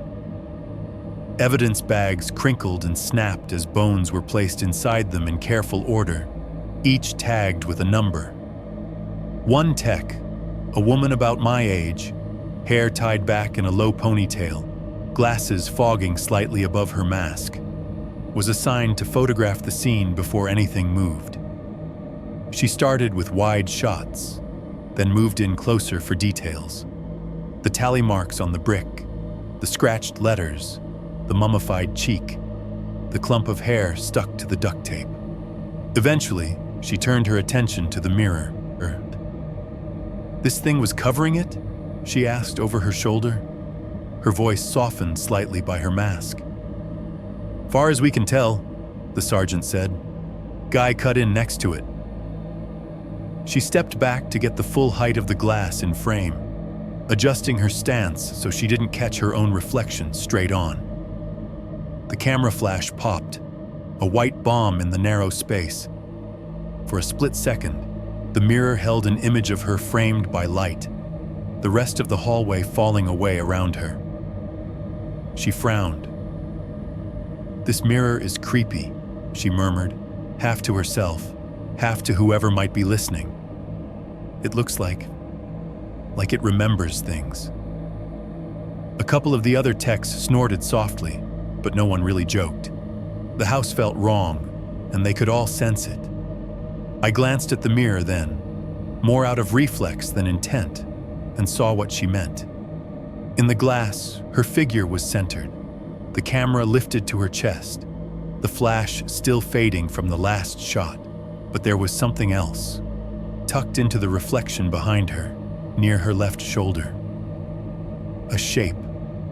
Not a clear person. Not the kind of Hollywood figure that sends people screaming. Just a dense patch of shadow darker than it should have been, with the vaguest suggestion of height and tilt. The top of it lined up where a head would be if someone were standing too close behind her, leaning in to see what she saw. In the actual hallway, there was nothing there. I looked over her shoulder, past the camera, at the empty stretch of beige wall and the edge of the bedroom doorway. No one was standing that close. Everyone else was clustered on the other side, around the hole, their backs turned. I looked back at the mirror. The shadow seemed closer now, as if, in the half second it took me to compare reality to reflection, it had leaned in. There was the raw impression of depth, not just a smear on the surface, but something with its own presence, occupying the same strip of air the tech's body was occupying, except slightly out of sync. I blinked. The next flash went off, and the world stuttered. When my vision cleared, the hallway was just a hallway again. The mirror showed only the people actually in it. The tech with the camera, one of the officers leaning in to see the tally marks, the sergeant's shoulder. No extra shadow, no too close presence. But in that instant between flash and after image, the mirror had held the ghost of a different frame, one in which my house looked just a little more crowded than it should have. My skin crawled under my clothes. The forensic tech checked her screen, nodded, and stepped away from the mirror without realizing how much space she had just given it. Out in the living room, the police radio crackled, a voice requesting an ETA from the coroner. Someone in my kitchen opened a drawer they shouldn't have without asking. The world went on, wearing a new layer of official procedure like a skin. The mirror kept its own record. For everyone else, this was now a crime scene. For me, sitting on my own couch while strangers bagged the bones that had been sharing my walls, it still felt like I was inside someone else's memory. and the house was not done showing it. 5.1. Interviews and sleepless nights. They did not let me go back to my house after they finished with the wall. At least, not in the way I had gone back to it every other night.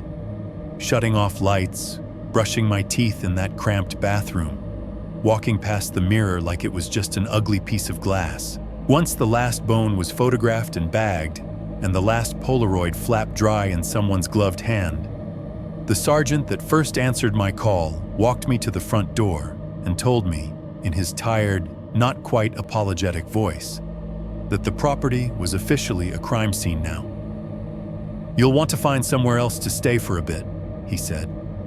"Couple days, maybe more. We'll keep you updated." I nodded like I knew what that meant. My house keys felt stupidly heavy in my pocket, like props now. The detective showed up the next morning. He came to the motel, not the house. I met him in the little breakfast area off the lobby, the one with the waffle iron that had seen too many Saturdays and a juice dispenser that only ever poured something vaguely orange. The motel smelled like burnt coffee, industrial cleaner, and wet carpet. He introduced himself as Detective Klein. No first name. Maybe they leave that off on purpose. Mid-40s, maybe early 50s, lines around his eyes that looked like they'd been carved by years of fluorescent lights and viewing rooms. Tie loosened. Shirt one shade too old to be truly white. He had the posture of someone who had already seen the inside of the wall and was now here for the paperwork part of the nightmare. He flicked open a small notebook, clicked a pen. "Let's start from the beginning," he said. "Tell me everything you remember from when you first saw the listing." It sounded absurd, put like that. Like the horror had started not with the smell, not with the knocking, but with me scrolling Zillow in sweatpants at 2 a.m, my laptop glowing on a thrift store coffee table. "Still," I told him. I told him about the divorce, the money, the way $900 a month had looked like a lifeline at the edge of a cliff.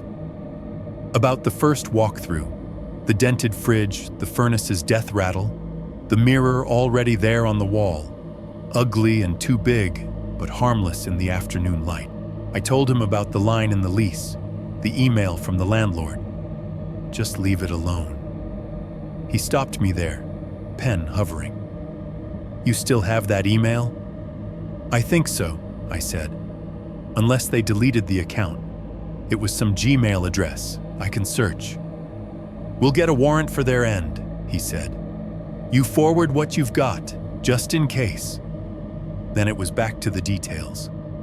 The smell in the hallway, damp, cheap detergent, old meat, the way it clung to my throat, the scratching in the dream and the way I woke to hear it in the real wall, the tally marks, the almost word scratched into brick. Every time I started to say something that sounded stupid out loud, there was this dream where the wall swelled. I knocked, and I swear it knocked back. The face was there on the phone, and then the video skipped. I would stop, hear how it sounded, and glance up at him. His expression never changed much, just that same flat, tired focus, eyes narrowed slightly as he made marks in his notebook. He had the air of someone who had heard stranger things in interrogation rooms at 3 a.m. A couple of times, though, when I got to the part about the sounds, he asked me to repeat myself. "You said you knocked 3 times, he said, "and then you counted to 7. 7 or 8, I said. "I don't know exactly, I know it was long enough that I thought nothing was going to happen. And then there were 2 knocks from inside the wall."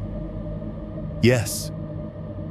He wrote that down, not like a cop noting down hard evidence, but like a man filing away something for later under maybe relevant, maybe not. Other officers were less subtle. One of the uniforms who'd been there the first night, recognized me in the motel lobby later that day and gave me the kind of quick, sideways look you give someone who might be crazy or cursed. I caught a couple of them talking near the coffee machine. Says the wall knocked back at him.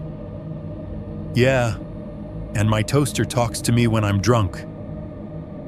They lowered their voices when I approached, but not quickly enough to erase the tone. None of that changed the fact that there had been bodies in the wall. The photos, the bags, the coroner's van rolling away with a load it should never have had to collect from a rental house on an Ohio cul-de-sac. Those things were harder to laugh at. They taped my house up like something in a TV show. Yellow plastic across the front door, back door, even the sliding glass one that led to the patch of yard I had never had time to figure out what to do with. Neighbors pretended not to stare. I checked into a Motel 6 near the interstate that same afternoon with a backpack full of clothes, my work laptop, and the bone-deep sense that I was leaving something in that hallway that wasn't done with me yet. The room looked like every motel room I'd ever stayed in.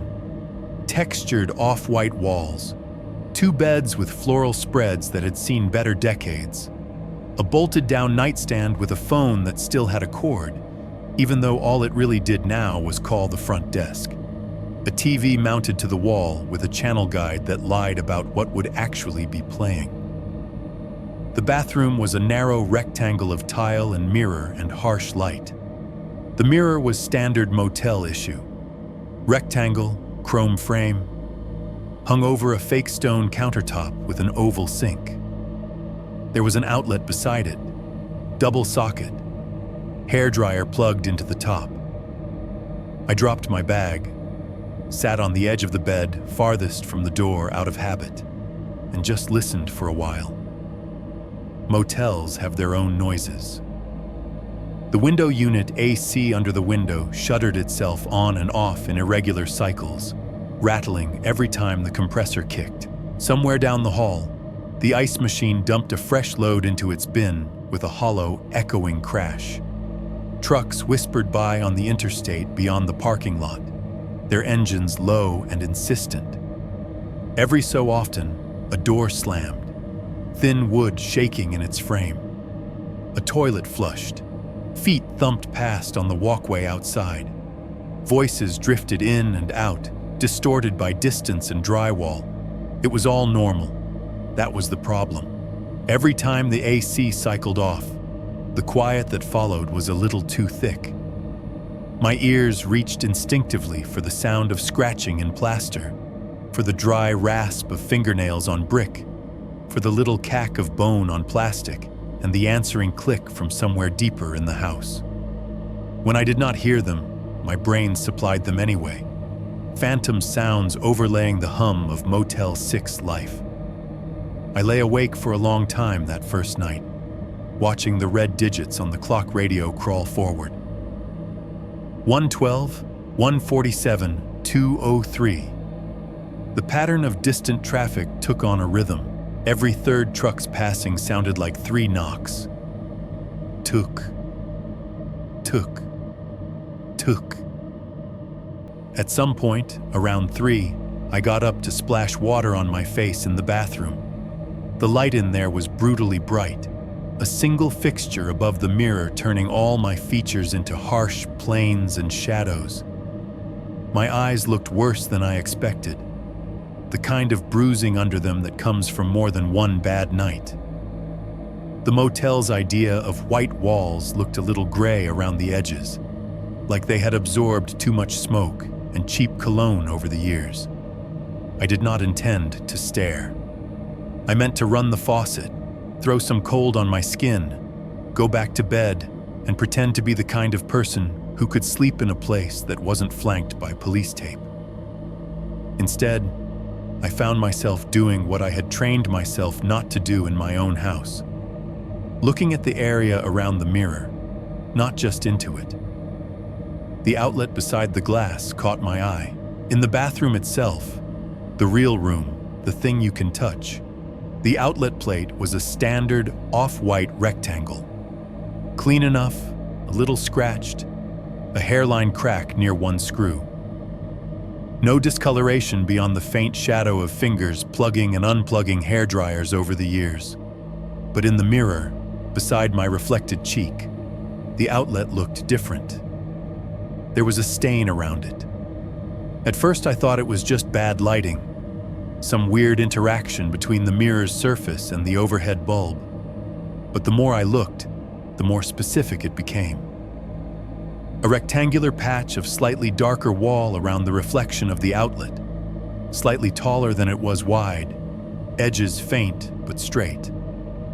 It looked exactly like the kind of discoloration you get when you take down something that's been hung on a wall for a long time, and the paint around it has faded, leaving a ghost frame behind. Like a mirror had been there. Not this mirror. This one was centered over the sink, big and obvious. This phantom rectangle was lower, narrower, perfectly framing the little reflected outlet, as if something else had once sat over it, hiding it. I glanced away, heart picking up speed, and looked at the actual wall again. Nothing. No rectangle, no stain, just flat, uniform off-white, the slight orange peel texture catching the harsh bathroom light. I ran my fingers along it anyway, feeling for some difference I could not see. It was all the same. I looked back at the mirror. The rectangle in the reflection was still there, a touch darker than the rest of the wall, the outline of an absence that did not exist in the room, but did in the glass. For a moment, in that oversaturated light, the space inside the stain seemed to deepen, very slightly, like the beginning of a shadow where no object cast it. My own reflected face hovered just above it, pale and tired. A thought I did not like formed very clearly in my mind. The mirror in the motel bathroom was not just showing me this room, it was remembering another one. The outline around the outlet was the same shape, the same height, as the section of wall my hallway mirror had covered back home. The place where the drywall had been cut away, where the cavity had opened. I blinked hard, splashed water on my face, and turned the bathroom light off like that would turn the idea off too. Back in the dark motel room, the AC unit kicked on again with a shudder. The ice machine down the hall dumped another load of cubes, the sound like bones in a plastic bin. I lay down on the unfamiliar bed and stared at the ceiling, very aware of the mirror on the other side of the wall, reflecting a room that no longer felt entirely like it belonged to this building. My house was sealed in yellow tape miles away. Some part of it, apparently, had followed me. Wujachima 2. Meeting the detective and the photos. They called me back, and 3 days later. By then, the motel room had started to feel less like a temporary stop and more like a holding cell with better branding. I knew the exact cycle of the hallway ice machine, could tell which trucker was leaving for which shift by the timing of their boots past my door. My work had turned into a blur of, dealing with some stuff at home, emails and barely coherent Zoom calls, where I kept my camera off and stared too long at my own name on the screen. The number that popped up on my phone was unknown, but as soon as I heard the low, gravelly voice, I knew it was Klein. "We'd like you to come down to the station," he said, "just to go over a few things. You up for that?" Like I had a choice. The precinct was exactly what you would expect if you have ever seen a cop show and then mentally lowered the budget. A low, brick building that smelled like old coffee, paper, and tired people. The lobby had plastic chairs bolted to the floor and a TV in the corner tuned to a news channel with the sound off. A woman argued quietly with the desk sergeant about a parking ticket. Someone led me through a door that buzzed when it unlocked and down a hallway that felt both too bright and too narrow. We passed bulletin boards layered with flyers, photos, memos curling at the edges. At the end of the hall was the room I knew, even before they opened it, was meant to be an interrogation room. It was smaller than I expected. Gray cinder-block walls, no windows. A metal table bolted to the floor. 2 cheap plastic chairs on my side, one slightly scuffed and wobbling, and another chair across from me that looked exactly the same, but somehow felt more official just because it was his. There was a camera in the corner of the ceiling, a little red light glowing steadily. On the table, a digital recorder sat between us, its red LED blinking every couple of seconds like a tiny heartbeat. Beside it was a manila folder, thick enough to need the metal prongs inside. Klein came in with a styrofoam cup of coffee and a legal pad. He closed the door behind him with a soft, final sound, sat down across from me, and slid the recorder closer. "This is Detective Michael Klein, Columbus PD," he said, hitting a button. "Interview with..." He glanced at me, and I said my own name out loud, which felt stranger than it should have. "Regarding case number..." He rattled off some numbers that meant nothing to me and everything to him. He asked me to go over things again. Some part of me had expected that to be annoying, like telling a story for the 5th time to someone who should have been listening the first 4. Instead, it felt clinical, almost anesthetic. The more I talked, the more the events became a narrative, and the more they became a narrative, the less they felt like they were still in progress. He let me talk with only occasional interruptions. I walked him through the listing, the lease, the smell, the sounds, the dream. I watched his pen move across the yellow pad, dragging blue ink in flat strokes that did not care about how my stomach clenched when I said, "I knocked," and something knocked back. When I got to the part about the bone and the silence, he raised his eyes briefly, then looked down again. "You've had any history of sleep disruption?" he asked at one point, not quite looking at me. "Night terrors, sleepwalking, anything like that?" "I work help desk," I said. "I've had sleep disruption since 2017, but none of this. The wall didn't come from a dream." He made a small sound that could have meant anything and moved on. After a while, he flipped the manila folder open.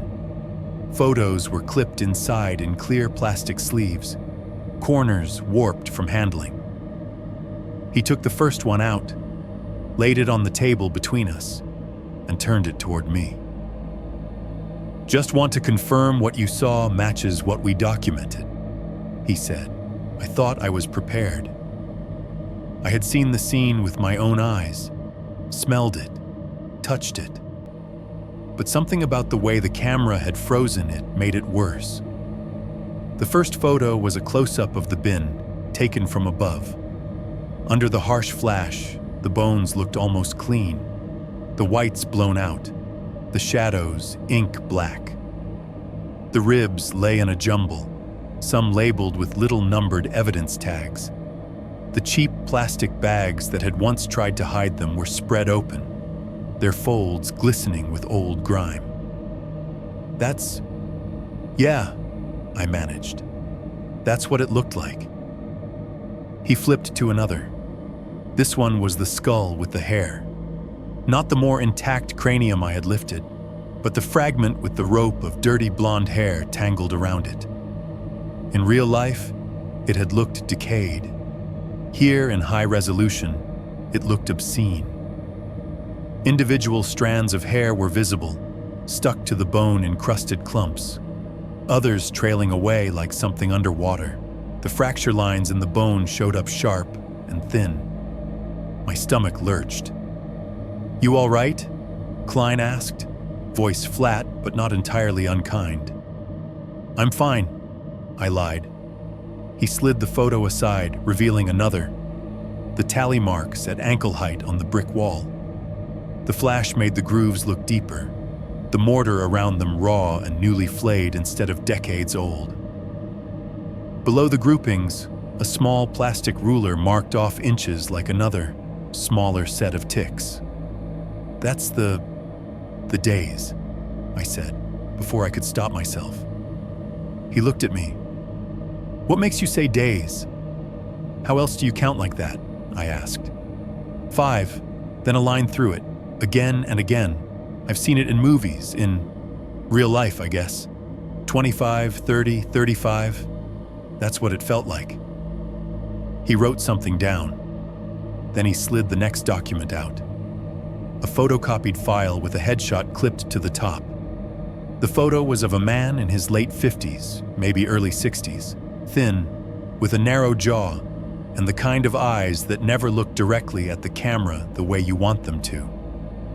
In the tiny DMV quality print, his hairline was receding, his mouth pressed into a thin line that might have been a smile if you were feeling generous. This is the previous owner of the property, Klein said. House was in his name until about 3 years ago. Then it transferred to a trust. That's who your landlord is, the trust manager. Under the photo, the typed information listed a name I'd seen before in some of the tax paperwork. Below that, his profession: embalmer/funeral home manager. The funeral home's name was familiar in a vague way. I'd driven past it once or twice, a low building with green awnings, wedged between a strip mall and a gas station. It had one of those changeable signs out front, the kind that alternated Bible verses with "Pre-planned today for peace of mind." "Yeah," I said, because I didn't know what else to say. "So he took his work home with him?" Klein's mouth twisted at one corner, not quite humor. "Funeral home's about 4 miles from your place. His family sold the business after he died. New ownership now. We've spoken to them. They're cooperative." There was something in his voice on that last word that suggested an extra layer of conversation I wasn't going to be let in on. "We pulled old records," he went on. "Health department got a complaint about that funeral home about 9 years ago. Missing or incomplete paperwork on a couple of decedents. Nothing anyone could prove. Sloppy bookkeeping, they said. Overworked staff. No one wants to think too hard about where a body went as long as the right one gets buried, you know?" He tapped the paper with his finger, just once. "You know how many people die without family checking every detail?" he asked, looking at me, not the file.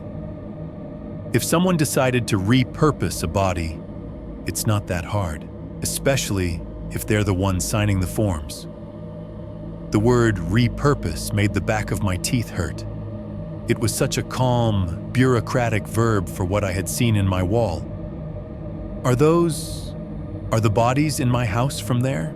I asked. He shrugged, the motion small in his rumpled shirt. "Too early to say anything that will hold up in court. We're doing dental, comparing records. We're cross-referencing missing persons. There's a lot to sort through."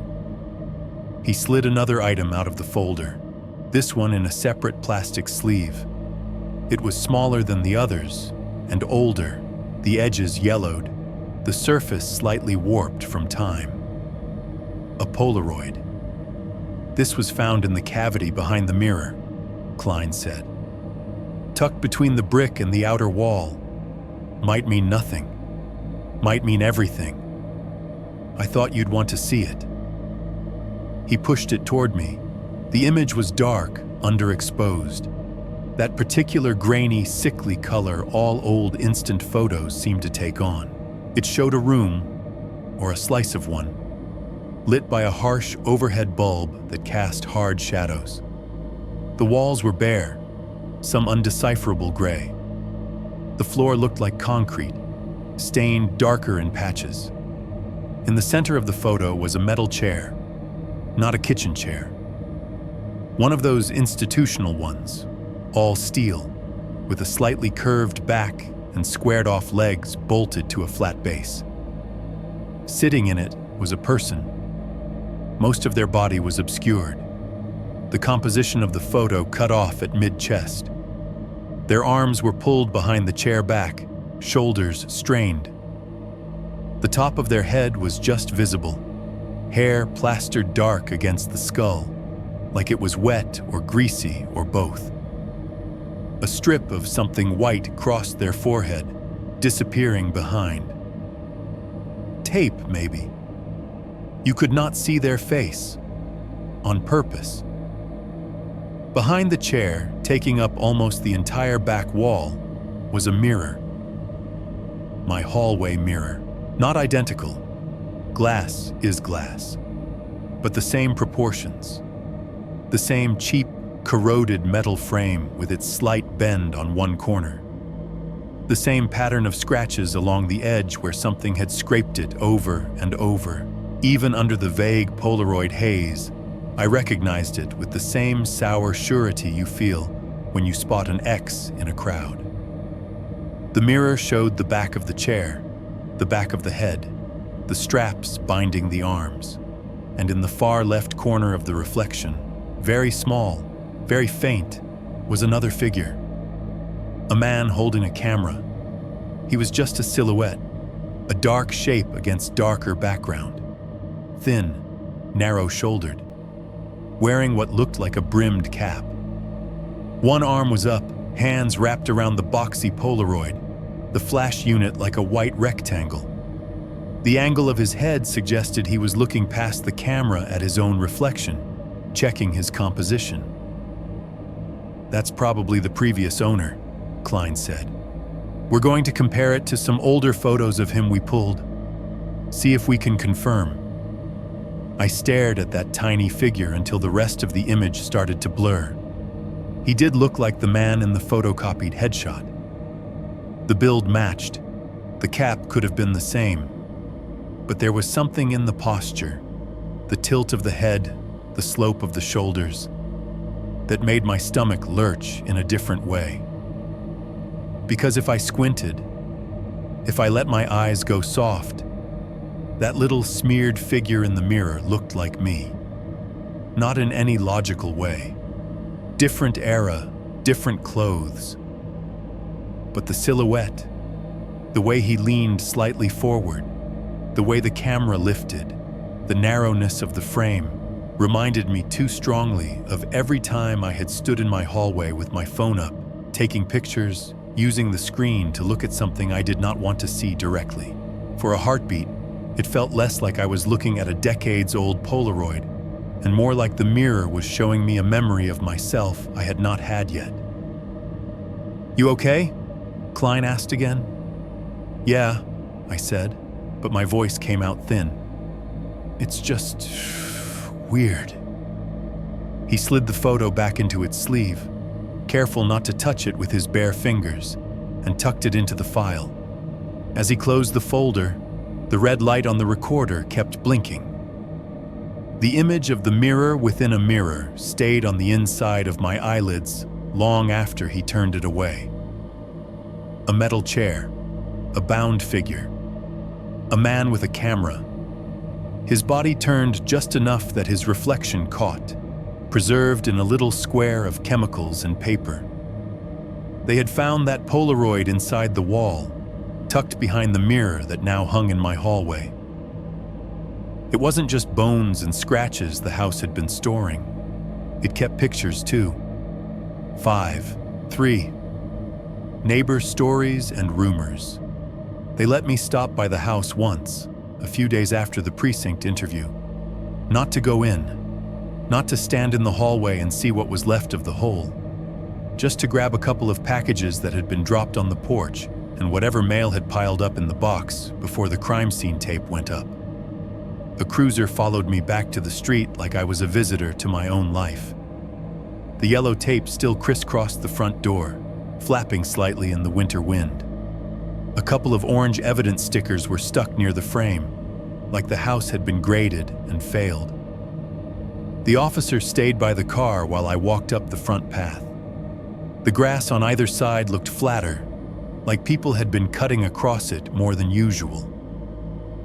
My for rent sign had been taken down months ago, but neighbors had eyes, and gossip traveled faster than any listing. I opened the mailbox and pulled out a fistful of envelopes and junk flyers, Credit card offers, coupon books, a plain white envelope from the power company. On the porch, 2 Amazon boxes sat damp around the edges, the cardboard soft from a couple of light rains. I was tucking everything awkwardly under one arm when a voice behind me said, "You're the one been renting there?" I turned.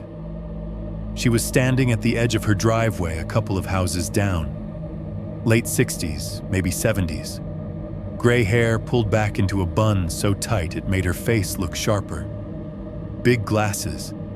A cardigan that looked like it had been through several Ohio winters.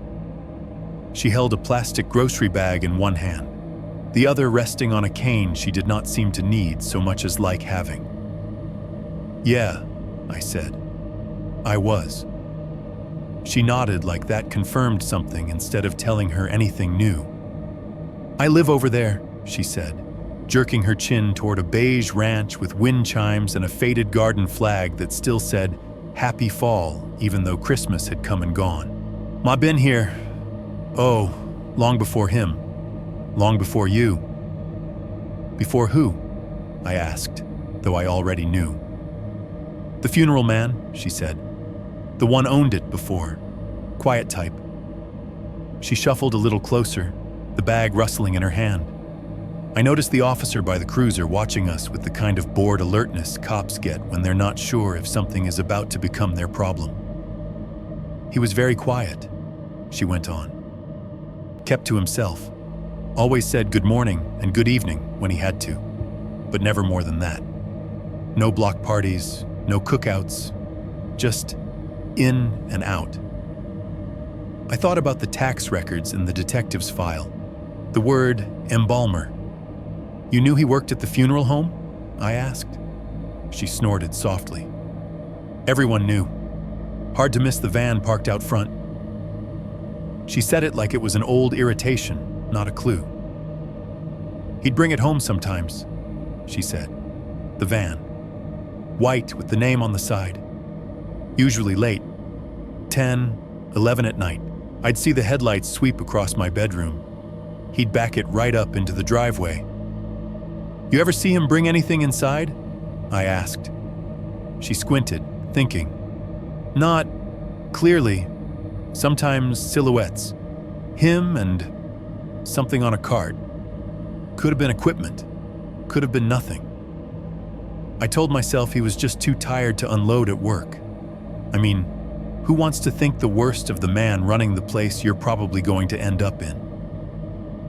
A breeze picked up, carrying the faint, distant smell of exhaust and wet leaves. It made the crime scene tape shiver against my front door. There were rumors. She added it quietly, like that word might summon them.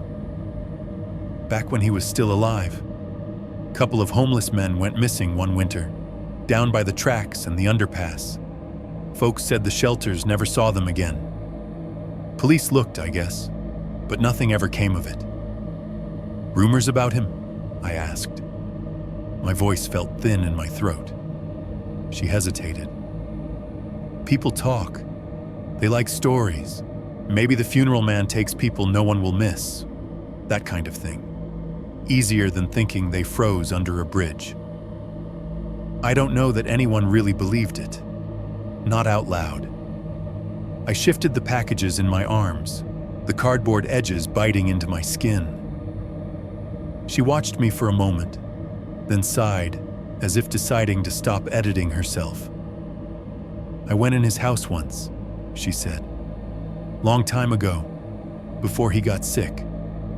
Brought him a casserole because that's what you do when people go in the hospital. He didn't let me pass the entry, but I got a look down the hall." Her eyes slid toward my front door, toward the invisible line of sight that led straight to the mirror. "His hallway always smelled funny," she said. "Not like trash or, just wrong. Like cheap perfume sprayed over something rotten. I remember thinking he must bring his work home in a way he shouldn't, and he had that mirror up already. Same one you got stuck with." Something in my chest tightened. "He said anything about it?" She frowned, like she was rewinding a tape in her head. He touched the frame once. I remember that. Had a little smile on his face I didn't like. Said the house held on to memories, that if you lived there long enough, the walls remembered you. The phrase made the skin between my shoulder blades pull tight. I'm glad they finally opened that wall, she added, the words coming out with a surprising hardness. Whatever he did in there, maybe the house will be quiet now. I didn't know how to answer that, so I just nodded, thanked her, and made some useless comment about hoping they figured everything out. She nodded back, adjusted her grip on the cane she didn't quite need, and went back to her driveway, the grocery bag swinging slowly from her hand. The officer walked me to my car, more out of procedure than concern, and I drove back to the motel with a lap full of mail and the echo of her words in my head. Maybe the house will be quiet now. That night, the motel felt louder than usual. The AC unit coughed and rattled. Someone stumbled down the hallway laughing too late. A semi idled in the lot outside, its engine a steady growl. But it was not the house that kept me awake. It was the mirror. Around 2 a.m, when the ice machine had finally shut up and the trucks on the interstate thinned out to the occasional distant hiss, I lay on my back and stared into the dark, tracing the rectangle where the bathroom door stood open a crack, just enough to show a sliver of reflected light from the parking lot. The mirror inside that bathroom waited in that darkness, a pale suggestion of a rectangle, edge catching the weak glow. I told myself to roll over. I told myself to close my eyes. Instead, I listened. The room breathed. A faint hum of the fridge. A soft tick-tick from the plastic clock on the nightstand. Then, under all of that, so quiet I almost missed it. Tuck. Not loud. Not like a knock on wood or the bang of a fist on a door. A light, crisp sound, delicate as a fingertip against glass. I held my breath. The window was closed. The TV was off. No one was walking past outside. The sound had come from inside the room, somewhere to my right, somewhere near the bathroom, somewhere very close to the mirror. 6.1. Motel mirror, familiar hallway. The Motel 6 room looked like every other cheap room on every other highway in America, which was almost comforting at first. Dark carpet with a pattern that might once have been geometric, but was now just a blur of stains and faded lines. A couple of cigarette burns near the bed legs. Those perfect little black mouths melted into the fibers from when this chain still allowed smoking. The air had that baked-in smell you only get in places that have been cleaned 1,000 times and never really refreshed. Industrial detergent, overworked air freshener, microwaved food, body spray that never quite matches the person wearing it. The decor was basic in a way that felt almost deliberate. A generic framed print of trees above the bed, the kind you can tell was bought in bulk. A nightstand that pretended to be wood but was really laminate, edges peeling up just enough to catch your skin. A TV on the wall that only looked modern until you actually turned it on and saw how soft and overbright everything was. The mirror sat just outside the bathroom. It was big, probably 3 feet wide, framed in brushed stainless steel that was trying hard to look cleaner than it was. The glass had that slight motel haze, a film of microscopic scratches and half-wiped streaks that caught the light wrong if you looked too closely. During the day, it was just another thing reflecting the beige room back at me. 2 beds, the flat TV, the window unit coughing out cold air under a heavy curtain. In daylight, I could look at it. I did not like to, but I could. At night, it changed. The only light I left on was the bathrooms. The fixture above the sink was too bright to sleep with, so I kept the door half closed, letting just a slice of yellow spill out into the room.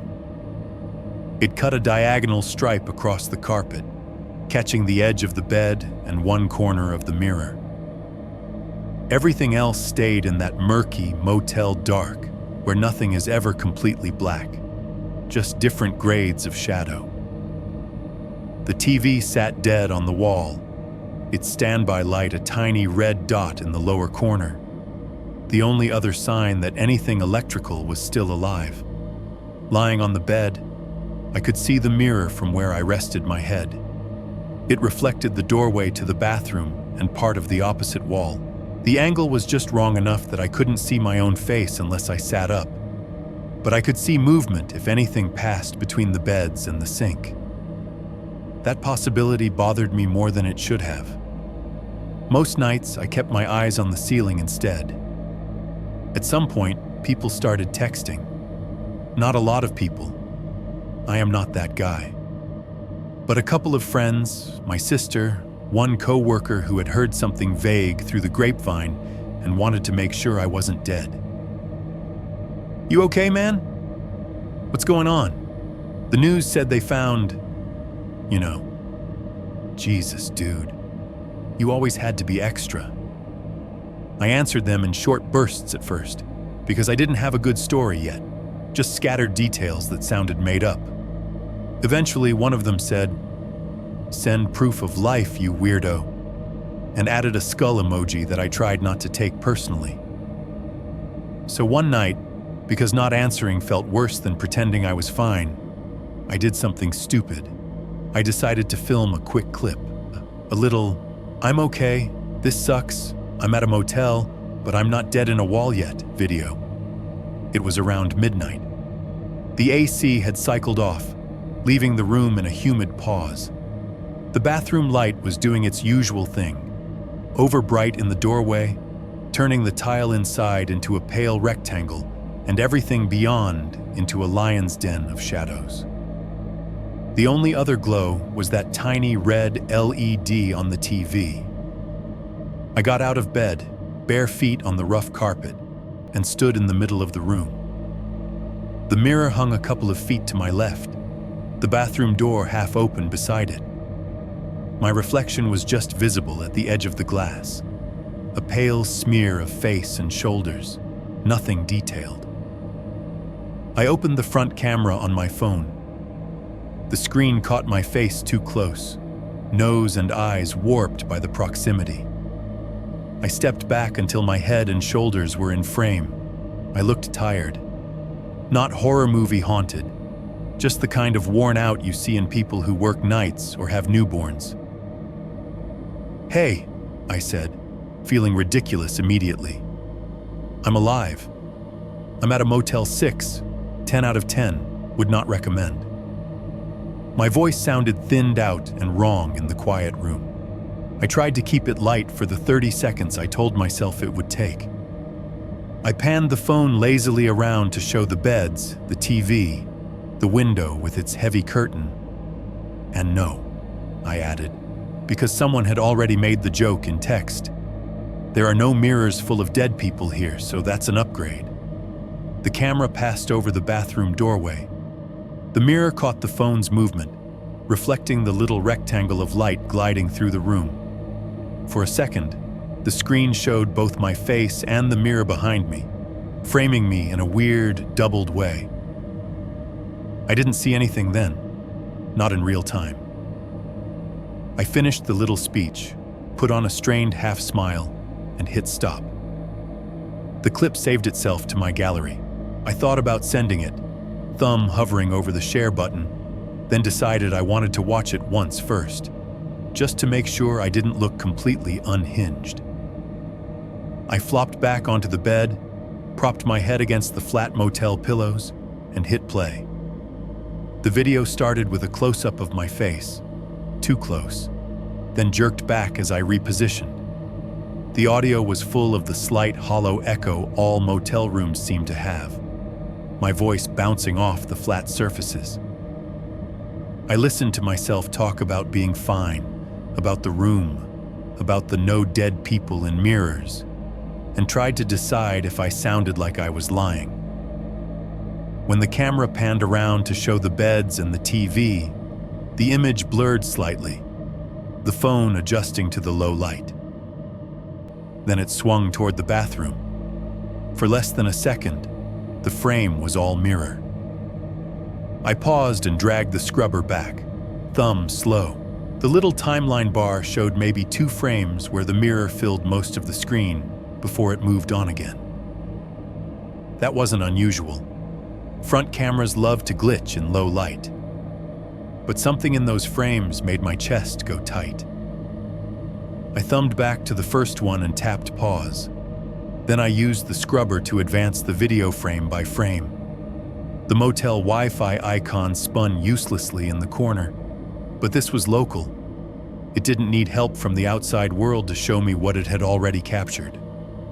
Frame. My face mid-sentence, the mirror only a sliver in the background. Frame. The camera swinging, most of the screen taken up by the doorway, the mirror sliding into view. The reflected room looked normal. Beds, wall, the edge of the TV. Frame, the hallway. Not the motel room. Not the cheap art and the second bed. In the reflection, behind my shoulder, the space was narrower. The walls a familiar washed-out beige. The light was wrong too. Not the harsh motel yellow, but a softer, sickly glow from a single overhead fixture. The angle showed a stretch of hallway receding into the distance, with doors spaced along it. The carpet looked different. Lower pile, more worn. There was no AC unit under a window, no second bed, no framed trees. It looked like my house. Not exactly. The video was low res, and the frame flickered with compression artifacts, but close enough that my skin pulled tight. The same color walls, the same kind of cheap brass doorknobs, a bulb in the ceiling with a frosted glass dome. My motel room did not have a hallway like that. In the real world, at the moment that frame was recorded, I had been standing in the center of a boxy room. Behind me, there had been a wall with an ugly print and a TV. That was it. If the mirror was doing its job, it should have shown all that. Instead, for 2 frames, maybe 1/10 of a second, it had shown a different place. My pulse thudded in my ears. I went back and forth between the frames. The phone's playback software wasn't designed for forensic analysis. It stuttered, tried to skip, but I forced it to sit on those still images. Frame before, motel room. Frame after, motel room. In between, that hallway. At the far end of it, just before the image smeared into black, was a shadow. I zoomed in until the pixels broke apart, until the rectangle of light became a mush of squares. The quality fell apart fast, but the shape stayed. Something slender stood leaning against the right-hand wall. Too tall to be a child, too thin to be a grown man who ate regularly. The shoulders were narrow, the head tilted slightly to one side, like whoever it was had their ear pressed to the plaster. There were no obvious features, no eyes or mouth I could point to in the mess of noise, but the silhouette was clear enough to read posture from it. Relaxed, casual, like they had been there a long time. The angle of the head, the way the body seemed half absorbed into the wall, reminded me of 2 things at once. The half-face fused to the canvas in the cavity, and the faint outline of a person I had seen in the Polaroid reflection in the precinct. My stomach dipped like an elevator. I dragged the clip back to the beginning and watched it in motion again, this time knowing where to look. The effect was worse with the movement. A flicker of wrong hallway behind me as the camera passed, so fast that if I had not been primed for it, I might have written it off as a glitch. My heart hammered hard enough that my fingers tingled. I lowered the phone and stared across the room at the real mirror. It sat where it always sat, flat against the wall between the bathroom door and the corner. In it, I could see the beds, the window, the TV, all of it in the right places. The bathroom light spilled across the carpet in a neat stripe, exactly as it did when I looked away from the glass. No beige hallway, no narrow corridor leading into impossible distance, no thin figure leaning against a wall that did not exist in this building. Just the motel room. I turned the phone screen back on, thumb hovering over the pause icon. The tiny version of me on the display stood in the center of the frame, talking into the camera like an idiot. Behind him, for 2 frames, the mirror showed a place he was not standing in. A place a few miles away, behind police tape, inside walls that had been cut open to reveal bones and tally marks. When I looked up, the real mirror reflected only the here and now. It reminded me, in a sudden, clear flash, of what the forensic tech had said back in my hallway. It looks like it remembers things. The motel mirror shouldn't have remembered anything about my house. It had never seen it. It had been bolted to this wall long before I checked in. Unless the thing that did the remembering wasn't the glass. Unless the memory was following me. 6. 2. Reflections in random places. For a while, I tried to brute force normal. The detective had my number. The house belonged to the police and the county now, at least on paper. My landlord stopped replying to emails, which somehow felt like the most predictable part of all this. HR at work sent a sympathetic message about taking whatever time you need, which translated to, "We can't fire you right now, but please keep answering tickets." So I did what you are supposed to do when your life briefly overlaps with something you hope ends up on a true crime podcast instead of in your obituary. I put my head down and went through the motions. I answered emails from people who had forgotten their passwords. I reset 2-factor authentication for a guy who had dropped his phone in a toilet at Target. I sat in the Motel 6 in front of my company-issued laptop on choppy Wi-Fi saying, "Have you tried turning it off and on again?"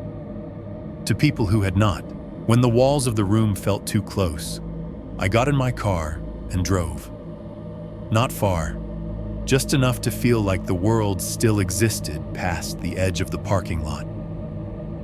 Walmart runs, drive-through coffee, sitting in a Starbucks pretending to be just another person with a laptop and a problem that could be solved with caffeine and productivity apps. The first time the outside reflections glitched, I told myself it was stress. I was in Walmart, in the cereal aisle, parked in front of a wall of boxes that all shouted at me in bright fonts about fiber and marshmallows. The store was doing that mid-afternoon lull thing, where the music is just a little too loud for the number of people actually in the building. Somewhere, a child was whining about not getting a toy. A forklift beeped faintly from the back. At the end of the aisle, instead of a flat mirror, they had one of those convex half-domes bolted to the ceiling, angled down so staff could keep an eye on shoplifters. It took in the whole length of the aisle in one fisheye frame. Me, the boxes, the dull shine of the linoleum under fluorescent light.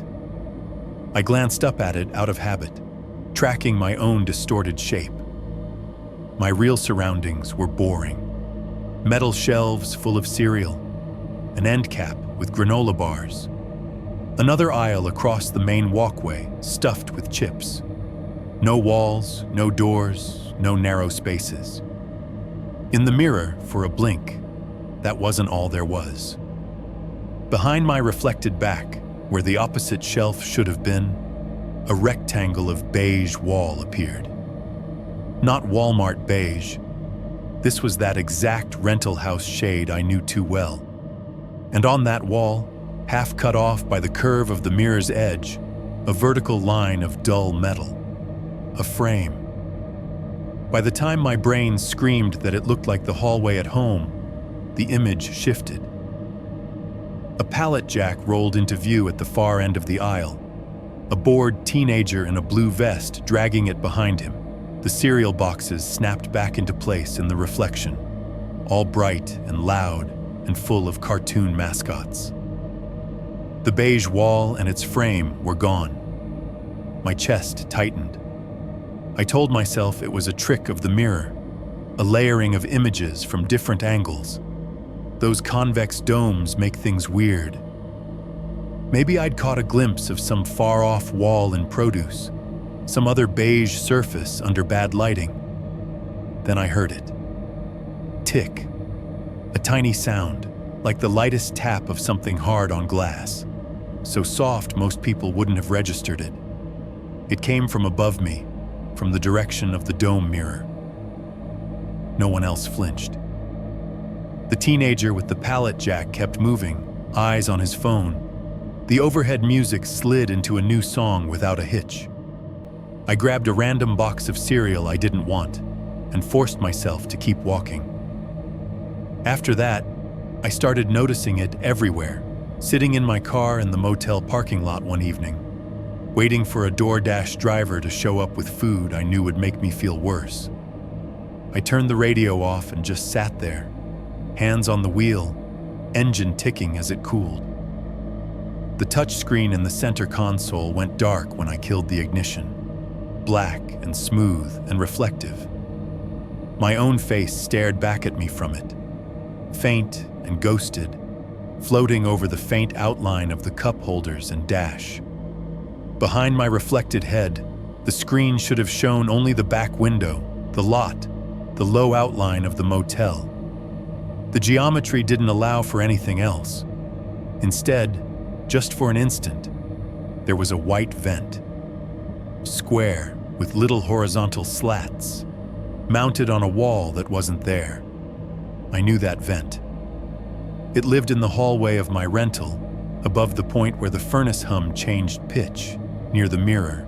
I used to glance at it when I walked past, wondering if it was doing anything at all or just a fake cover someone had put up to hide a hole. The real world behind me was a row of parked trucks and the motel's glowing sign. In the reflection on the dead radio screen, the vent sat crooked on a beige wall that didn't exist in my line of sight. My breathing stuttered. Tick. The sound brushed against the edge of my hearing, like a fingernail on a window. My eyes flicked up to the actual rearview mirror, heart slamming.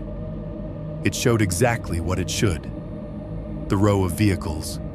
A man getting into his car across the lot. The orange sodium light bleeding down over all of it. The vent was only in the reflection of the reflection. I checked the clock on the dash without thinking. It read 7:42. I looked down at my phone for confirmation, 7:41. While I watched, the digits on the car display blinked, hesitated, then slipped back to match the phone. Time falling backward a minute is nothing, technically. A sync, a glitch, some internal system catching up with real time. But I had never seen it do that before. At Starbucks, it was a window. I was waiting for my order, standing near the end of the bar where they shove mobile orders out, scrolling through emails I didn't want to answer. The big front windows turned the interior into a mirror at certain angles when it was brighter outside than in. I caught my reflection in the glass. Hoodie, bad posture, the cardboard sea of cups behind me. Just over my shoulder, in the pane, something shifted. A vertical sliver of dark metal frame and a stretch of beige again, replacing the chalkboard menu for 2 frames of my heartbeat. Tick. The sound came from the window itself this time, a little click like a ring tapping glass. No one else reacted. The barista called a name that wasn't mine. The espresso machine hissed. Another day, in the break room at work. One of those spaces with a microwave that has seen too many frozen dinners, a fridge full of things no one wants to claim, and a countertop with a coffee maker someone forgot to descale. I watched the red numbers on the microwave blink over from 12:59 to 1 o'clock, then glitch. The one of 1 o'clock fuzzed at the edges for a second, then jumped back, 12:59, before finally settling on the correct time. As it did, I saw my reflection faintly in the microwave door. For a heartbeat, the room behind me in the black glass wasn't the break room with its ugly chairs. It was a narrow strip of hallway with a mirror eating most of one wall. Tick. After a while, the sound became a tell, a punctuation mark for any moment when reality stuttered around whatever was wrong with me. The worst was when I dragged my sister into it. We don't talk as much as we should. The divorce made that worse. Everyone picked sides without meaning to, and there are only so many times you can answer, "Yeah, I'm fine," before the conversation runs out of oxygen. Still, she'd heard enough through our mother and social media to know something big and bad had happened. Eventually, she texted, "Call me." So I did. We FaceTimed from the motel bed, propped against the headboard. She was in her kitchen, hair thrown up in a messy bun, a mug of something steaming on the counter behind her. Her ceiling fan turned slowly, not doing much. "Jesus," she said when the call connected. "You look like hell." "Great to see you too," I said. We talked around the thing at first. Work, mom, whether I was eating. She tried to pry details out of me about the house without saying the words "bones in your wall," like if she avoided them, they might not be real. I gave her the PG-13 version, landlord's old secrets, police, crime scene, motel. "You always had to find the weirdest rental," she said, trying to joke. At some point, she squinted at the screen. "Are you staying with someone?" I frowned. "No, why?" "There's a hallway behind you," she said. The back of my neck went cold. I glanced at my own tiny preview window in the corner of the call. Behind me, the motel wall stared back. Textured off-white, generic art print, TV mounted crooked. No hallway, no door. "What are you talking about?" I asked. "Like a hall," she said, eyes tracking something over my shoulder on her end. "Beige walls, nasty yellow light. Very on-brand for you. It just looked like someone walked past. Are you at, like, a friend's apartment?" Something in her voice shifted on that last word. A protective older sister suspicion. I twisted around. The room was exactly as it should be. No doorway where a hallway could be. Just the mirror by the bathroom and the solid, windowless wall behind my bed.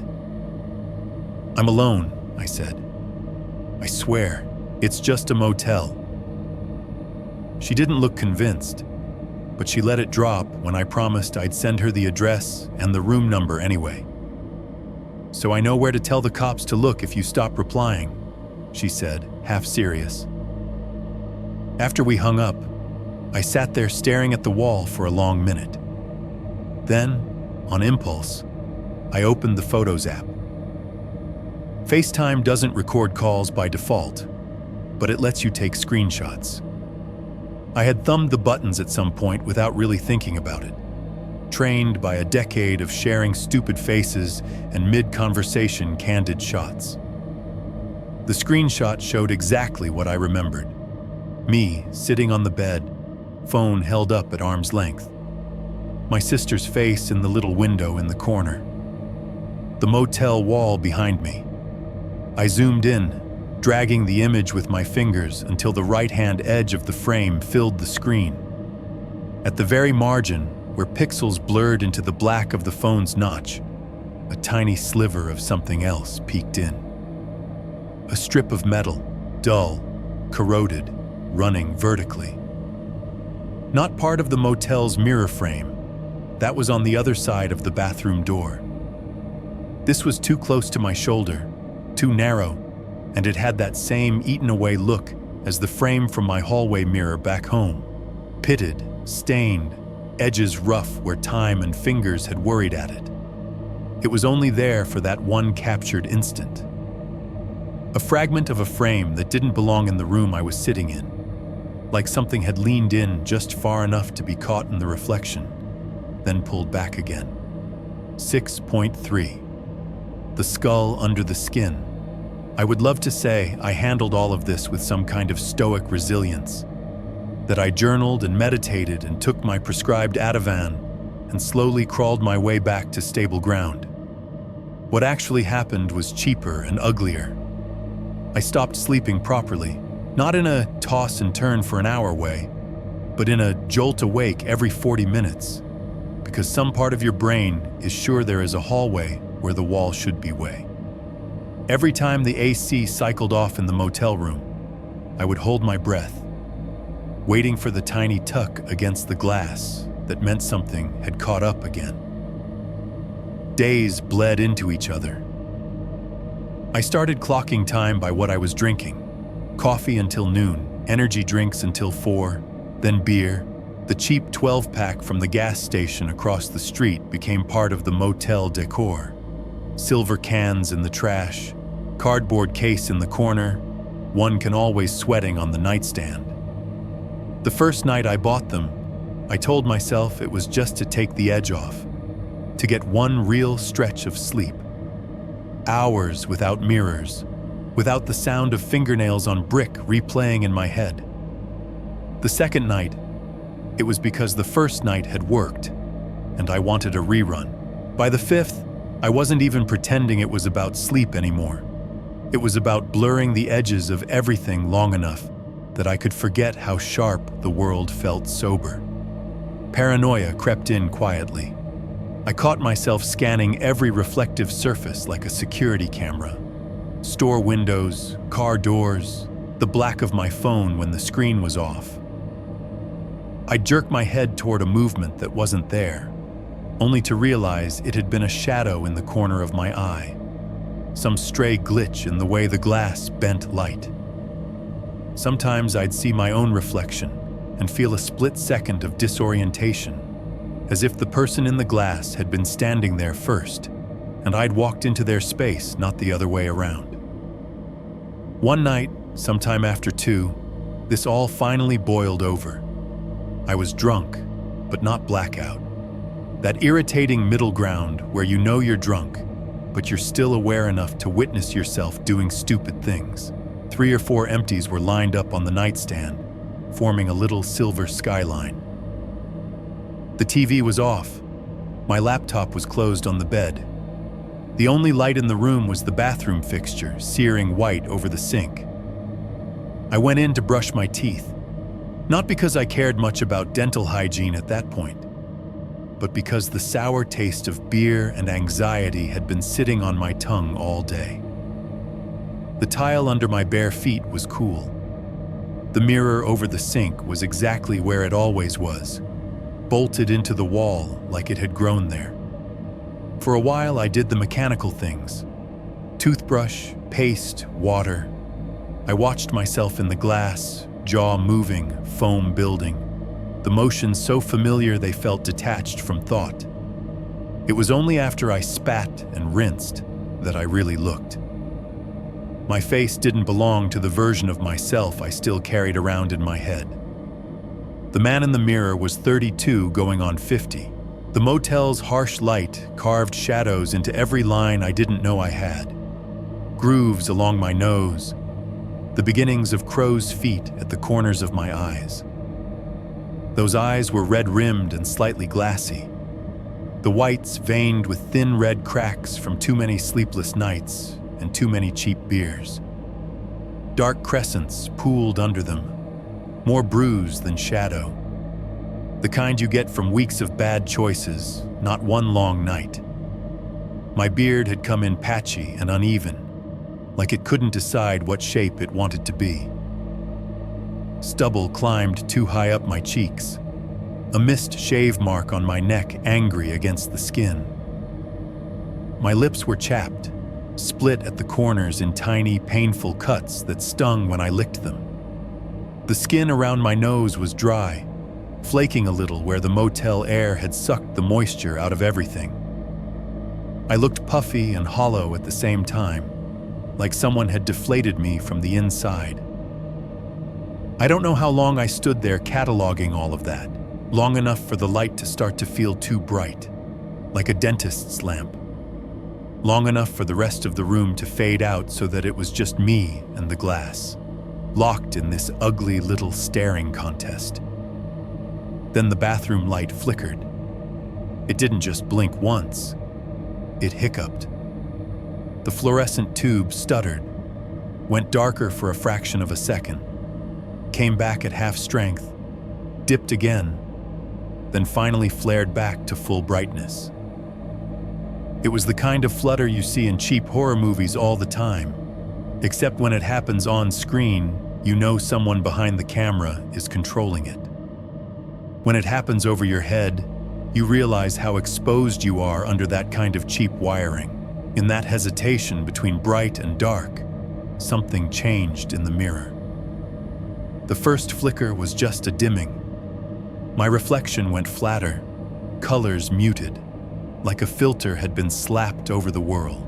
On the second dip, the shadows deepened in a way they shouldn't have, concentrating around my eyes, my cheeks. By the third, the line between light and dark wasn't falling on the surface of my skin anymore. It was under it. The face in the mirror still looked like mine, but the skin had gone translucent in a way that made my stomach flip. Not invisible, not peeled away, just thinner. As if the light had managed to slide underneath it, highlighting the architecture beneath.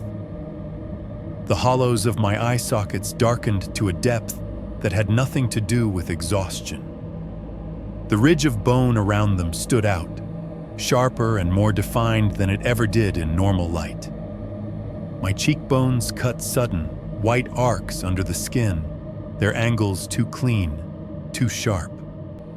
Lines I had never seen before appeared around my nose and mouth, not wrinkles but fractures, faint tracings of where bone would split if someone dropped the face I was wearing. The bridge of my nose thinned into a suggestion of bone. The cartilage blurred away. For a heartbeat, it was like looking at an anatomy model wearing a me-shaped mask, one size too small. Flesh and bone out of sync, one slipping, the other waiting. I swallowed, hard. In the real room, I felt my throat work, the familiar bob of the Adam's apple, the tiny click in my ears as muscles moved.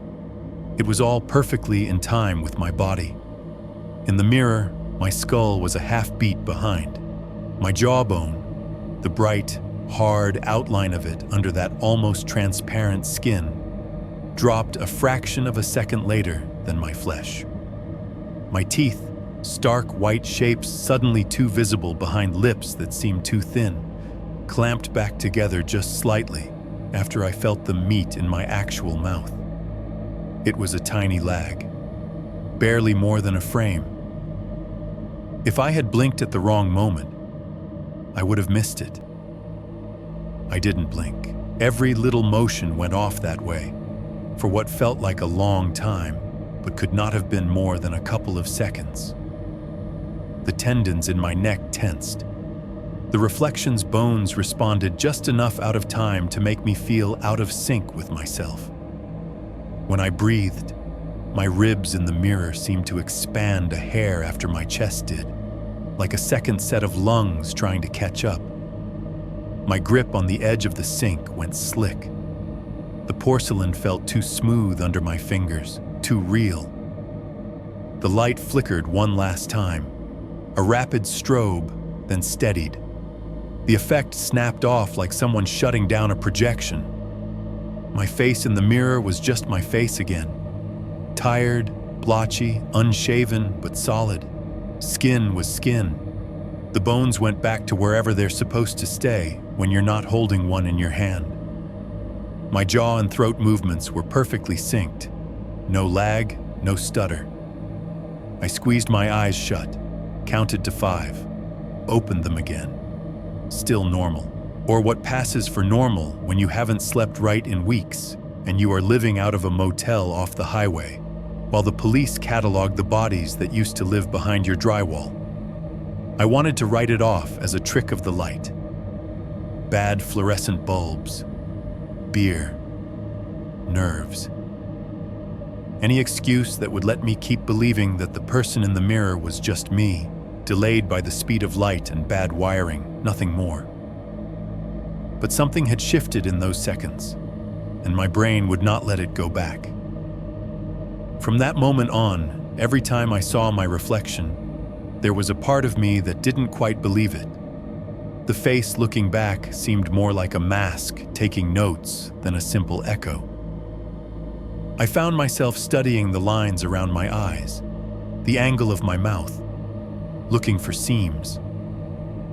I kept thinking about the skull I'd lifted out of the Rubbermaid bin, how light it had been in my hand, hollow and dry like cheap ceramic, how the teeth had clicked against the plastic when it shifted, how, for a second, all the noise in the house had cut out when I touched it, as if the structure itself had been holding its breath. Looking into that motel mirror, with my own features still settling back into place, I realized something that made my skin feel too tight. The skull under my face and the skull I had held weren't as separate in my mind anymore as they should have been. And for the first time, I had the creeping sense that whatever had been staring out from behind bone and glass back in that hallway was starting to see a way to answer my questions from inside my own skin. 7.1. The night I started writing this. Right now, as I am typing this sentence, the red digits on the motel nightstand say 2:47 a.m.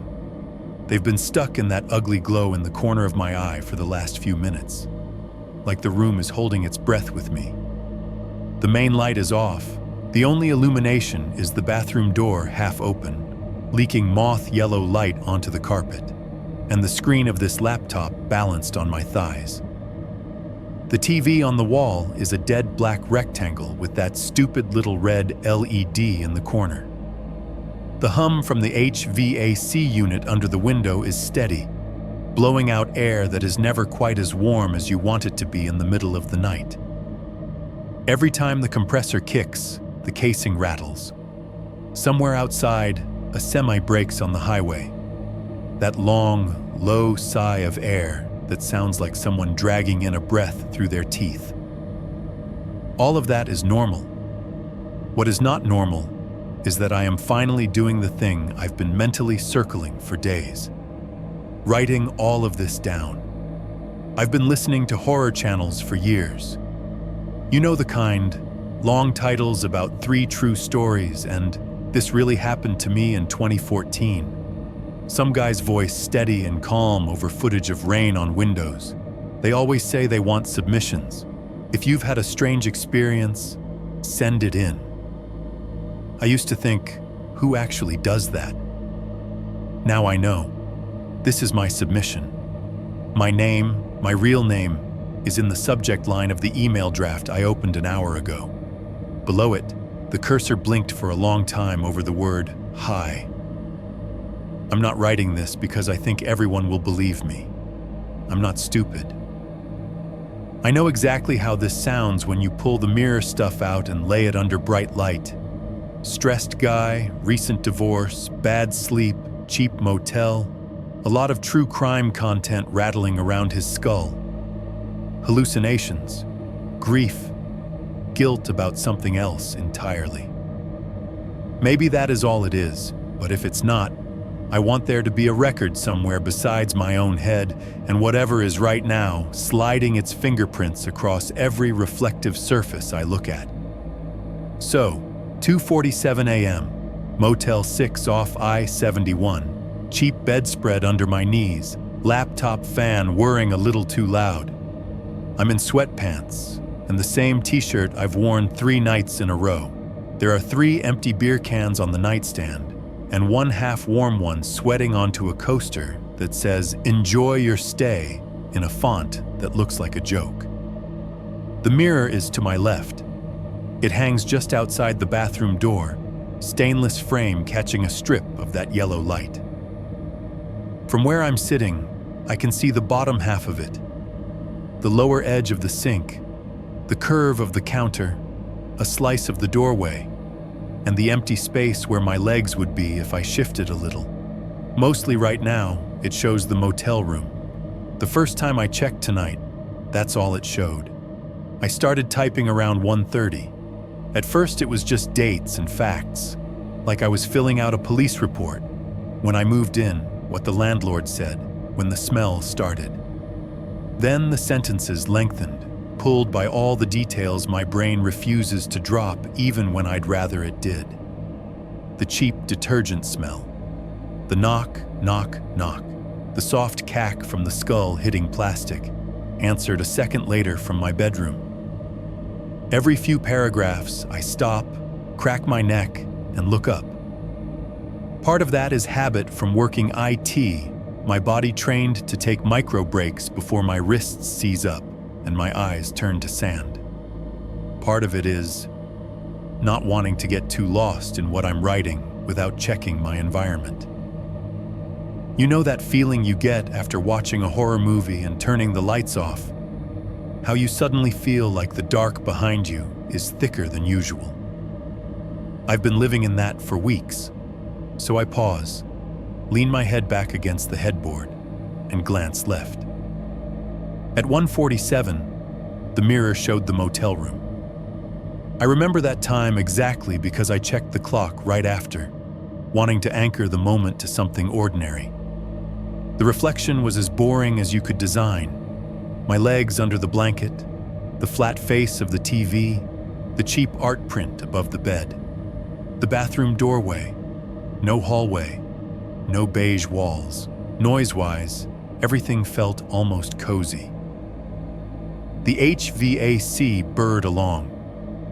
Somewhere near the elevator at the end of the corridor outside, the old mechanism chimed with a tired little bing as someone rode up or down. A truck in the lot outside double-locked with a quick chirp, and underneath all of that, once or twice, I thought I heard something else. Not loud, not dramatic, just a faint, dry scritch. The sound you get when you drag a fingernail very gently over textured paint. It came from the wall behind the mirror, I think, or from the idea of that wall. Hard to say. This building is cinder block and drywall, not plaster over brick, but the noise sat wrong in the mix, like a sound from another room bleeding into the soundtrack. I told myself it was pipes, or mice, or the HVAC unit adjusting in the wall. Then I went back to typing. It is a strange thing, writing about the worst parts while you are still inside them.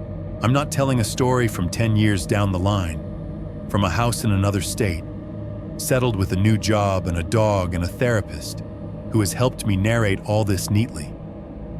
I am telling it in real time. I am pausing every few lines to listen to the hallway for footsteps that do not belong to anyone with a key card and a bad sense of time. At 2:20, I noticed the first overlay. I had just written the part about the Polaroid. The chair, the mirror, the silhouette in the glass that might have been the old owner, or might have been me from a version of the future I don't want. My hands had started to shake a little on the keyboard, that fine tremor you get when your body is quietly done with everything. I blinked hard, took a sip of beer that tasted like warm pennies, and looked up at the mirror without really thinking about it. At first glance, nothing. Motel room, bathroom doorway, the edge of the bed. But the longer I looked, the more wrong it got. It was like someone had put a second image on top of the first and turned the opacity down. The motel walls were still there, the textured off-white and the stupid art. But threaded through them, like a ghost image on an old CRT, was beige. Not motel beige, rental beige. The hallway color from my house has a specific sickness to it I can't describe any other way. The cheap paint had a little too much yellow in it, like nicotine stains baked into the pigment. I could see that shade now, faint but undeniably separate from the cooler motel tones, running in a vertical band where no wall should be. If I squinted, I could make out the suggestion of a door frame behind my own reflected shoulder, and higher up for a moment, the pale outline of a vent. The real room hadn't moved. The mirror was still hanging on the same hook, reflecting the same geometry. But there was a second, thinner reality laying over the first like tracing paper. The HVAC hummed, a truck's air brakes sighed outside, long and low. From down the hall, the elevator gave its tired bing again, the doors opening and closing on some stranger's small story. Underneath, for a second, I heard that same soft scritch, and my teeth clenched so hard my jaw ached. I forced myself to look away. Back to the laptop, back to the words. That felt safer. If I could get the story out, maybe I could trap whatever is happening in here alongside it. Give it shape that isn't just in my head. So I typed faster. I wrote about the smell behind the mirror, about the carved lines, the aborted help, about the skulls and the boxes and the detective's eyes when he slid that Polaroid across the table to me. I wrote like someone bailing out a boat that is already 3/4 full, not because I really believed I could make it float again, but because the act of scooping and throwing kept me from thinking about how cold the water is. Somewhere in all of that, time slipped. I thought maybe 20 minutes had passed. Later, I'll see it was closer to 40. When I reached the part where I lifted the skull and the house answered, the laptop's battery icon blinked to warn me it was at 20%. I hit save, more out of ingrained habit than fear of losing the file. Naming it felt stranger than writing it. I typed hallway_mirror_confession_v1.docx and pressed enter. The machine gave a little ding when the save completed. A soft, cheery sound. At the exact same moment, the red digits on the nightstand clock rolled over like someone had reached into the motel's wiring and twisted time. 2:59, 2:60 for a fraction of a second, a figure that should not exist. Then 3:03 a.m. No 3:00, 3:01, 3:02. Just 3:03, solid and unapologetic. I stared at it long enough that the numbers began to swim, then turned my head, slow as if something heavy were attached to my skull, and looked at the mirror again. The overlay wasn't faint anymore. The motel room was still there, but it had been pushed back, like a reflection in a window when it's brighter outside than in. In front of it, clearer than it had ever been, ran my hallway. The same narrow strip of carpet, the same beige walls, the same cheap domed light fixture casting that tired yellow glow. The mirror in the motel was reflecting a mirrorless wall from a house I was no longer allowed to live in, and at the far end of that impossible hall, just visible in the distance where the perspective pinched, a dark stain marked the carpet. An irregular oval, like something heavy had stood there for a very long time, or something wet had spilled and never fully dried. Right where I used to stand when I hesitated in front of the hallway mirror, wondering if I should look up and meet my own eyes, or keep my head down and pretend the glass was just glass. 7.2. The thing at the end of the hallway. There is a specific kind of stupid that only happens at 3 in the morning.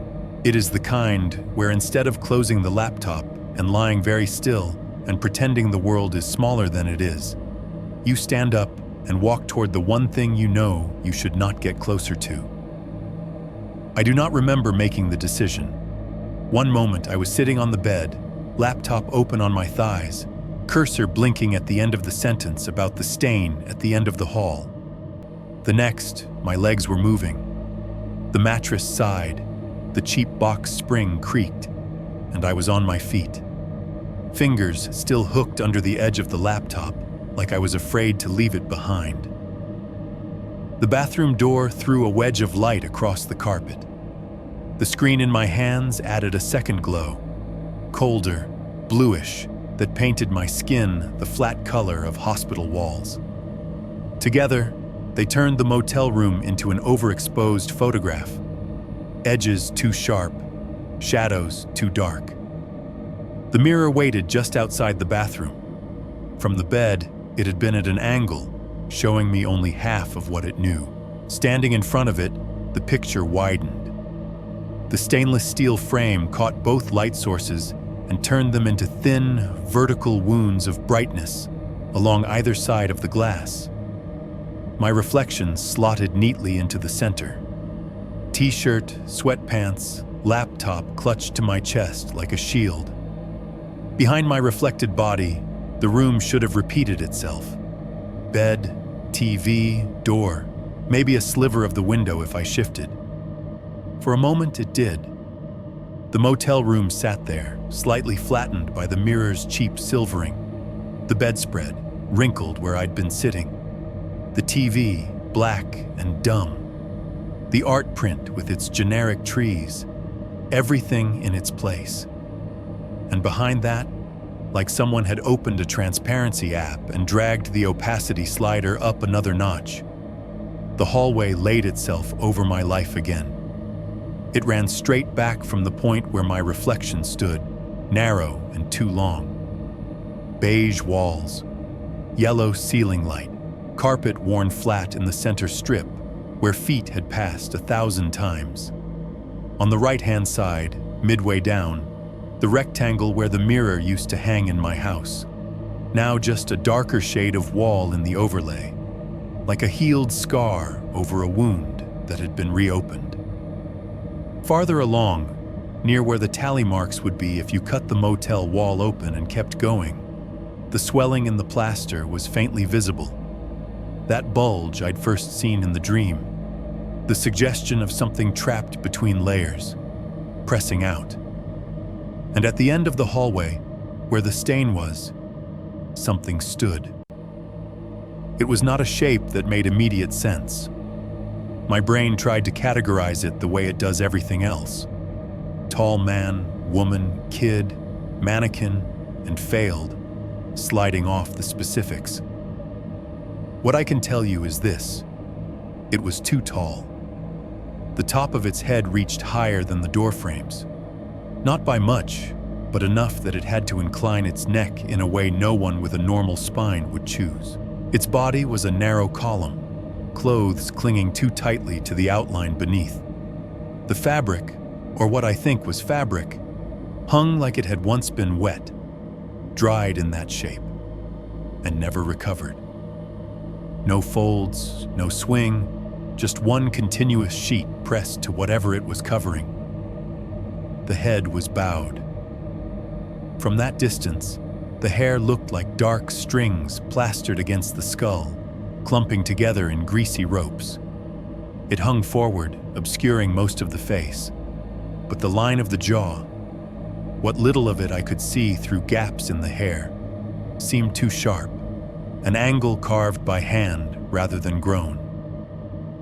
The back of the neck moved in a slow, uneven pulse, like there was not much muscle left to cushion the vertebrae. The skin there, in the reflection, had that dried paper look the mummified cheek had in the wall. The worst part was that none of this existed in the room behind me. If I tore my eyes away from the mirror and looked over my shoulder, I knew I would see only painted drywall and a crappy lamp. But I did not turn. I kept my gaze on the glass, on the overlay, like it was a live feed from somewhere I had walked away from and left unlocked. The HVAC unit coughed and steadied. Somewhere down the building's real hallway, the elevator chimed its tired bing again, doors opening and closing on some drunk stranger and their plastic ice bucket. A semi out on the interstate downshifted, engine grumbling. Under all of that, Faint and wrong came another sound. Not from the motel carpet under my bare feet, where nothing moved. From the carpet in the reflection, where something did. It started as a slight depression. At the far end of the overlaid hall, where the stain was, the splotch of darkness deepened, as if weight had settled onto it. The air above it seemed to warp. The thing standing there straightened a fraction, or maybe just unbent its neck. The hair stirred as though in a draft. Then one of its legs moved. You didn't see the foot so much as you saw the carpet react. The rough, rental-grade pile compressing under pressure. The faint shadow of a heel plant, and then a roll forward. Shh. The sound crawled into my ears like dust, dry, granular. The noise of bone wrapped in too little flesh sliding over low-pile carpet, so close to the cadence of a normal step that it was only uncanny by half a beat. Another step. Shuff. No noise accompanied it in the physical room. My own feet stayed still, planted on motel flooring. My body weight did not shift. But the reflection showed my shoulders tightening. The laptop clamped harder against my chest, as the shape at the end of the hall took another slow, measured pace forward. It did not hurry. It did not drag. It advanced the way people move in dreams when they are utterly sure they will arrive, whether you want them to or not. Every time its weight landed, the shaft rasped through my head, perfectly clear and perfectly confined to the space behind the glass. I could see more of it now. The torso was too long. The clothes, or what looked like clothes until you really stared, had dried into the exact topography of the bones beneath. Ribs, shoulder blades, the sharp knobs of the collarbones. There were no wrinkles, no seams, just the impression of fabric melted onto a form and then left there until both forgot they were separate things. As it came closer, the hanging hair parted slightly, teased by some invisible, slow-motion breeze. For a moment, the outline of the upper cheek became visible on one side. The skin was stretched thin over it, patchy in color, as if parts of it had been washed and others left caked in old dirt. The orbital bone under that side bulged, pushing the socket rim out in a way that was subtly wrong, like someone had reassembled a skull from memory and gotten one piece a little off. It took another step. Shff. It was maybe halfway down the hall overlay now, distance telescoping in a way that made my stomach flip. In the mirror, it should still have been a safe several yards away. In my nerves, it might as well have been 2 steps behind me already. I realized I was holding my breath. There was a small, hysterical part of my brain that suggested, I remember this very clearly, that if I just dropped the laptop, smashed the mirror, threw the whole thing onto the floor, I could reset the picture back to motel room only and pretend none of this had ever loaded. I didn't move. My hands tightened on the plastic casing until my fingers hurt. The glow from the screen turned my reflection's face a washed-out blue, eye sockets a little too dark, teeth shadowed. I watched myself watching the thing that was watching me. The bathroom light flickered. It was that same hiccup as before.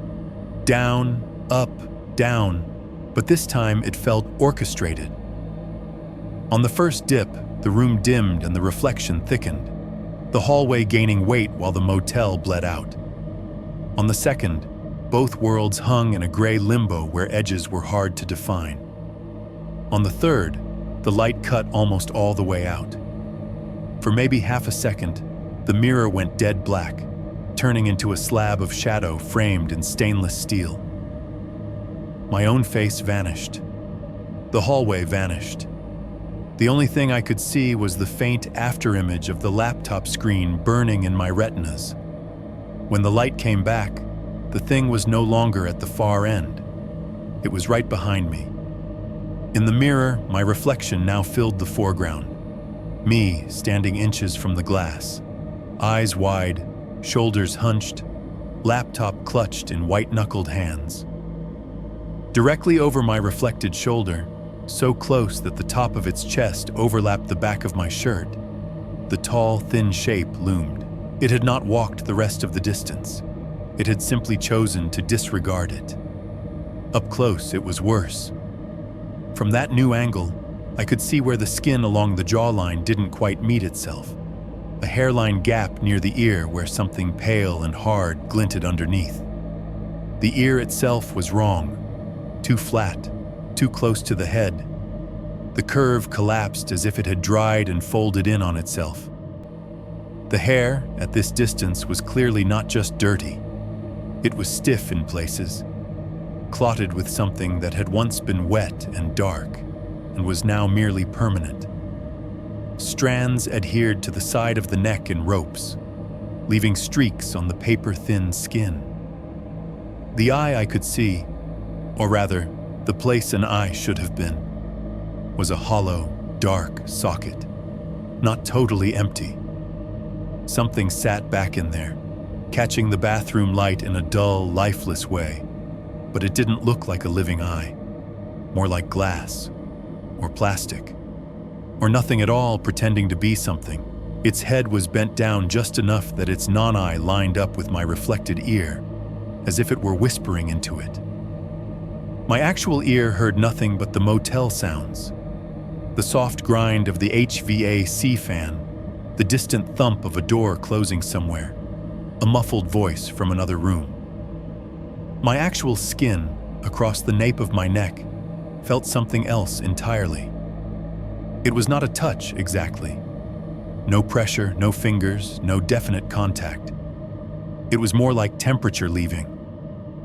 A sudden absence of warmth, a cold that wasn't the air from the unit, but a subtraction of heat right at the surface. The tiny hairs there lifted, all at once, an instinct older than language. If it raised its hand, I thought. If whatever it has for a hand comes up right now, its nails will be in me before I even feel the first scratch. That thought finally broke whatever paralysis I was in. I snapped my head around, shoulders jerking, eyes tearing themselves away from the mirror to look at the real room. There was nothing behind me, just the motel wall, flat and textured and offensively normal. The corner where the bed met the drywall, the ugly framed print. No hallway, no stain, no towering dried-out thing bowing over me. My neck still felt cold. Slowly, like it weighed 100 pounds, I turned my head back toward the glass. In the mirror, my reflection stood exactly where I stood. Laptop still clutched, eyes wider now, pupils huge, and behind him, inches away, the thing had not moved. It was still leaning in, still lined up with the back of my reflected skull, still close enough that if it straightened just a little or lifted one of those two thin arms, whatever passed for its fingertips would be brushing the exact spot on my neck that felt like it no longer belonged to me. 7.3. The ending you are hearing right now. I did not run. I wish I could tell you that I did, that I grabbed my keys, left everything, and went out into the parking lot barefoot. Let the cops find me shaking by the ice machine. That would make sense. That would be the sane person's version of this story. Instead, I did what I have done every other time I should have made a different choice. I went back to the bed. The cold on the back of my neck followed me, a phantom sensation that did not match the actual air temperature in the room. My legs felt rubbery, like they might fold the wrong direction at any second, but they carried me the few feet back across the carpet. The mattress took my weight with a loud, tired creak.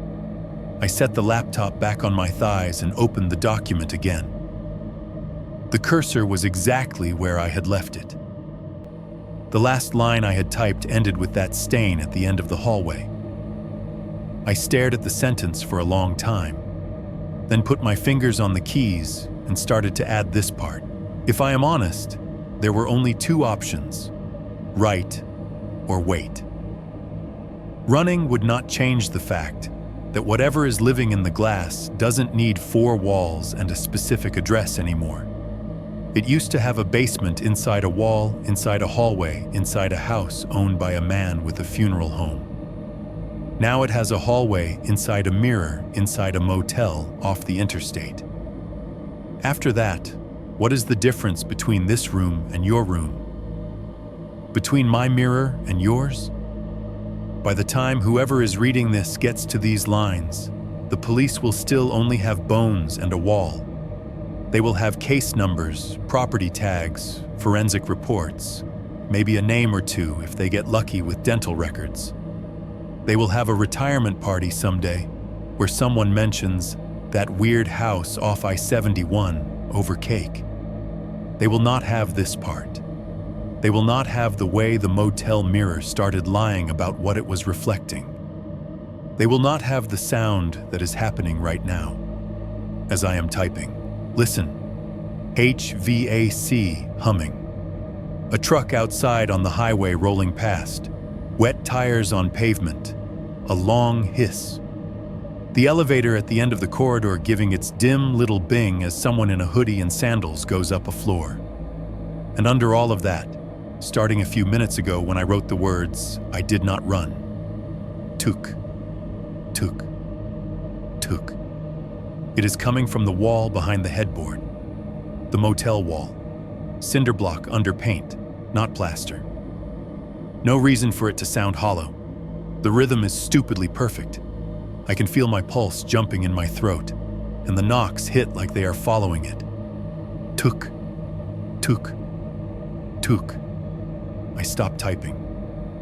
The laptop fans keep whirring. IVAC keeps humming. Somewhere, someone down the hall laughs too loudly at something on their phone. The knocking does not stop. It continues, steady as a metronome. Not frantic, not impatient. Just sending. Like someone on the other side of something thick is tapping out a signal. They are sure you will eventually decide to answer. I put my hands back on the keyboard. When I start to type again, the knocks match the pace of my fingers. When I pause to think, they keep going on their own, like the wall has decided it no longer needs my body as a guide track. If this ends up being read aloud on some horror channel, the person speaking won't be using my voice. He will be sitting in front of a microphone, maybe in a room full of sound foam and black curtains, sipping water between cuts, editing out his own breathing. He will say my words in his cadence, not mine.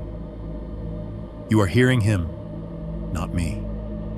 I am just the original problem. I only want you to do one thing if you are still here.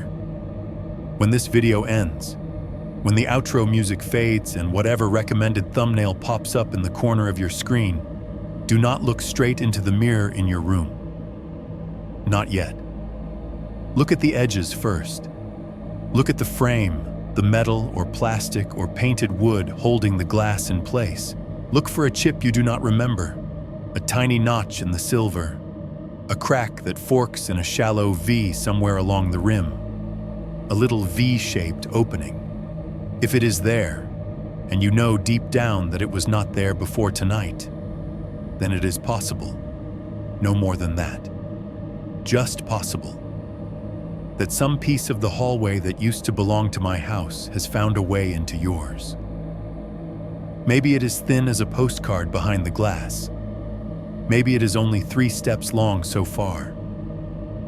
Maybe it is waiting to see if anyone will stand in front of it long enough for the rest to grow in.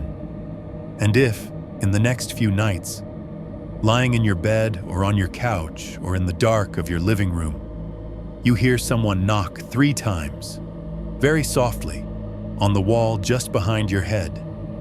Tuck, tuck, tuck. Do yourself a favor and hope it is just the pipes, because pipes do not have white skulls pushing against thin skin. Pipes do not lean out of reflections and breathe cold onto the back of your neck.